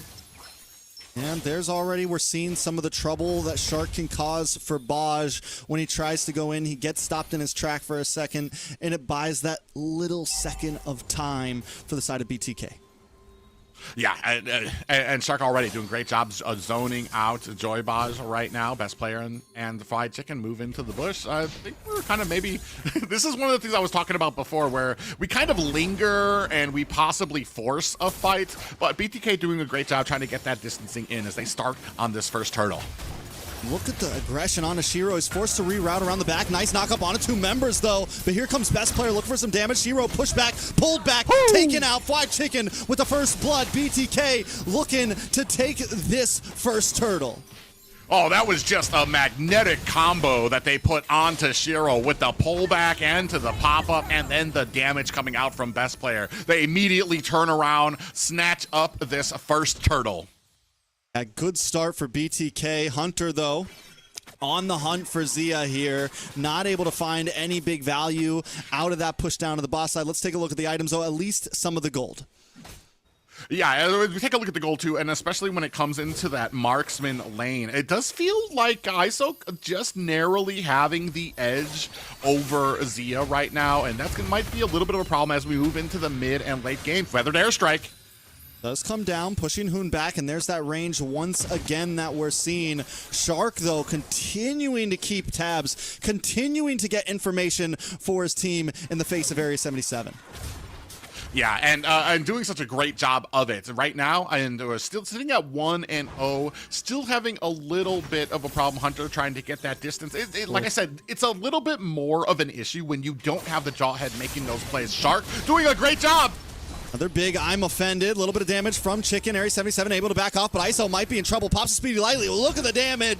ISO does get... Oh! Spear Destruction. He comes in. Zia finds the kill. He's caught now in the midst of that airstrike. Taken out as well. Gold laner for gold laner, but now Hood locked onto Hunter and finds the kill. 2 for 1. BTK keeping it aggressive. Ooh, I was just about to go into like how intelligent is to get that 1-for-1 swap as you go in to the backside to get the kill onto ISO, but then you die to Hunter. But we did have Hoon right there to go ahead pick off Hunter as well, making it a 2-for-1. Ooh, Baj hunting for Best Player here. Not going to be able to get it. Decides to back off. But this is something the Best Player does so well at, man. He knows you'll always see him at those off lanes. Always kind of split pushing. It's his inner old assassin player play style, man. The guy is always looking for moments to push on those towers. Yeah, the interesting thing is, I want to say Hoon has been a lot more aggressive with that Crimson Beacon, using it more aggressively for offense, more than, oh, Yureshi actually in trouble. Yeah, Yureshi's not in trouble. Yureshi is dead. Yureshi is gone, and this is going to give a big advantage to the second turtle for BTK. Oh, and on the backside, Shark doing a great job zoning out Shiro and being able to use that CC. This is something that we haven't seen too often, but amongst with all the CC that you can put out, and in trouble, Shiro.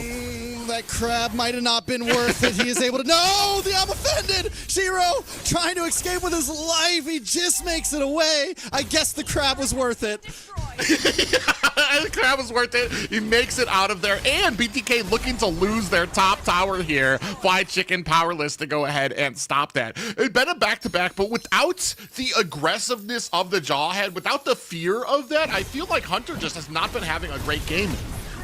ISO deleted. Fried Chicken is hunting right now. This man is the EXP laner. He's on a Hilda. He's 3-0-0. He's got over 50% of the kills for BTK right now. Yeah, and being shut down, that is another tower down for the side of Area 77. 1-2 right now. Fly Chicken doing a great job baiting out these abilities from the backside, and things looking a little grim for Area 77. ISO sitting at 0-2 right now. Oh, big dragon kick. Yeah, Baj gets the hit onto Shark, able to take Shark down. Fly Chicken on the run. Shark, though, looking for Shiro. Shiro low. Spirit Destruction still sitting there. Zia's not going to go for the commit as ISO brings out the Speedy Light Wheel. Hunter decides to pop the Wings by Wings, but decides to back off as well. Arius, oh! Best player hunts him down in the back line and strikes out Yureshi. Yeah, a big boy damage coming out from Best Player with the flank. Takes out Yureshi from out of nowhere. That is, especially with all that damage. And Hunter is down from Fly Chicken as ISO comes in just a little late for the protection. Boy Baj misses that way of the dragon, and that could be his death. ISO with the Speedy Light Wheel, looking for anything, looking for purchase, but it's just not there. Zia gets a kill into his pocket. Yeah, 8-2 right now. Domination for BTK. Flied Chicken sitting at 4-0-1 right now on this Hilda. We were talking about some of the other picks there, but Chicken right now is having the game of his life. Yeah, this guy is having the match of his life for sure. You don't see this every day at home. You don't see this every day in ranked games. 4-0-1 on the Hilda. We said it was a tanky hero. This is a monster right now on the field. Yeah, and absolutely becoming that threat to the back line, not just to the back line, but this means that he's going to be able to have even more tanking power, even more pushing power to be able to zone out the rest of Area 77. And this is going to be a problem for Hunter, because where does he set up? Where does he get and put in that damage? ISO needs to be very close. Even Carry, for as much as it is a marksman, it has probably one of the shortest ranges of any of the marksmen. So you're going to be trying to get in close. You're going to have to be dealing with this very powerful, very strong front line from BTK. And that's one of the issues right now with the Tro. That was one of the worries, right? It's, yes, you can make plays happen, but you're not that bulky. You're not biding enough time for ISO or Hunter to really pop off. You're creating too many gaps by diving away. Fly Chicken, Best Player, all of them are able to get to that back line. Yeah, and Farja just, 1-2 right now. Another 2 deaths on ISO, 2 on Yureshi. Area 77 has yet to find that glide. You were talking about it before. When BTK is on it, when BTK knows what they're doing, when they're able to kind of get that momentum, it is a wheel that is so hard to stop. And it is so dominating that it's very hard to even find those little bits of breathing room. Here, attacking on 2 towers at once. Yeah, conceal play just to try to move. Big kick onto 3, but still, you're stopped. You're hunted down. You're taken out. Baj can't make a play happen right now. Every time he goes in, BloodThirstyKings just take him out of the map. A little bit of a misplay there too, because he latched onto Shark on accident, and I'm sure he wanted one of the squishier heroes, Shark, and he didn't even get him over the wall. He crashed right into the wall, a little bit of a misdirection, and unfortunately he was on the wrong side of that wall. The rest of Area 77 was not in a position to help, and you were talking about it. Now we're at a point where Area 77 is starting to force plays. They're not as comfortable. They're not they don't have the advantage like they did in those first 2 games. Yeah, they have to be able to think about it like, if we're plus 5K behind, looking at almost 10K, we're closing into that gap right now, 9K, you cannot go for the big plays. You have to play it safe. You have to play like BTK played it when they were losing, where you're just kind of waiting for those moments. And the problem is, Area 77's composition isn't made for waiting for those moments exactly. Yeah, and that's the unfortunate part, and sometimes it just kind of comes down to kind of slowly being choked out, slowly trying to turtle this things in and waiting for that opportunity, waiting for BTK to make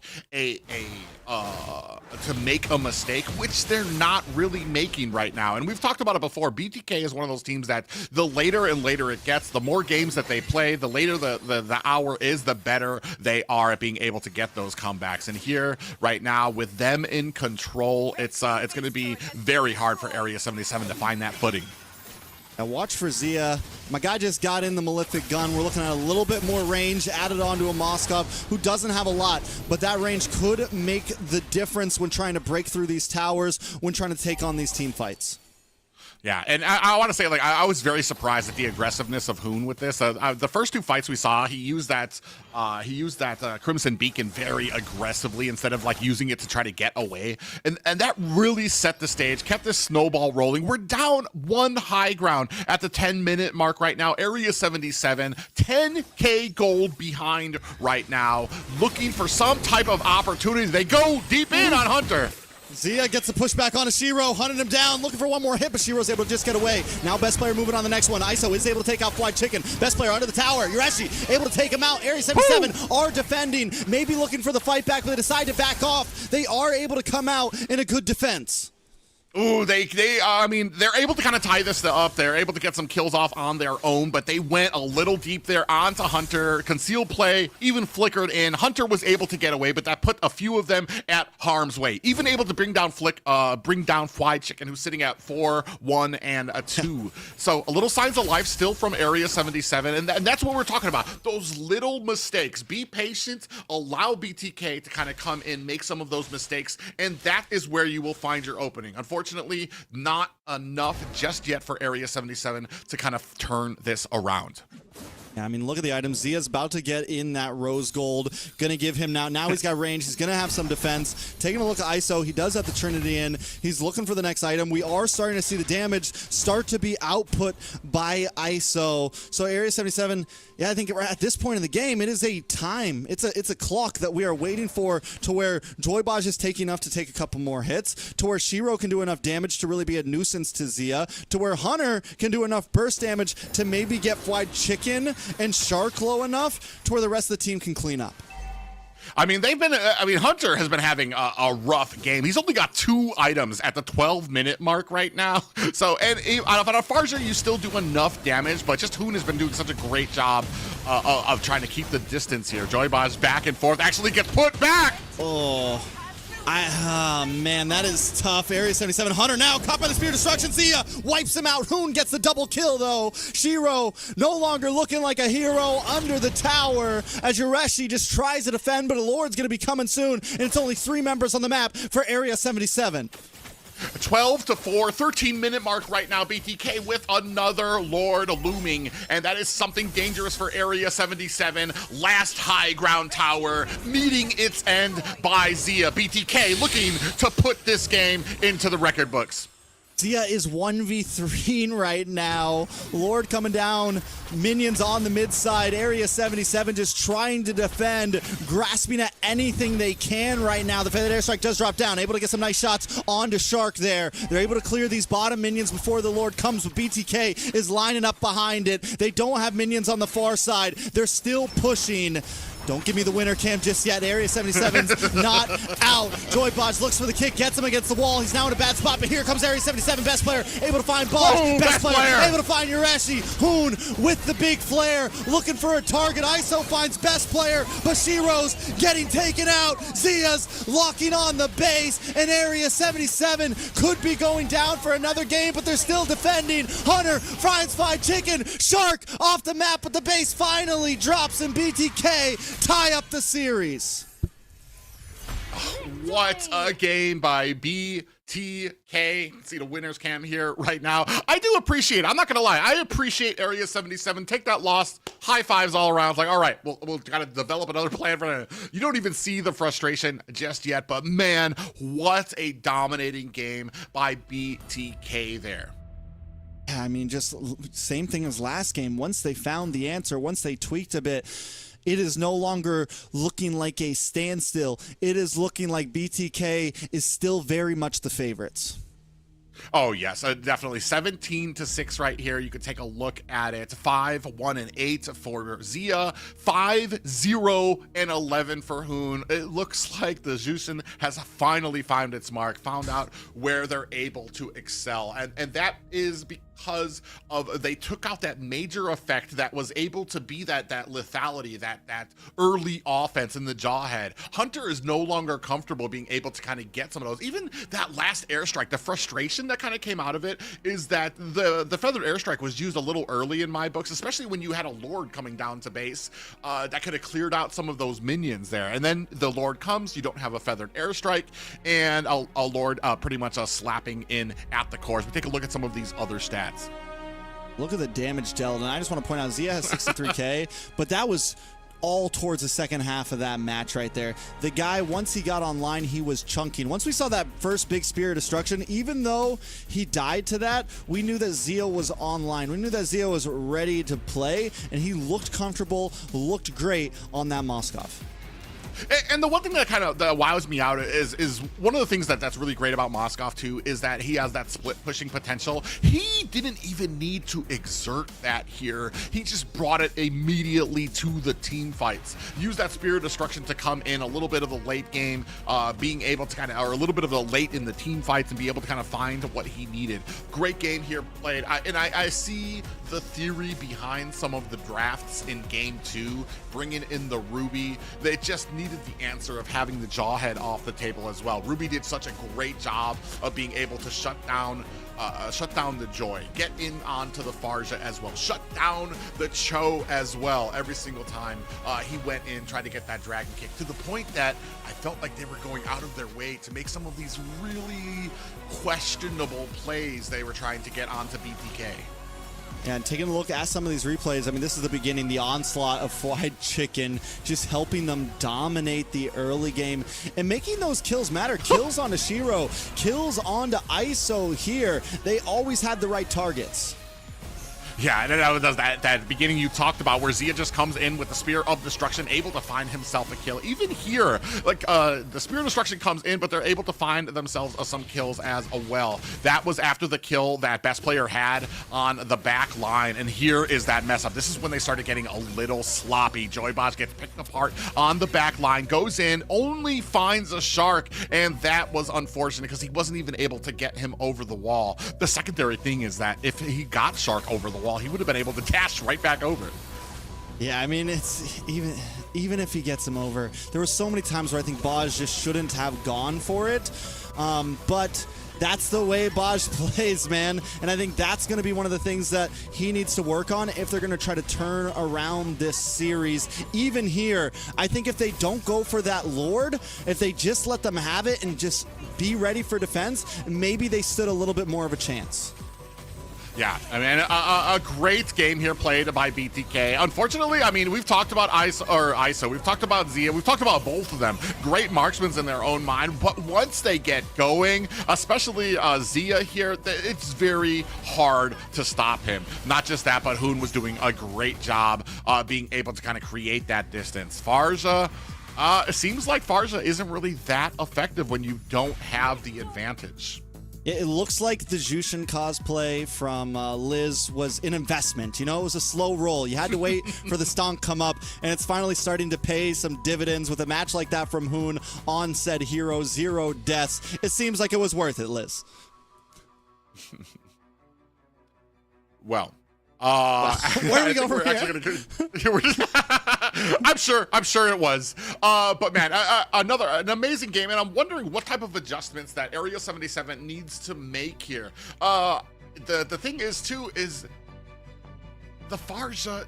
There needs to be something else in there to kind of help out with the Farja to be able to kind of create that opportunity for the Farja to shine. We can't give that to BTK. That's just out of the question. We saw how they did. We saw how they did with the last game. The first game that BTK won, where the Farja was just raining hell on all of them. And that's because they had all of that opportunity. The Hilda was doing a good job. Maybe that's another option too, is that maybe the Hilda needs to be a focal point for Area 77. Because Wild Chicken, it feels like we weren't talking about him too much. I mean, he started that game with 4, 1, and 0, I believe, and was just having such a huge effect in that early game as well. The first time that they had their victory too, able to get get to that back line. Took a few more deaths that time, but he accomplished his goal, which was allowing Hoon the distance and the time he needed to be able to be effective on his mage. I think the big tweak could definitely for Area 77 think about that front line a little bit more, right? Without the Jawhead, that's where they've been losing. Without the Kalea, that's where they've been losing. And BTK now is going for this tanky, front line that can just withstand the damage that Area 77 needs to bring. So that could definitely be the switch up. Maybe go for Hilda, maybe go for Hylos, maybe go for something that can really withstand the brunt of the attack that BTK is bringing. Yeah, and right now it is on Area 77. They need to make those adjustments. BTK has made this a tie game right now. No game point just yet, and the pressure right now mounting for both of these teams, both needing to make those adjustments, but BTK in a little bit more of a comfier seat because they found something that works for them. So it's kind of on Area 77 to find the nooks and crannies in that game plan. Zuxin taken off the table here, and maybe that means that the Area 77 going to bring in that Farja again, especially when you have the Zuxin taken off there, but it just leaves other things open, especially that we've seen how prioed that Lucas was. And it forces them to kind of first pick the Farza here. Because now with no Jushin, there's really zero counterplay to it unless they have an answer. I mean, you could give up the Farza and just go full. We're going to give Hoon a very hard time here because if they don't pick it up, BTK is definitely going to slot it in immediately. But Hayabusa still in the field. Lucas also still on the field. So once again, these trades are getting, the pool is getting wider and wider as we speak. But Area 77 taking a note from BTK. We're going to take this Lucas first. Yeah, they take the Lucas here. I'm expecting the answer to potentially be the Farza. Oh no, it's gonna be the Valentina, and I wonder if this is something that it's kind of trying to bait out that Farza pick because it's a very early Valentina pickup. So it's kind of trying to bait out some of those other ones. All right, you get Farza, then we'll get a feathered airstrike as well. And is that something you want to give up? And especially having the Hayabusa out there, and now Area 77 taking that Hilda pickup away from Chicken. Yeah, I mean, I think it's very clean from the side of Area 77. They've learned from their mistakes. Maybe just like it took 2 games for BTK to tweak, Area 77 is now tweaking themselves. They do go for the Cho once again. I don't know if this is questionable or not. I don't know exactly how to feel it or not. But finally, the lady herself, Esmeralda, does creep onto the field. Yeah, that's going to be interesting too as well. You have 2 heroes that generate their own shield with the Hilda and the Cho. Not as much, and it does ward away some picks as well. You're not going to want to go with the Matilda. You're not going to want to go with Matilda. I've seen it before where they go into it. You're not going to want to go for the Harith as well. Phobius is another one that you probably aren't going to want to be big on. So it's going to be very interesting, and I like the preemptive strike here that BTK has out. And Area 77 still needs to think about that mage, right? And now with Gold Laners getting banned out, they need to think about that as well. Kimmy taken out from Area 77, knowing that this could be a good first pick for Zia here. Now, I was thinking Eve from Area 77, but that can also kind of get targeted down now from this Esmeralda. Do you go for something a bit more, not as AoE, something kind of like the Valentina, something that can kind of get in the face and move around, something maybe more old school? We haven't seen Vex or Aurora in a very long time. Don't think those would exactly work with the Hayabusa on the field, but, they have to look for something. Yeah, and that's what I was going to say. The mages that play into an Esmeralda that can defend against that are going to get countered by the Hayabusa. So and that's why I kind of like this kind of matchup that we have here with the Esmeralda and the Hayabusa. And then we're kind of wondering, is the Farja going to actually even be slotted here? Because it hasn't even been picked up in the first draft. And where is the protection for it? I'm not so sure I like it on the BTK lineup just because we have a lot of deep diving heroes on Area 77. And I'm not even sure I really like it on Area 77 just because you have an Esmeralda, you have a Hayabusa on there, you also have the Valentina who could pretty much duplicate your ability. So I think we might potentially see it walk. Yeah, it's a definitely a tough position for a Farza right now, and I think you got it right. I think it's, I mean, don't get me wrong, it's still comfortable. It still could be an answer, but it's a scary pick right now, especially picking up this Cho once again and not having something like the Hylos, not having something that can really be a wall. Area 77 might really have to switch gears. Maybe we see something completely new in the mage hands of NACT, because mostly it's just been Jushin Farza, right? So BTK now on the gun, they lock in the Harith for themselves, and now with the Esmeralda already taking, they are looking scary over there. The only thing I'm kind of worried about is at what point are we coming in with this Harith, especially with the fear of a Joy Baj on that team. You also have a lock-in on Hilda, who can use her ultimate to kind of get that stun on you, and that can really upset a Zaman Force that you lay down as a Harith. Really, you lay down the Zaman Force, it's pretty obvious to everybody, Harith. Go for Harith, shut him down. And there's a lot of CC, a lot of the pushing power that comes out from ISO on this Lucas through his every single ability he has, does some type of push, some type of CC, and pretty much puts you into a coma. So it's going to be very tricky, but if anybody's going to be able to maneuver around that, be patient with that, it should be Zia. And more CC stacked up as Shark picks up the Tigreal. And crowd control has just seemed to be huge as a deciding factor in these past 4 games. Shark on the Tigreal yesterday was phenomenal. There wasn't a single implosion that he didn't catch at least 2 people on. They do finally fall back onto this Farza. How is it going to play out against so many heroes that can make it to him?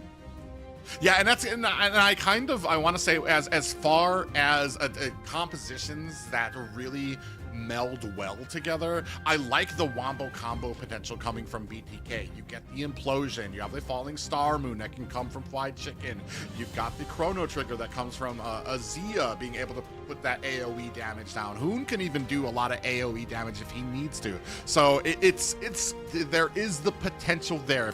If Shark can land those implosions like he was yesterday, Area 77 might have a rough time, especially with somebody that needs to be as stationary as Hunter on this Farza.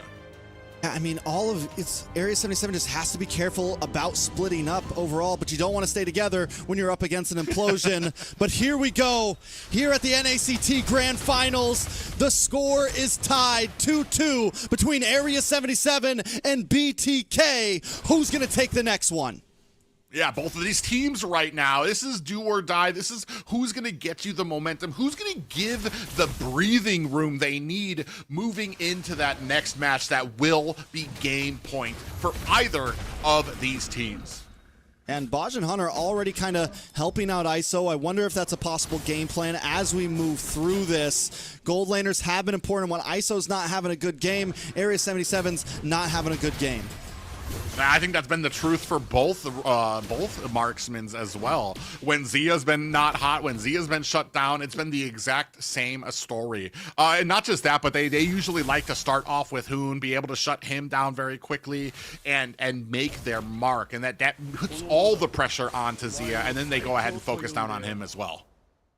Yeah, already seen some quick rotations from the side of Area 77, but both teams, I mean, the past couple games, it has been a slower start than what we saw in the first 2, right? BTK will look for some pickoffs, but it's not always in the first 2 minutes. I think both teams know what's on the line here. Normally there's at least 1 kill before the turtle, but this time we're looking at 0.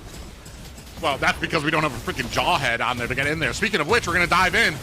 Ooh, a lot of damage does come in from Shiro. They're looking for Hoon. They're looking for the target. Reshi able to get the first blood. Moving on to best player now. Hunter flying up with the wings by wings, but Shark pushes him away with a very well-placed skill. Now Fried Chicken also looking for a target of his own, but the fight disperses.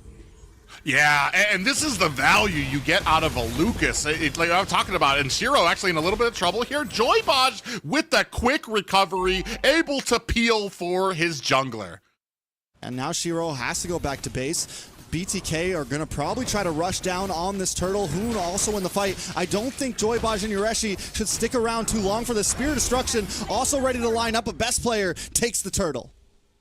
Yeah, Spirit Destruction came in there. I was actually a little worried that we'd be having a 5v4, especially with Zia kind of returning to the base to kind of get that. Feathered Airstrike comes down, puts a little damage onto Joy Baj, and now going to force him to go home. Yeah, so BTK finding some rhythm in the start of this match. A small gold lead, but still the map control is there. Shark looks for the pullback, just misses it though. Yeah, look at the push out. Being a little nuisance at the purple buff, was not able to find it. Hunter in trouble. Ooh, just gets away. If that kill happens, it's trouble for Area 77. Yeah, once Hunter goes down, I want to say you lose a huge amount of superiority when it comes to the distant damage that you can output. I mean, and that's if he goes down in the first minute or two, you're back in 7 seconds. But now that we're getting to a mark where gold is going to start really matter, you don't want to die at this point of the game. This is where every wave matters. This is where the clock's getting a little higher on those deaths, and it's trouble if you're taken out. Yeah, big thing here that I'm noticing too is BTK still managing to kind of head up when it comes to farm right now, even though they do have that one death. They're doing a great job trying to get that positioning, getting that information. It's allowing Zia. Zia's doing very well right now against ISO, and once he's able to kind of come online in some of these fights, it might be turning things really around, and Area 77 needs to be prepared for it. Yeah, the range on that Fission is troublesome, especially for something like a Moskov, who's a pretty short-range marksman. The poke of the Harith can just kind of keep him at bay, and we've seen Zia, when we've jumped up there here and there, choking him out on a minion or two, and that's starting to stack up. Yeah, he's got just 400 gold over ISO right now, but I mean, that's going to start stacking up here. BTK, and I'm wondering as we move in, next turtle is up. Feathered Airstrike out on Hunter. We're not going to be able to get away from this one. The Feathered Airstrike, the Shadow Kill, it all lined up perfectly, and Fried Chicken rotates up as well. Joybaj looking for Best Player, does get the kick, but no one's there with the damage. Best Player finds Joybaj in the midst of it all. Spear Destruction does come down, but ISO is not going to commit to that one. Yeah, Joybaj did a great job, got the kick, but like the rest of his team had already pretty much backed off. That just allowed, I mean, Best Player was never in any real damage there, as 4 members pretty much just collided down around Best Player to kind of ensure that he was able to get away. And was started as 300 gold, turned into 1,000, and now we're looking at 2K gold lead. ISO very low. Hunter able to come up and try to save the day. The Feathered Airstrike does come down onto Hoon. Can he get the last hit? Hoon immunes it, able to just get away, and Shiro falls off screen to Best Player as well. Yeah, BTK doing a great job here, and I love the fact that Hoon, Hoon seems to be doing better when it comes to the Feathered Airstrike than Hunter is right now. He's able to get it off faster. Zia in trouble here, getting sandwiched. All right, a little bit of damage onto Hunter there. Oh, not a lot of damage actually onto Hunter there. Samon's Force does drop. Area 77 once again on the back foot, and the gold just keeps on escaping. They're not keeping it at a standstill. BTK is running away once again with this game. Yeah, and about a 1K gold lead there for Zia, starting to create that gap, create that rift between him and ISO right now. And we've been seeing this the whole game, even without the help from BTK. Zia's been able to push into that. Another Feather Airstrike out on the field. Ooh, Baj is able to get the kill onto Hoon. That's a little bit helpful. A kill when you're losing is a kill in the book, and that's a good one in my eyes. Area 77 just need to back off now. Yeah, and especially when it comes to having about a 4K deficit against BTK here in the 6-minute mark, it creates a little bit of that breathing room. 32 seconds, though, left for this turtle, and I'm wondering if Area 77, like we were talking about, there's just not really that front line, and that's the problem when you have the Cho out there. Joybot's going to have to get out of here. Best Player, I think, already used that Shadow Kill, but still has 19 seconds left for this turtle. I mean, Yureshi at this point has pretty much had to become the tank. SOD, well played by ISO to get the juke to get away from there. But as I was saying, Yureshi has pretty much become the tank, and he's doing well. He hasn't died yet, and when this comes into big 5v5s, he could be the thing that keeps Area 77 alive. Yeah, but the problem is the immense amount of CC that comes from Tigreal. Another kick. Ooh, they get the kill onto Best Player. It does go into the hands of Baj, but still, it is helpful. Look at the damage from Shiro. Hoon falls as well. Area 77 trying to tie up the game. If they can get this turtle, it could get them there. And just like that, the advantage coming out for Area 77. Feathered Airstrike comes out. Fly Chicken having to get out of the way as Shiro collects the, I want to say, Area 77's first turtle. Yeah, first turtle for sure. First turtle in a while. It's 7.5 minutes. Gold is back at a standstill. And just when it looks like BTK had another game in the bag, Area 77 brings us to a stalemate. And the only problem here right now is that BTK has been able to make a little bit better macro when it comes to their advantage. They have a tower down at top. I want to say the tower's a little bit less health at mid as well. So, and that's what Area 77 needs to start focusing on, try to get some of those towers on, open up the map so that when those mistakes happen, there is less room for BTK to adjust on their back foot. Zia knew that was. I got to give it up to ISO and Zia. They have been so good at smelling these ganks coming. ISO earlier just knew best player was in that tri-bush. Zia knew that all three of them were flying up that way. They've done a great job at keeping themselves alive. It is 0 deaths on both gold laners. Yeah, and that's something that needs to be on great marksmen. Ooh, conceal play coming out. Yureshi getting a little taunted. Overall, still good from both sides. Yeah, like when it comes to like a marksman, when it comes to being an XP laner, you need to be able to understand the minimap. When you don't see the enemy on your minimap, the assumption needs to be that they are all in your bush waiting to get the gank. And they are so good at being able to read those situations, and that's what makes them such great marksmen, because they don't often get caught. Ooh, Baj is hunting right now. I don't think they know Hunter's there, though. Fried Chicken taking a little bit of damage. Best player as well. Shiro pushing the way. Shark making his way as well. Area 77 backs off. We are down to 4-4, and both teams are now kind of taking it easy. They're looking for plays, but no one's overcommitting.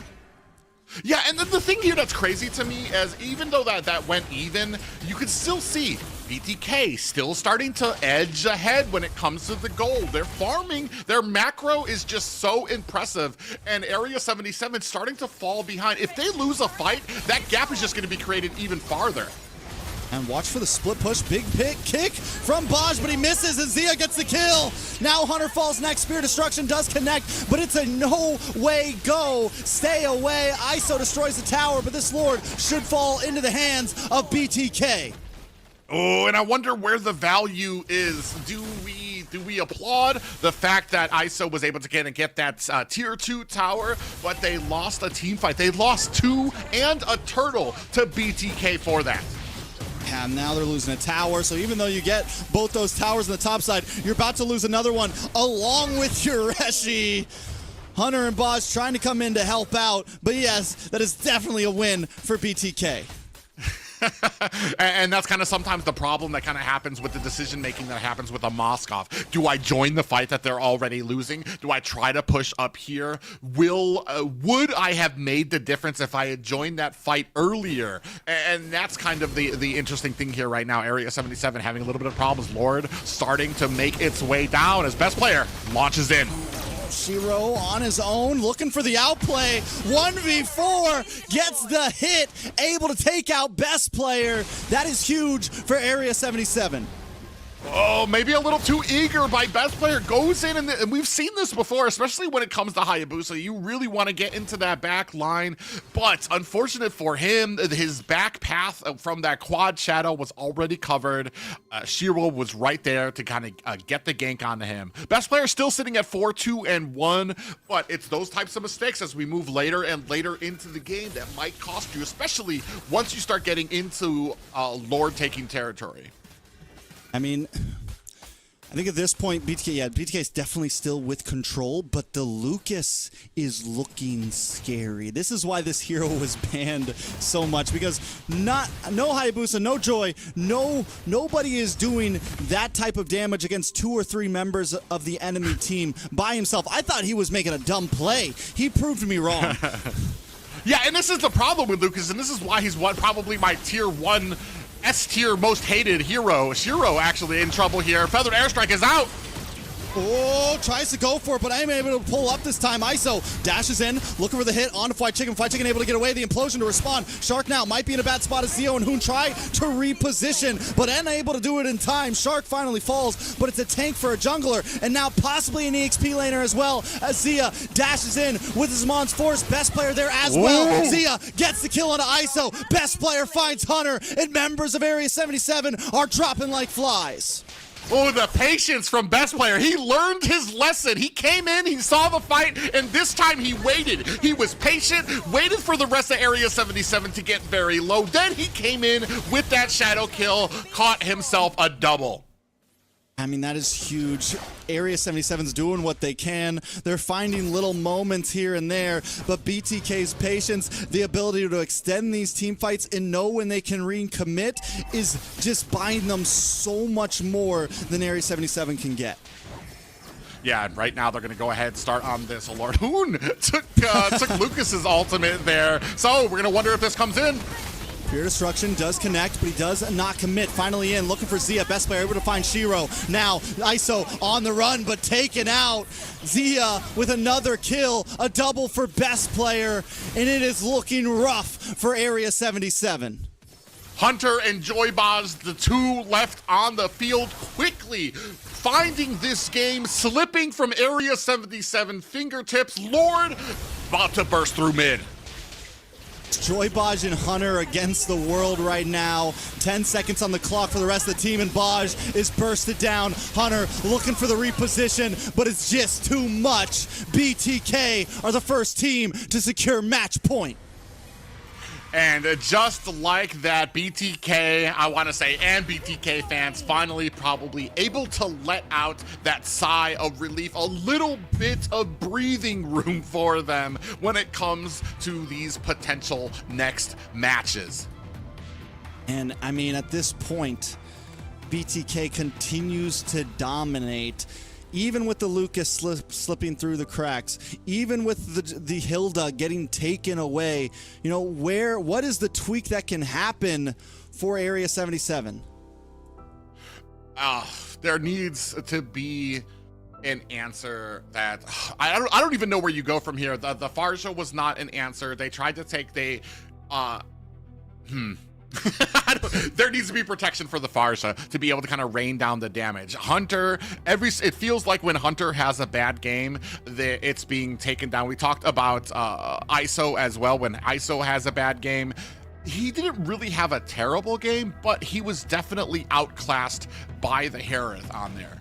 Maybe we need to get away from this Farja pickup. It did look like even BTK was going to kind of let that slide. They went with the Valentina pickup as well, instead of picking up the Farja, pretty much baiting out the Farja pick as well. Yeah, I think another thing we have to look at, right, is Baj on this show, Baj on these aggressive roamers, because you said they need protection for the Farza, you need protection for Hunter, you need protection for ISO, and it's just not there right now. Yureshi can't do it all on his own.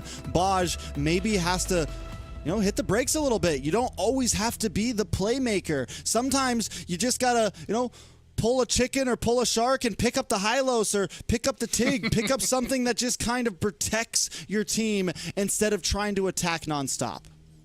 Yeah, and I think that's the issue here too as well. Some of those playmakers, not only, it's kind of a double-edged sword, is you need to be making some plays to make this pick worth it. You need to be aggressive with it. And when you're getting shut down, not only are you kind of negating the pick, but you've also taken something away from your front line that Area 77 needs.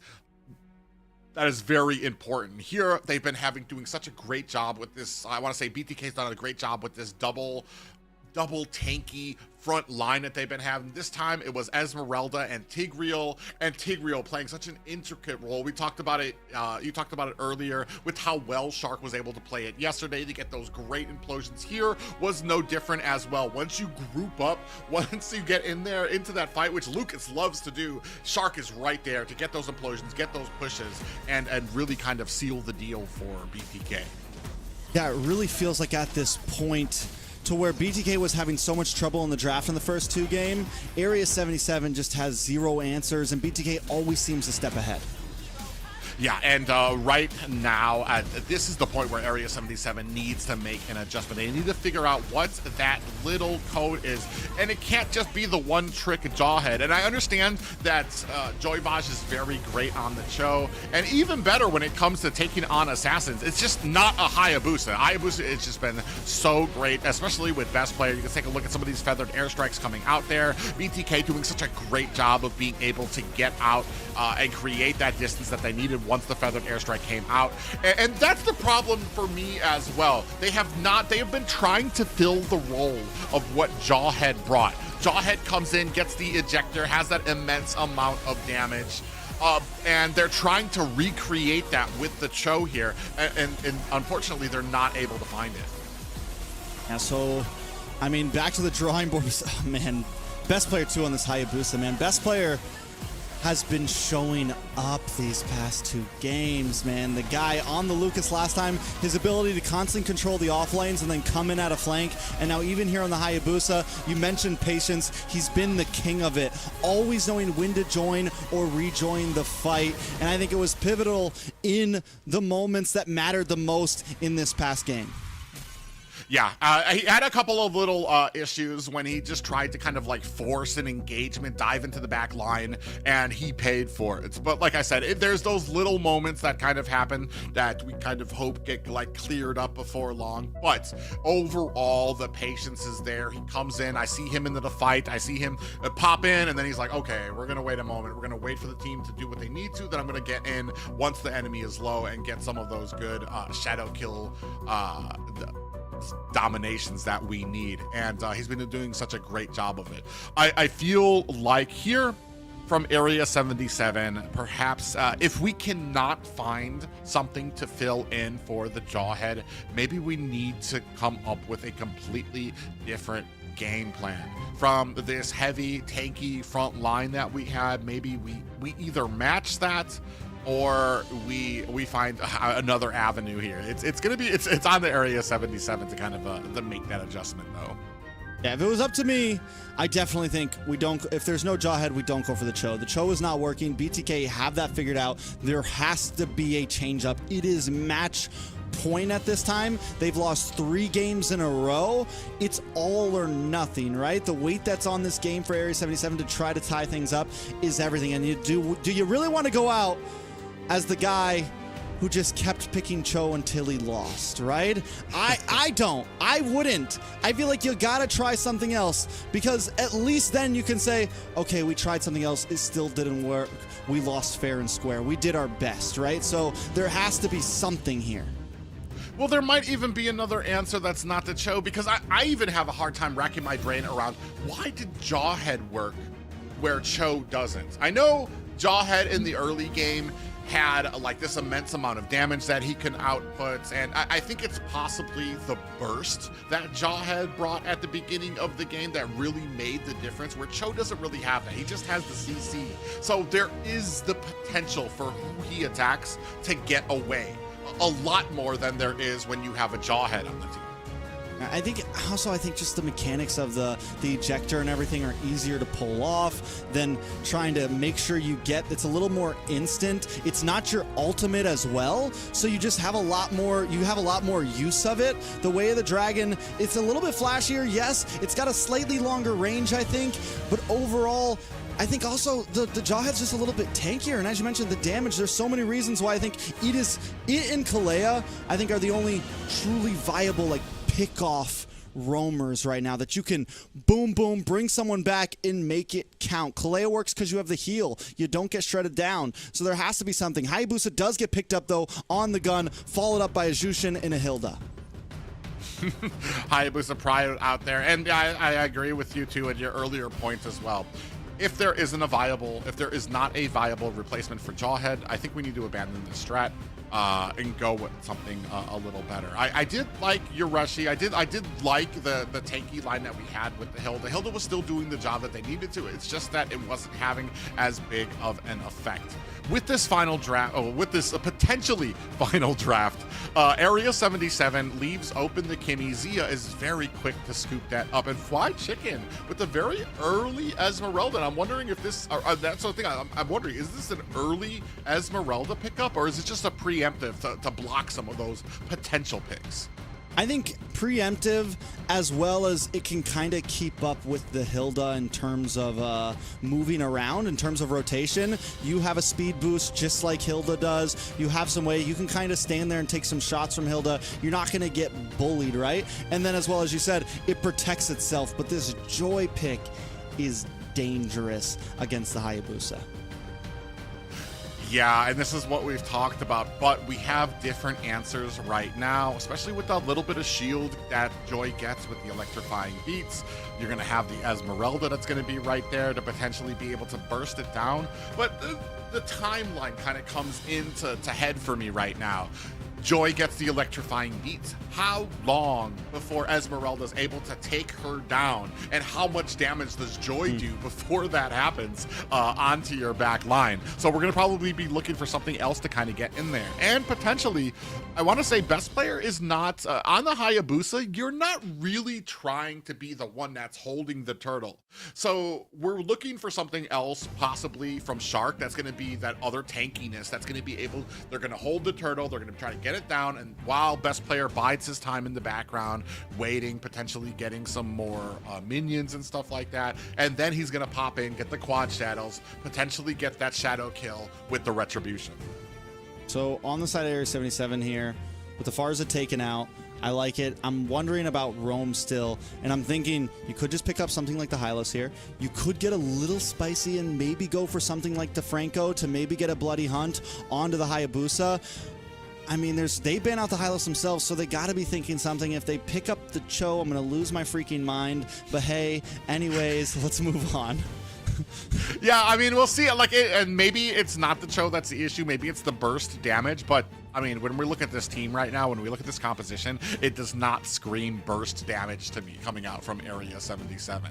It's a kind of a slow, methodical, and nice. And this is something I wanted to see, a completely different change up of it. Now we're going with what BTK was, a very thick, tanky front line, a lot of CC there as well, and a decent amount, a decent mix of damage that we can output. And so now with BTK needing a mage, along with a roamer, the Tigreal gone, taken away from Shark here. The Matilda is still open, could pair well with the Kimmy, could protect the Kimmy from this Joy, could protect the Kimmy from this Hilda, and could definitely be an option for them. And then maybe just something like the Yves, something that Hoon is very well versed on.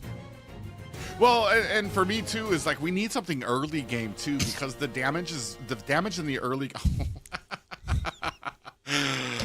There was a part of me that was wondering. There was a part of me that was wondering if Shark was gonna take the Cho from as well, not from Joybaj, but if it was left open, just take it. And this, yeah, just to kind of twist that knife in there, like this. This is how you play the Cho. And we're gonna see Hoon goes ahead, scoops up the Valentina here as well.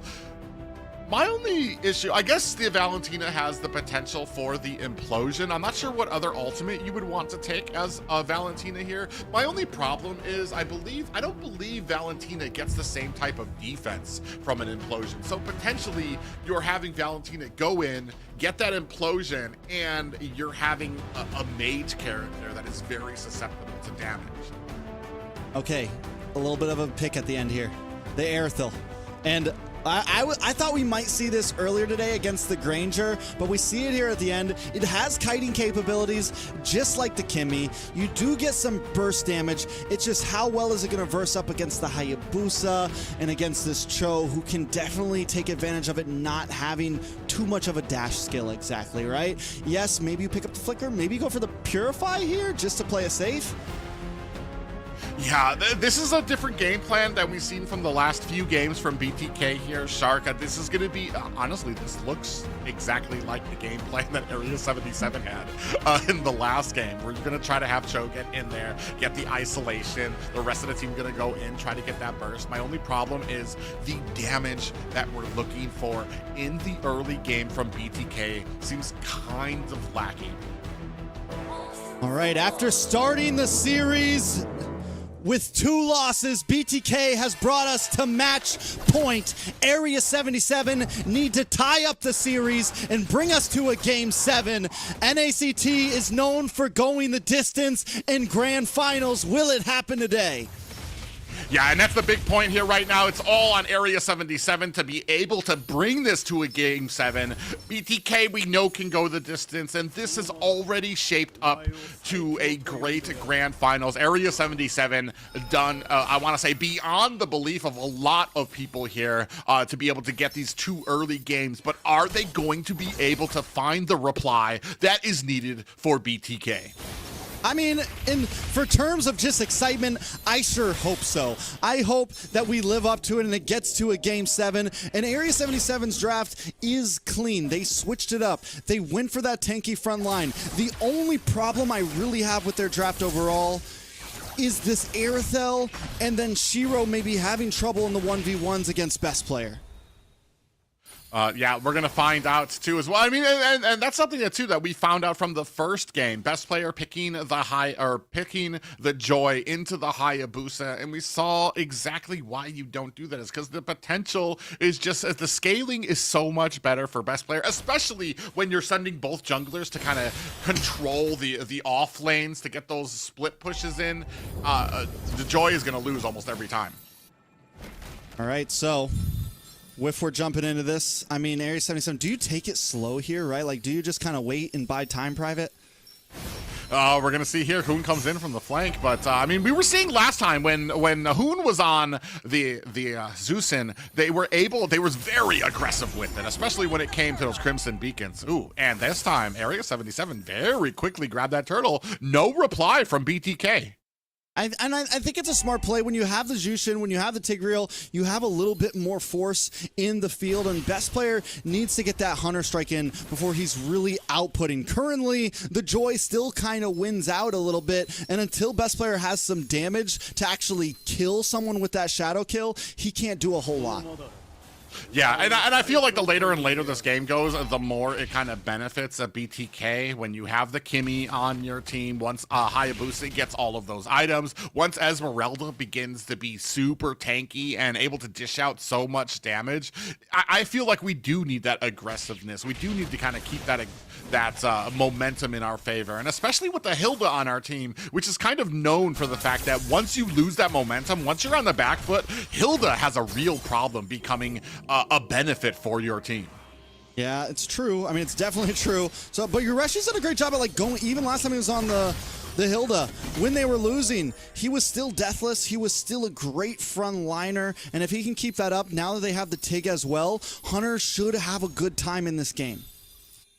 Yeah, and we can see here very respectful from both these teams. I think this is the first time we've gone 3 minutes from both of these teams without having a single death just yet. So both teams being very careful, very patient around these objectives. You know, you mentioned earlier about late game really favoring BTK, and I definitely have to agree. It's not just best player, but it's also Zia. Zia's gonna, I mean, we've seen what Kimmy can do. Even if you have a tanky front line, Kimmy can output some damage. So the wild card in all of this is, will the Aerithel also, will that crazy crit damage come in key? Since it is a Cho, and it's not a super tanky front liner, it could be a way that they could burst through and find a way to the back. Oh, best player onto the side, and Hunter goes ahead and uses that Crimson Beacon very early, right before the fight for this turtle. Shiro with the electrifying beats, trying to bring it down. Shark does get the 3-man knockup. Hoon also looking for the Terrify. Look at the big implosion. Best player able to secure the turtle, but Shiro goes down as well. Fly Chicken getting the kill.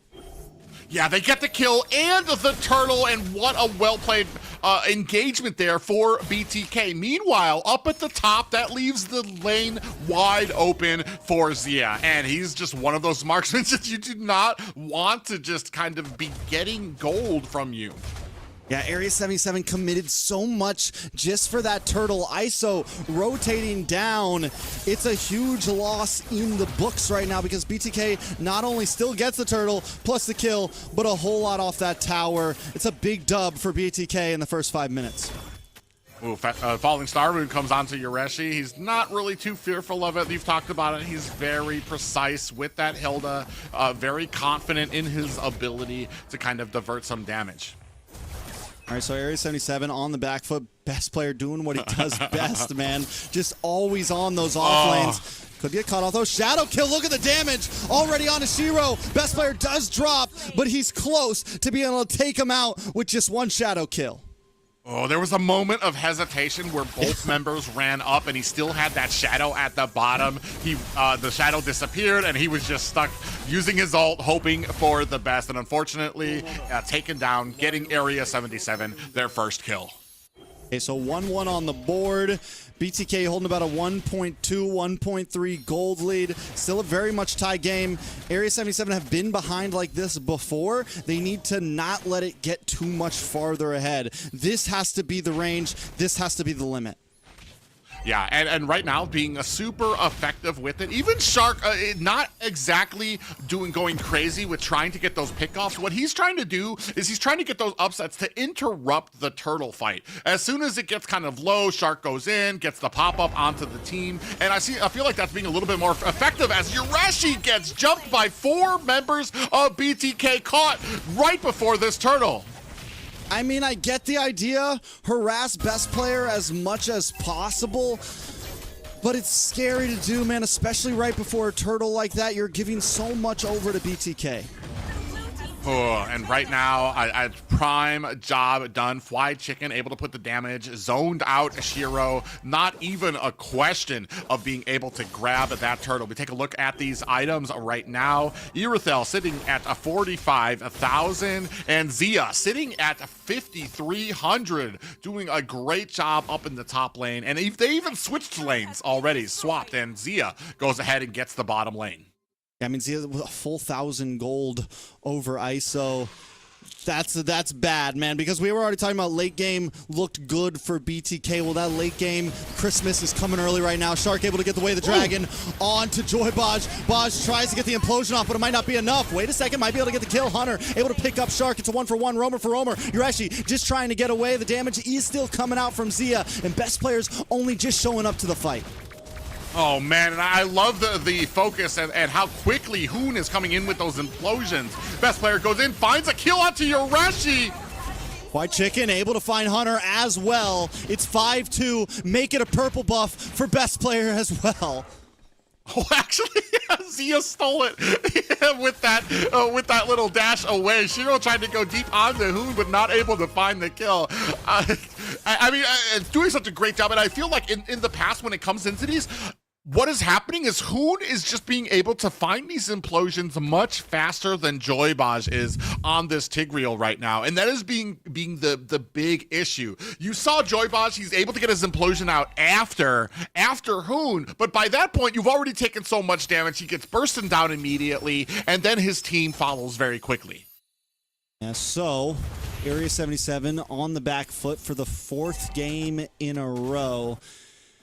What is the answer, right? We saw some nice damage come out from ISO a minute ago, but it's going to be some time. Luckily, he hasn't died, and he needs to definitely not die. But best player continues to look for pickoffs. Hunter continues to have a bad game.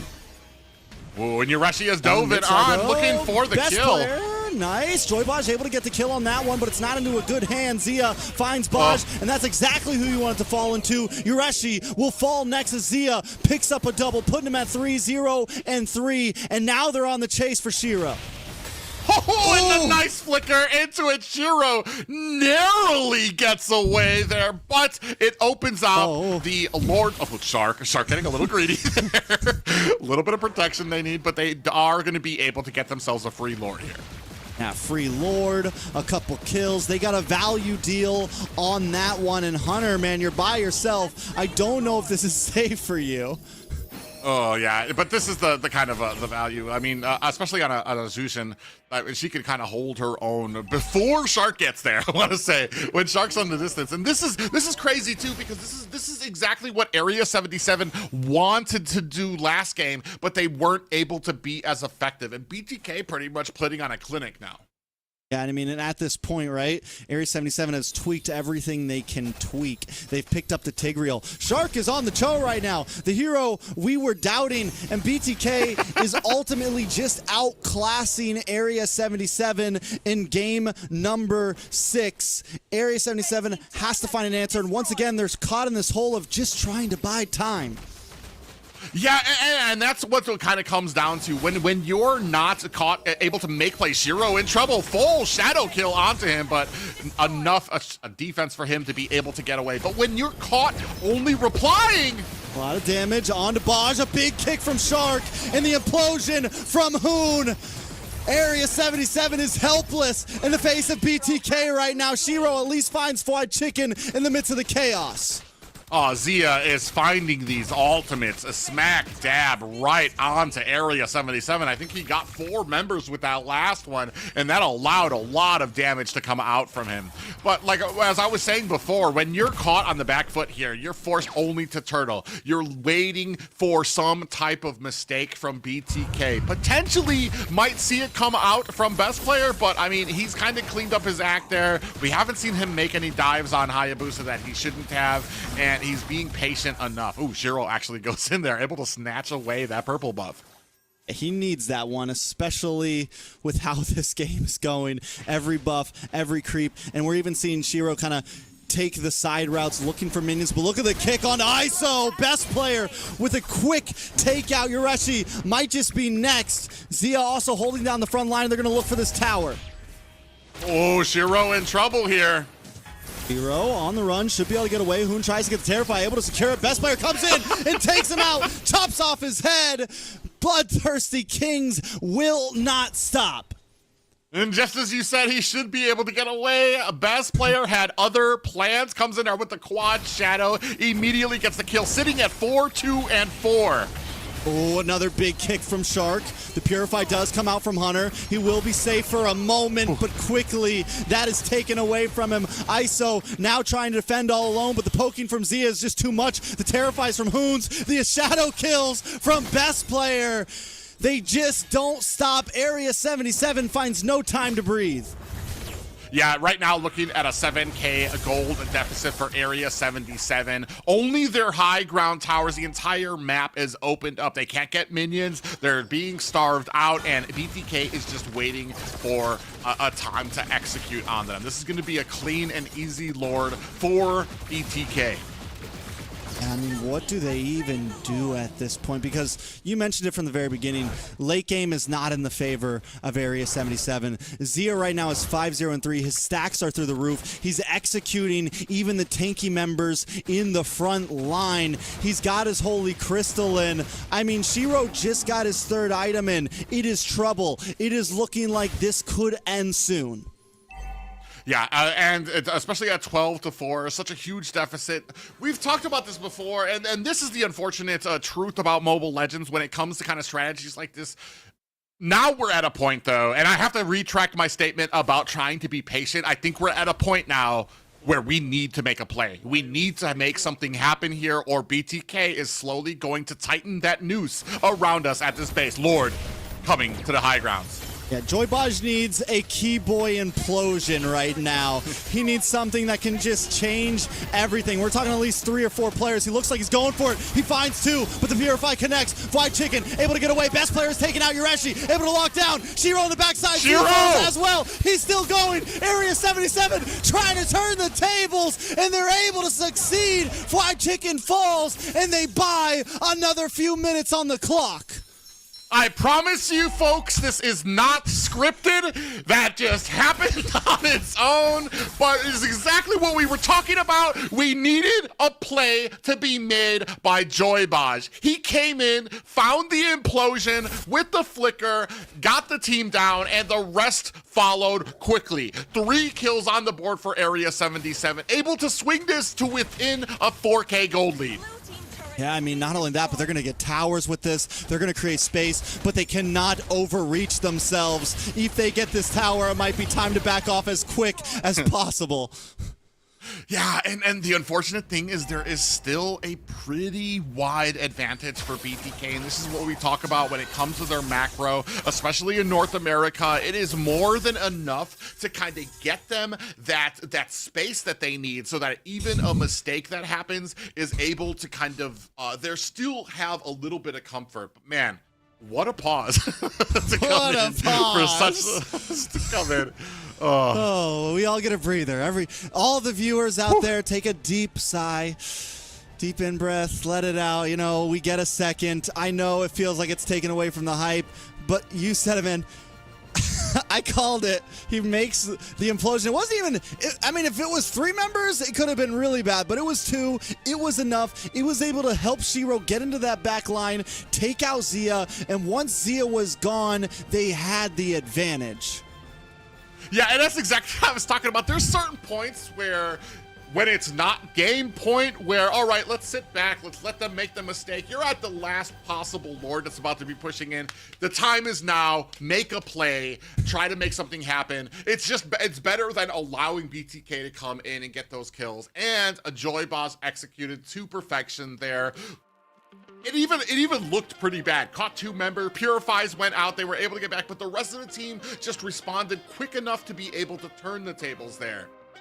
I mean, give us some game 7 hype. We are going to have a few minutes. We're troubleshooting some issues. A little bit of issue with one of the phones. Things will be back up shortly. But for now, you get to hear me and Private Dancer yap a bit. What's the next talking point?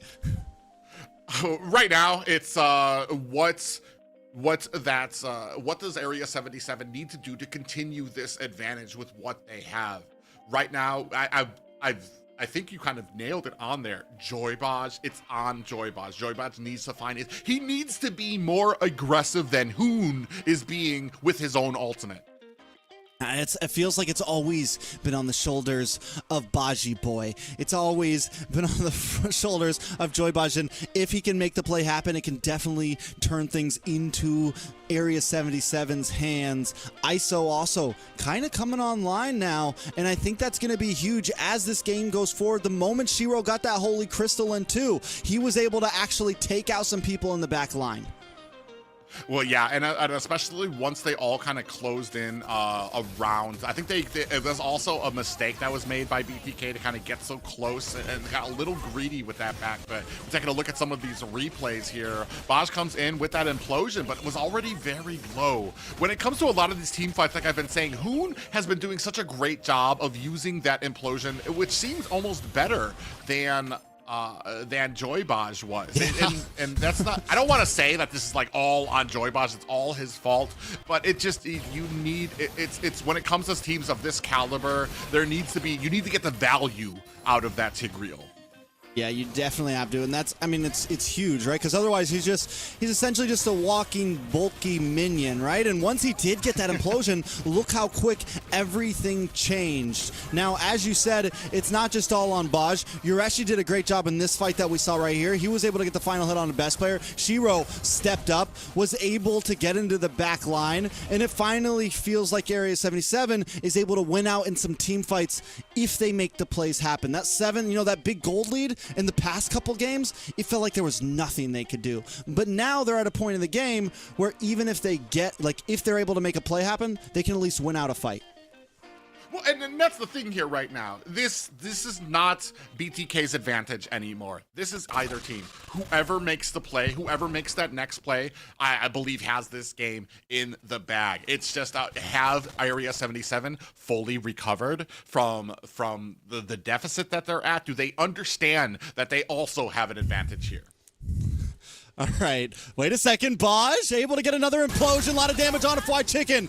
Shiro gets locked up by Hoon with an implosion of his own, the IMU. But Yureshi's trying to collapse. Oh. Winter Truncheon comes out. Now, Zia in a safe spot, but here comes Shiro. Looking for it, but he is unable to get him, and that could be huge. The response, but Zia still falls. It's 2 for 1. Area 77 still winning out in these fights.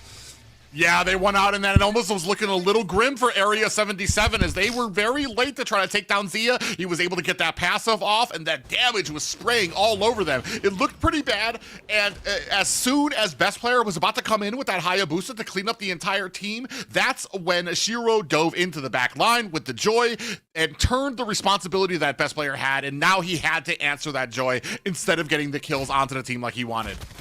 Reshi's taking him for a run right now. Will he be able to get away from this? The shadow kill does come out, but now Boaz with the implosion, and ISO rains down chaos. 2 members drop.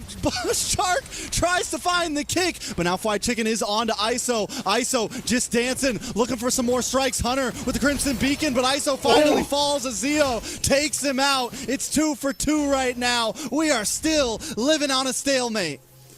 Yeah, that was a very shaky engagement by Fried Chicken. He comes in and you're like, oh man, he's gonna be able to take down ISO. Wait, ISO's surviving pretty long here, and even tried to get some help there from Hunter, but eventually able to return the favor is BTK, but both teams looking with 2 players down. However, the jungler for BTK, the most important role here when it comes to some of these objective fights, down for BTK.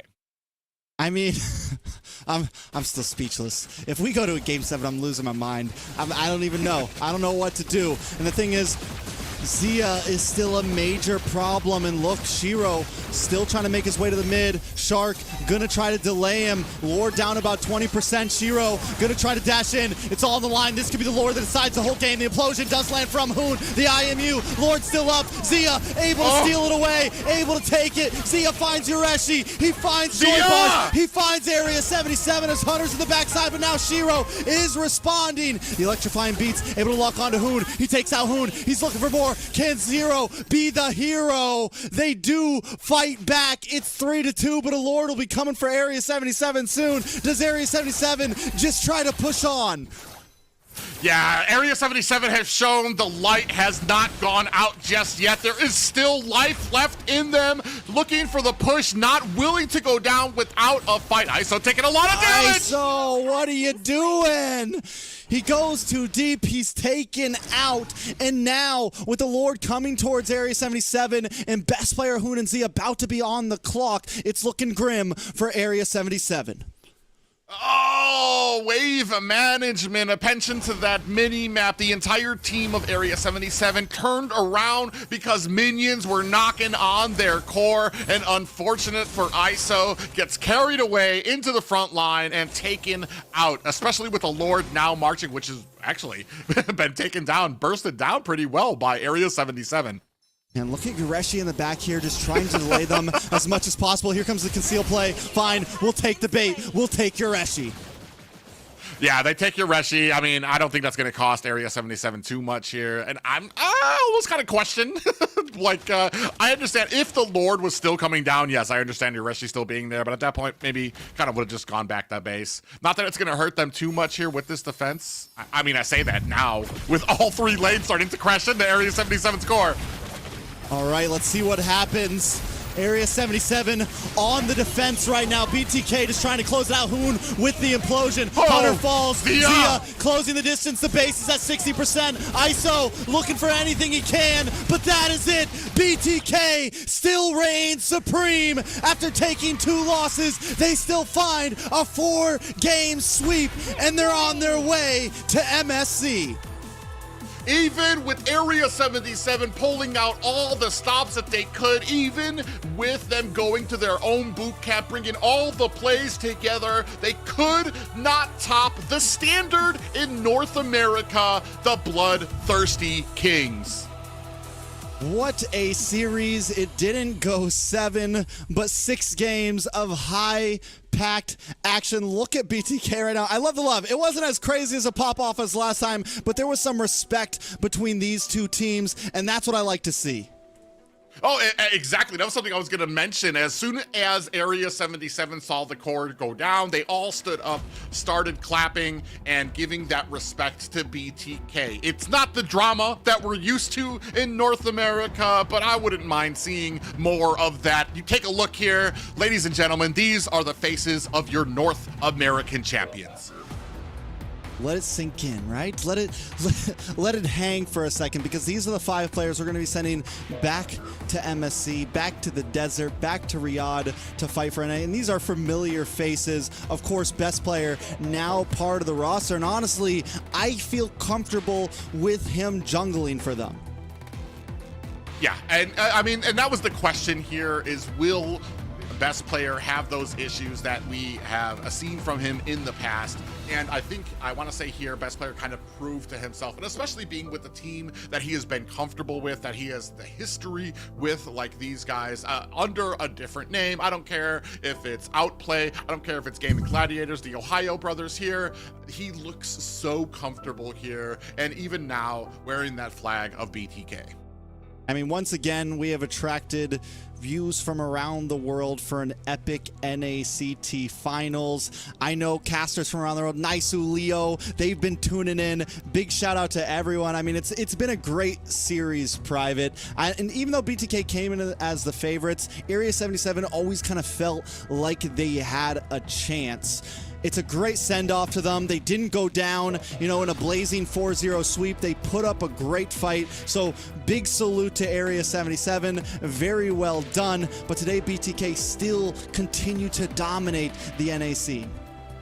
Yeah, and that is something that is really important to me, is that that was a series that is respectable of the Area 77 legend and names that we have been brought up on here in North America. They took it to BTK in games that not everybody thought were going to go that way, especially those first two matches, forcing BTK. And I feel like there was a lot of tension there. They did not want to have to ban the Jawhead. They wanted to find another way, and eventually it's just like, all right, we need to do this. We need this game plan. And even in that last match, I want to say Area 77, it was very close to taking us to a Game 7 there.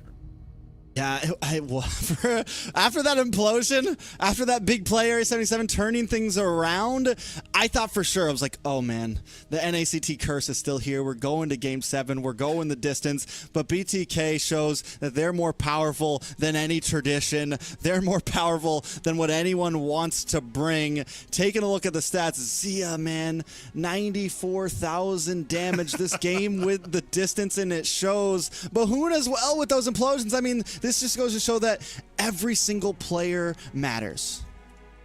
Yeah, and I want to say it's kind of crazy to me because Cho, he did get some isolating plays, Shark did, but I feel like he utilized Cho in another way that was just a little bit more beneficial. It wasn't on Shark to make the plays, and it wasn't just on Shark to make the plays. Hoon also played an integral role, and I think that's where the difference lies between BTK playing this Cho pick and Area 77 playing, where it was completely on the back of Joybaj, and when he did not get that play, it was spelling doom for Area 77.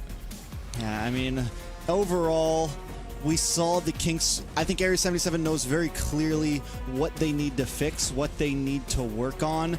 They saw some of the issues, and just like BTK, I think also saw those issues. After those first two games, they found a way to win, and they did not lose a single game after that. I don't care what team you are, 4 games in a row is not an easy feat, and BTK pulled it off.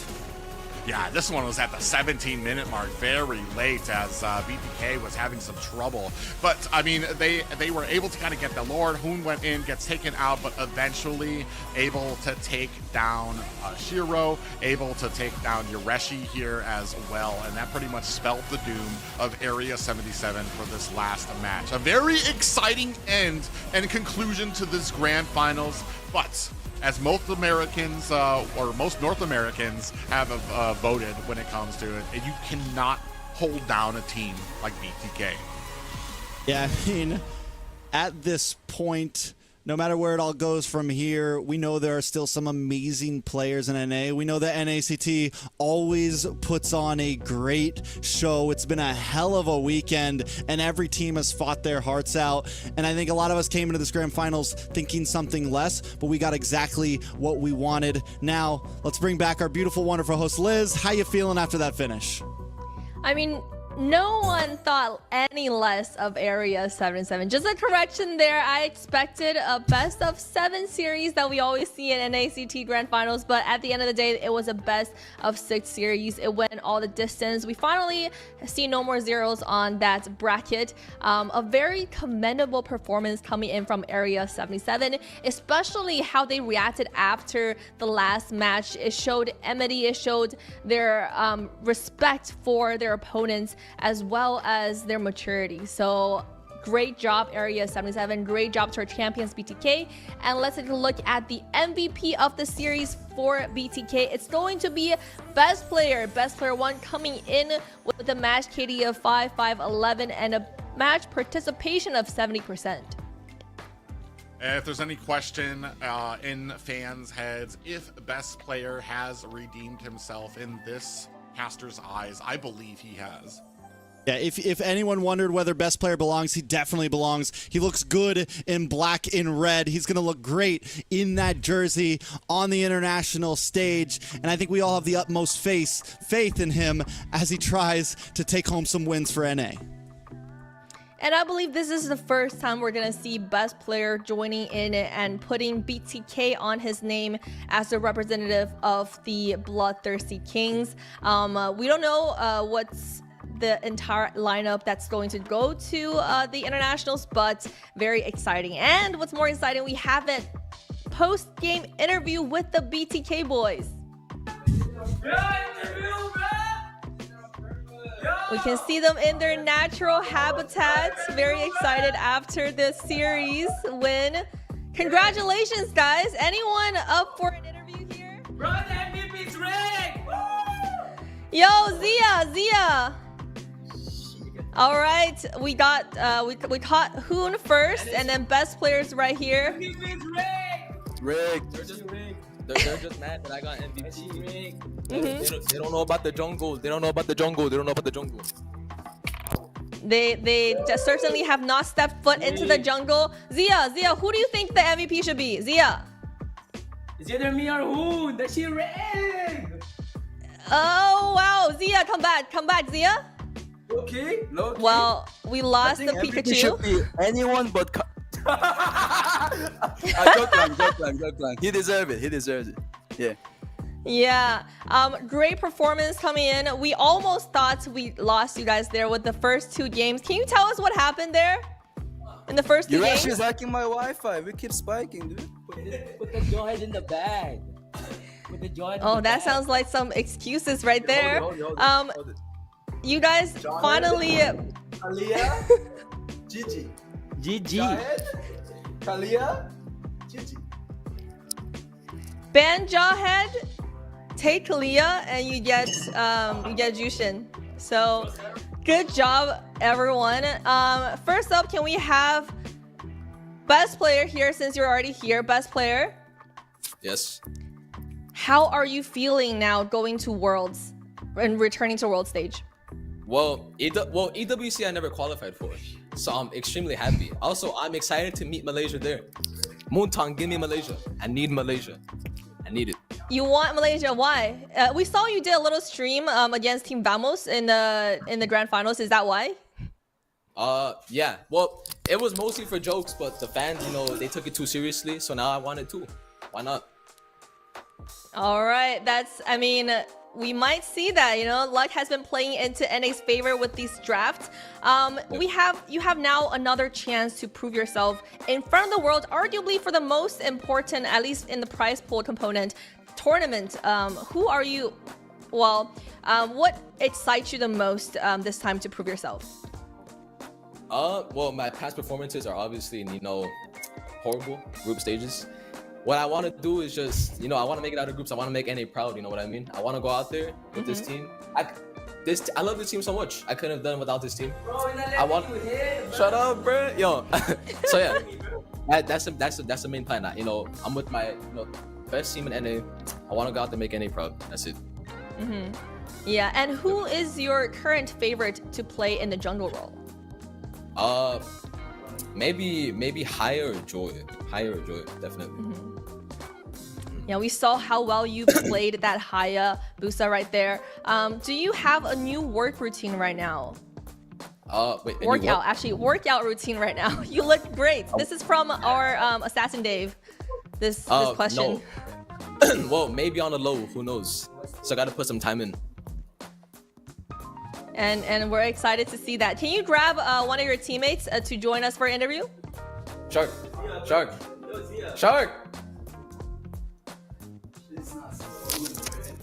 Ni hao. Ni hao, Super Shark. your haircut can't look worse than mine. How are you feeling about going to every single world or almost every single world that NA has the opportunity for? I mean, I don't expect much. I know I go every tournament anyway, so I just play and go. Yeah. Oh, this has been your stage to shine. Is this your favorite roster among all the different iterations you played in?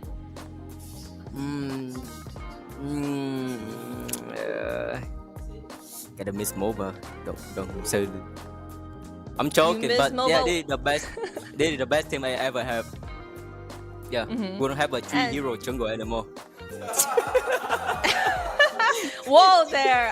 You just said you missed MOBA, so don't push it there. And are there any party plans now that you guys won? You know, we are good kids. We don't drink. We just drink water. We will have maybe a seafood party after this.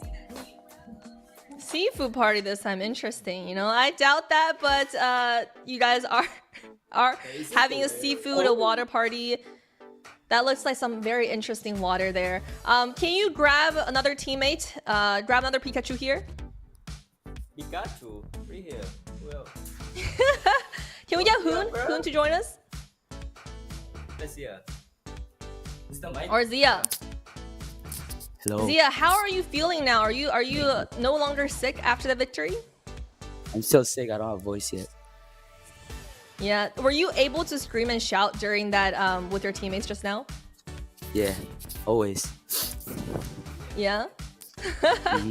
And how are you feeling now going into the world stage and returning to the MSC stage this time? I mean, it's my first MSC, so it feels pretty good. So. Are you excited to go to Riyadh? Yep. It's your first time winning. For like 2 years for MSC qualifiers. Oh yeah, that is a good point. This is as a team, this is your first time going back to MSC, so it is very exciting. Any plans right now between now and going to MSC? Now, I think we're just gonna chill for a bit, then probably plan for boot camp. Probably that. Ooh. Can you bring Chicken to tell us more about that boot camp? Chicken! What's up? Yo, Chicken, congratulations on that victory. We wanted to ask you some questions. So first up, what was the biggest reason for BTK's struggle in games 1, 2, and a little bit in the game number 6? 1 and 2 were drafts, and 6 was half the team zoning out.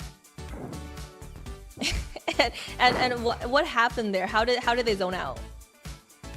I don't know. It was. How'd you zone out, sir? How'd you zone out, sir? But I don't know. Maybe it was the longer the series. They got worn out. It could be several reasons. Yeah, you guys pulled through at the end. Is there a boot camp plan for the team? Well, Z already said there is. What is the boot camp plan gonna look like? I mean, it's not a good idea to schedule like that, all that kind of stuff before winning. So now we're actually gonna figure out all the details. But like, we do want to boot camp. What do you think is going to be different for this boot camp compared to your previous boot camps? I don't know. Less partying? Yeah, sure. We'll go with that. And for you personally, what is your #1 focus this time during the boot camp? I think Hero Pool. I think in M5, some of the newer heroes like Hilda, I was a little rusty on, or not as good at, but I've been practicing them a lot, and I clearly just demonstrated my knowledge of them now. Yeah, you showed it in your performance. And will Sir Rose be joining you guys this time? Oh yeah, Rose is the GOAT. He helped us. Shout out Rose, yeah. Rose helped us a lot, honestly. I think Rose is gold. Shout out to Rose. Rose is gold, and you guys got that Rose gold. For Hoon, last but not least, can you bring Hoon to the camera? Sir? Kim Jong-un. What's up? Hoon, can you tell us how you're feeling right now? Good. Good. Very nice. Is very nice. You are going to MSC this time, returning to MSC since 2023. Is there anyone you look forward to meeting in EWC?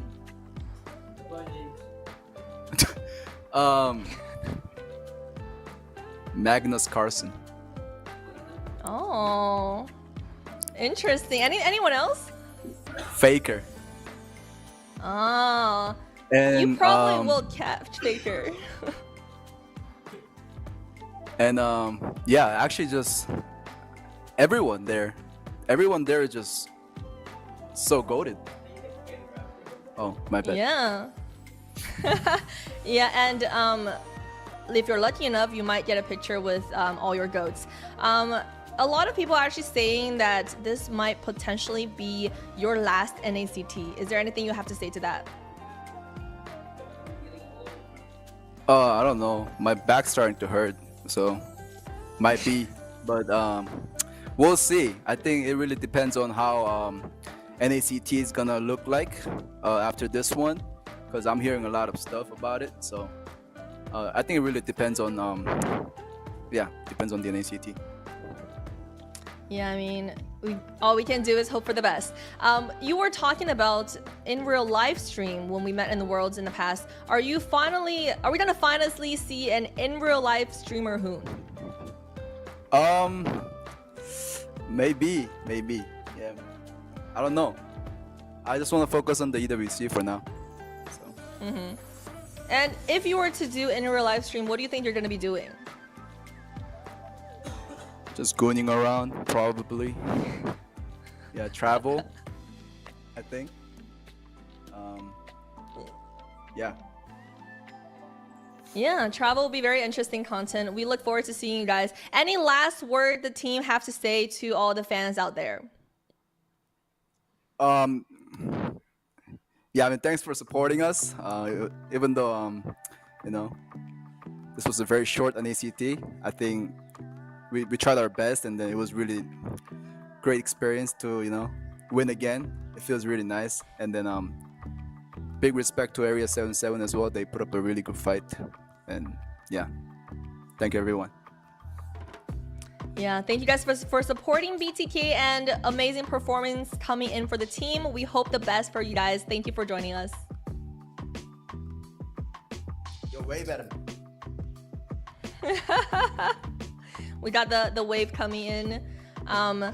It was an amazing tournament, guys. It was very short-lived, but Trex right now can finally put on and take out his BTK shirt with pride. No more hiding it with a blazer. Just hot, he just man. showed his You ever love wore a blazer in right the garage? there. It's hot in here, man. It's hot in here. Oh yeah. It suddenly got hot with the last few matches. So the Heat pulled through, BTK pulled through, and we got an amazing series from both teams. And for our casters, it's been great casting you guys. Any last words that you have to say to all the fans watch there? Yeah, I know this was a very fast, very quickly put together NACT for you, but I feel like the excitement of it, especially here at the Grand Finals, every single day here was very exciting. From the first round that was so heartbreaking, and then to watch BTK still reign supreme, and the fight that was put up by Area 77. It has been an absolute pleasure for me to cast all of these events for you guys, and can't wait to see what else is in the future. Yeah, I mean, it's been a fun weekend. It's been a blast. NACT always seems to, bring us some exciting grand finals. And, the casters always put in hard work. The production always puts in hard work. The players always put in amazing hard work. So no matter what happens, I think we ask that the fans also put in hard work to help, keep things moving. And no matter what, we love all of you guys. And yeah, it was a great NACT. Yeah, well said, guys. It was a great NACT indeed. A lot of fun with the talents, and it's great to see all the teams come through. New talents and new players rising to the occasion, and Area 77 indeed has shown that they are going to be looking at to be a top contender for next season as well. Now, for me personally, it's been an amazing journey once again as the host of the NACT. Had a lot of fun. Did a little bit of cosplay on the last day as well. I saw in some comments that you guys were saying my new haircut looks a little bit like Jujutsu, so I thought to pull this out all the way. I hope you guys noticed. We're doing a little lantern at the very end. It's been great, guys. Trek's just rolling his eyes at me. Of course we noticed. I mean, I thought it was obvious enough. But yeah, this has been great, guys. Make sure you tune in next weekend as well, because we will have the MWI, where we're going to see the women qualify for their chance at the internationals. So it's going to be a fun party in Riyadh this summer. We hope you guys continue supporting our players, supporting our team, supporting our talents. Make sure to follow all of us on Instagram. Just a little shout out there. And we're so excited to be in here in this journey with you guys. So best of luck to BTK in MSC, and stay tuned for MWI next weekend. We'll see you then.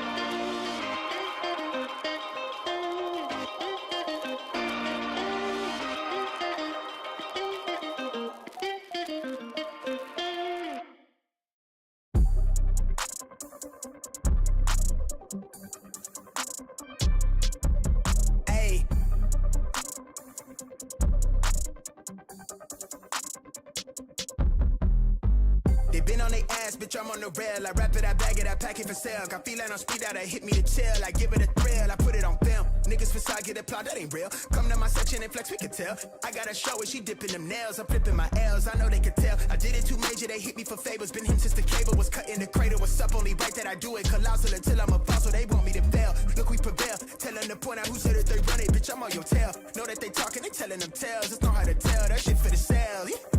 Hey, they talk like they got it, but they need to stop it. I'm leading with logic, my heartbeat is frosted. I seen it, got optics, I need it from Shawty. She mean with the top and it's obvious. They need him a target, I'm dodging their darts, make them reach for the stars. I'm dumping, I'm forcing the pun off the runs. I'm moving with caution, I'm saucing my nigga is nothing. From nothing to something they'll never be. Tycooning, I'm Jay with the thizzle face. I'm nothing my section has ever seen. Run the ice so I'm clutch, I don't need a screen. I'm Curry, I spit shit from 30 deep. Do the pin in the pad like a surgery. She the curve at you just to flirt with me. Toolie tucked off, but the jewels out. I just sent her home with a full mouth. I'm a rare breed when the moon out. I'ma stop playing by the rules now. I been ran plays, need a new route. Queen said she needs space in a new house. Mom told me that she pray for the kid every day. No wonder I'm getting paid for the tunes now. They bang on the ass, bitch, I'm on the rail. I wrap it, I bag it, I pack it for sale. Got feeling on speed out, I hit me to chill. I give it a thrill, I put it on. Niggas facade, get applaud, that ain't real. Come to my section and flex, we can tell.